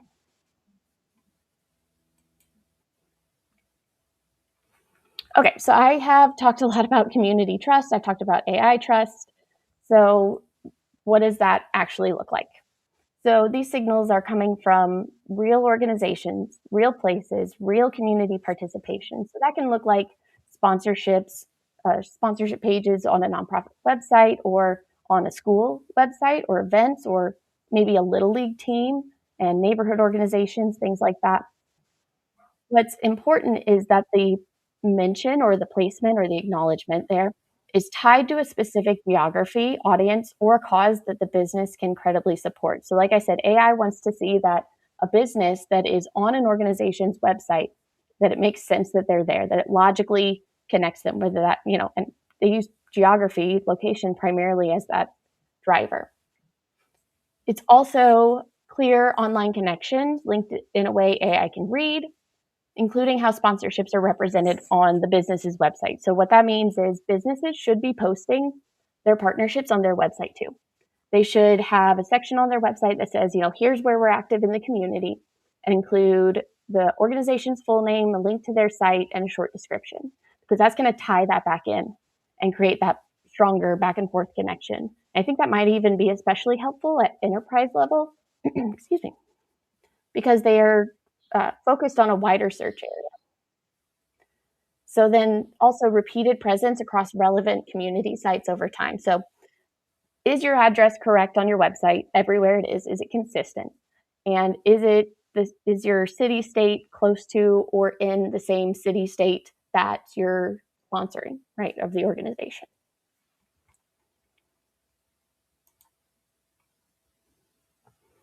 Okay. So now this is kind of where it all comes together. It's how do you actually find the sponsorship opportunities? So first, what you want to do is pick a product or service page. And like I mentioned, if you have a page or if the business has a page that has a city and state in the URL, that is ideal. And this is going to be used to measure impact because you want to take a baseline reading and then check again at maybe 3 months, 6 months, 12 months down the road. And that way you can compare and see where you started and where you ended up. Then you could just search online for nonprofits. So you could go to Google and say nonprofit organizations in city, state.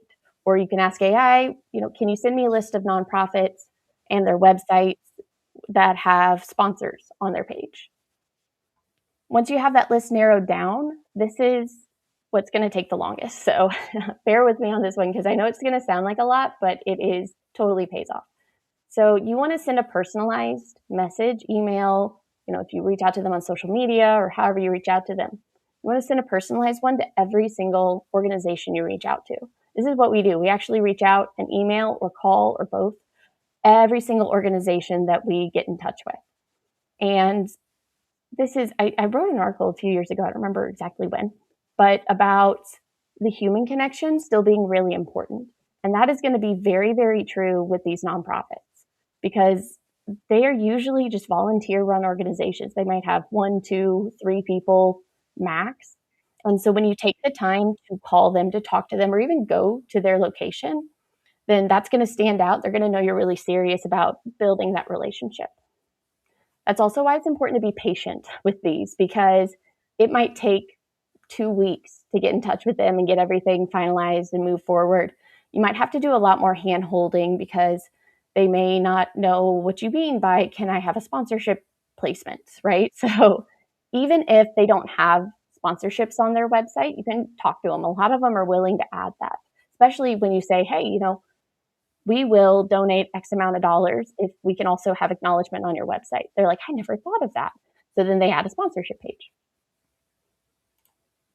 Then what you want to do is check for different things with that sponsorship to make sure that you're really getting the most out of it for the visibility. So make sure that your, whatever the target page is directly on the organization's website. So not like a PDF, a third-party subdomains, evently.com or something like that. It needs to go directly on the nonprofit's website. You also want to make sure that it can stay there for at least 12 months. And most of them are going to stay longer because they don't have either the resources or they know how to put it up, they don't know how to take it down. So a lot of them are going to stay there for much longer than 12 months. And the other thing, my team member mentioned this actually this morning as well. Check the address on the website as well, because if an organization has an event in Los Angeles and that's where the business is based, but the nonprofit on their website says Raleigh, North Carolina, that's not going to give you that California relevance that you're looking for. Also, anchor text is something that comes up a lot. And we've kind of gone back and forth on how much does this impact the sponsorship and the visibility, but it helps build topical relevance. And it also adds that kind of much needed context for AI visibility. So especially if they can add like a description. So if they have, this is what this business does, has the anchor text that is specifically linked to the business's name, then that's even better. And it's going to help surface the business for queries that involve those services. And then last thing is track and expand. So tracking, I think this is the thing I might get asked probably the most, is how do we actually know this is working?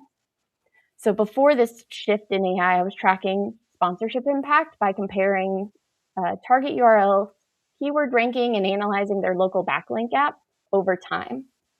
There's a case study on our website that goes over one of these, and we saw that local rankings improved, new keywords were captured, and pages that were underperforming actually moved up into like positions 1 to 10. So that was really cool to see, but that didn't really tell us much about AI.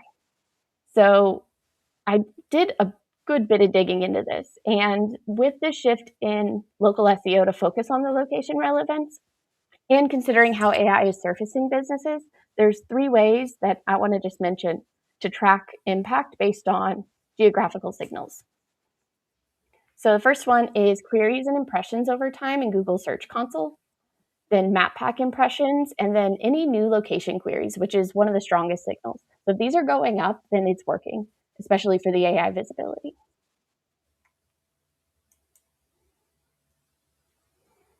So sometimes when I talk to a business, I say sponsorship placement, and they say, what does that mean?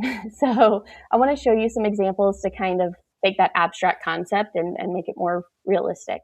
So this is an example of a sponsorship placement, and they vary pretty drastically between the different types of organizations and what that might look like. But it could just be as simple as this, where it's just a running banner of logo that's hyperlinked. Here's a couple more examples. So this one, now we do have here on the side, we have the authority scores and the traffic and things like that. So you'll notice that even if that's not something you're focusing on or monitoring, a lot of these nonprofits, just by being nonprofit, are going to have pretty good authority. Something also somebody asked me today as well was, what about .com versus .org versus .gov? So .gov, you're not going to find a lot of those because with government websites, they can't always do sponsorship placements unless, I have seen them, like it's an event, like a Parks and Rec event. But .org is probably going to give you better results. It's just finding them in that don't have, tens of thousands of dollars per placement. Here's another example. You can see they're very, very similar. So they have the logo, they're linked with the website, and they are just placed directly on that organization's website. And then this one's an example of the anchor text. So sometimes you have to explain to the nonprofit you're talking to what you mean by that, because anchor text to them, that's totally going to go over their heads for the most part. So having the logo, which could be linked with the website, but underneath it, having the business name that's hyperlinked, that's the key there. Okay. So that was a lot of information. Yeah. So just to kind of go back over this, clicks, traffic, website authority are not telling the full story anymore about visibility. Businesses are missing out on that visibility from sponsorships because they haven't fully made that connection. Sponsorships, though, are easy to find, they're affordable, and they are creating stronger trust for AI visibility. Remember to keep these sponsorship conversations really personal and be patient with the organizations. And then things that signal link impact, queries and impressions over time, map pack impressions, and new location queries. So before kind of go into any questions, we want to hear from all of you. So we'd love to also be able to donate more to SEO Charity, while also learning about how SEOs are thinking about community links and AI visibility and what you've noticed is changing in search. So if you would be willing to have a 30-minute conversation, we'll donate $50 for each of the first 10 conversations. If you're interested, you can email me, ellen@zipsprout.com. And then we have our faces here. Yes. So if you have questions, or if you would like to talk more about this, or just even learn more about what we do at ZipSprout and Citation Labs, you can contact me or Garrett or James. Thank you so much. Yeah, it's fantastic. absolutely. Just a few more seconds for the slide to be photoed or whatever. And I still have a question about the anchor text. From what I've seen, usually they place only logos.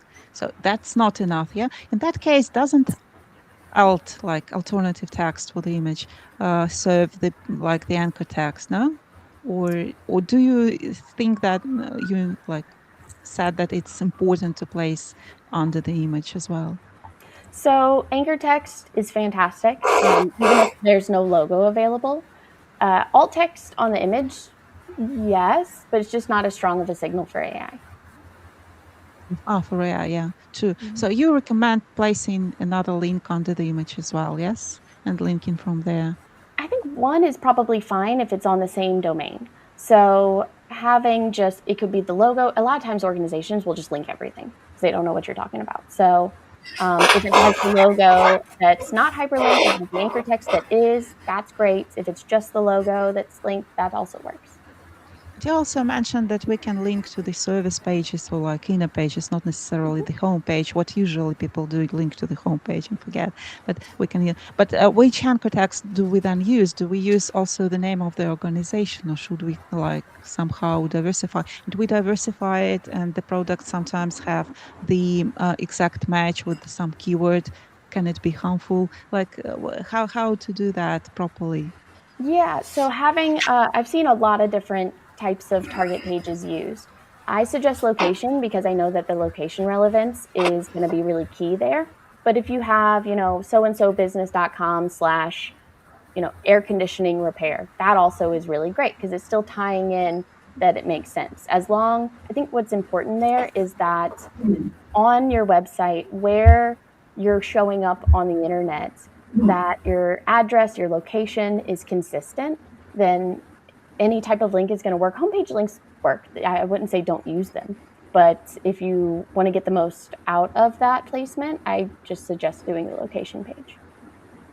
And how many do I need such links to really have the result?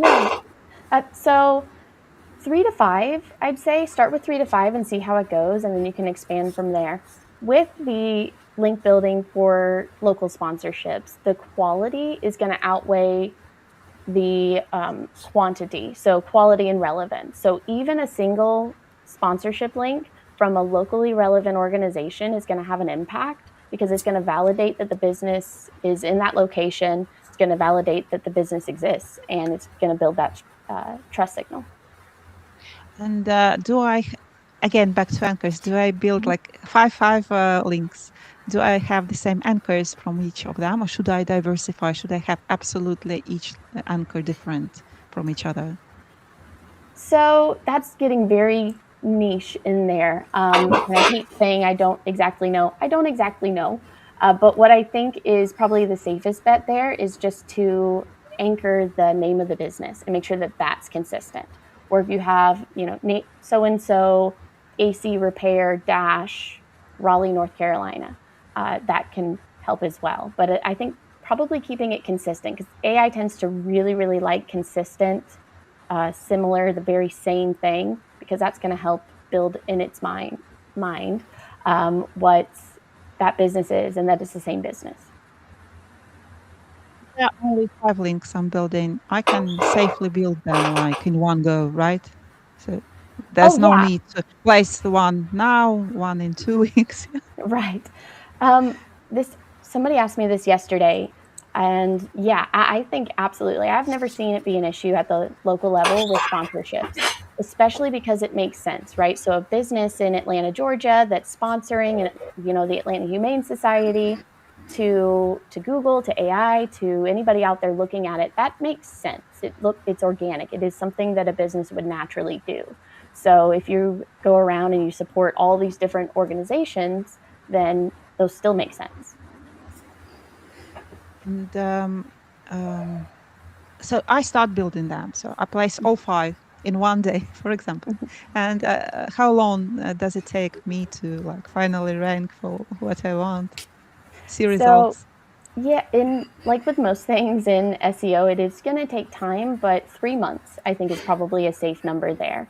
And you can probably help speed that up by doing things like posting to your social media, the partnership, or adding the organizations to your website, like I talked about, and just generally being engaged with them online. That's going to build those signals a little faster. Some of them can show up in as early as 4 to 6 weeks, but I always just say 3 months is a safe number to see not just that it's moving, but that it's moving up and staying consistent. Yeah, but I guess it depends on the competition as well. If you pizza in the middle of New York, it's one thing. If you pizza in the middle of nowhere, it's another thing. That's true. I still think that, it's the 3 months, I think. It's still a good number then. Let's stick with that. Not 4 to 6 weeks. Ignore that. Okay. Do I place any tags additional with them? Do I place titles? Do I place nofollow? Do I place sponsored? Do I need to care about that? Or can I just go like the followed link and that's it? So in the traditional sense, if a link has a nofollow tag, it's basically invisible. But in AI visibility, that's not necessarily true. So because these LLMs are not crawling pages in a traditional sense, the nofollow links are not the roadblock that they have been. And placements with that nofollow tag can still build long-term AI trust and local brand visibility. And having a healthy backlink profile anyway is going to have a variety of links. So, but nofollow links can still help with entity recognition and building context and local relevant signals, which is that trust. The sponsored tags are a little different because they can help AI actually categorize the business and consider it a pretty high trust signal. So those are not things that I would just totally avoid, but it's not going to disqualify it from helping with AI visibility. What we don't do on SEO Charity, I think we don't place nofollow links. So sponsors, we don't either. So because we think that it's not that they pay for the backlink. They don't pay for the backlinks. They donate for the charity. So and we place the links even without asking them. So we don't sell links, and we don't sell links. Buy links it's from not us. something you can buy. So we assume that we don't need to place nofollow. Right. I was wondering if we are doing right or doing wrong. Yeah, and as long as that's what's kind of cool about the sponsorship links is it is donating to the organization and it's an acknowledgement. And it's not an advertisement. It's being acknowledged for your contribution to an organization that also happens to help build local trust. That's true. Okay. Thank you so much, Helen. It Yeah, was absolutely. wonderful to listen to you. I've never heard about this link building method before. I might have heard, but not in such a detail, and have never seen the methodology itself. So I think it's super useful, and I'm very happy we finish with this kind of presentation, which is useful for all of us. Thank you once again. Thank you for everyone who watched. Thank you for everyone who donated. Thank you for everyone who shared. Thank you for everyone that you are here. Every eyeball helps. Every person helps. Every vibe helps. So thank you so much for tuning in, for helping us today, for listening, for commenting. Thank you so much, Jenny, in comments. Thank you so much for everyone. Thank you so much, Anton, for organizing this. And bye. Thank you, everyone.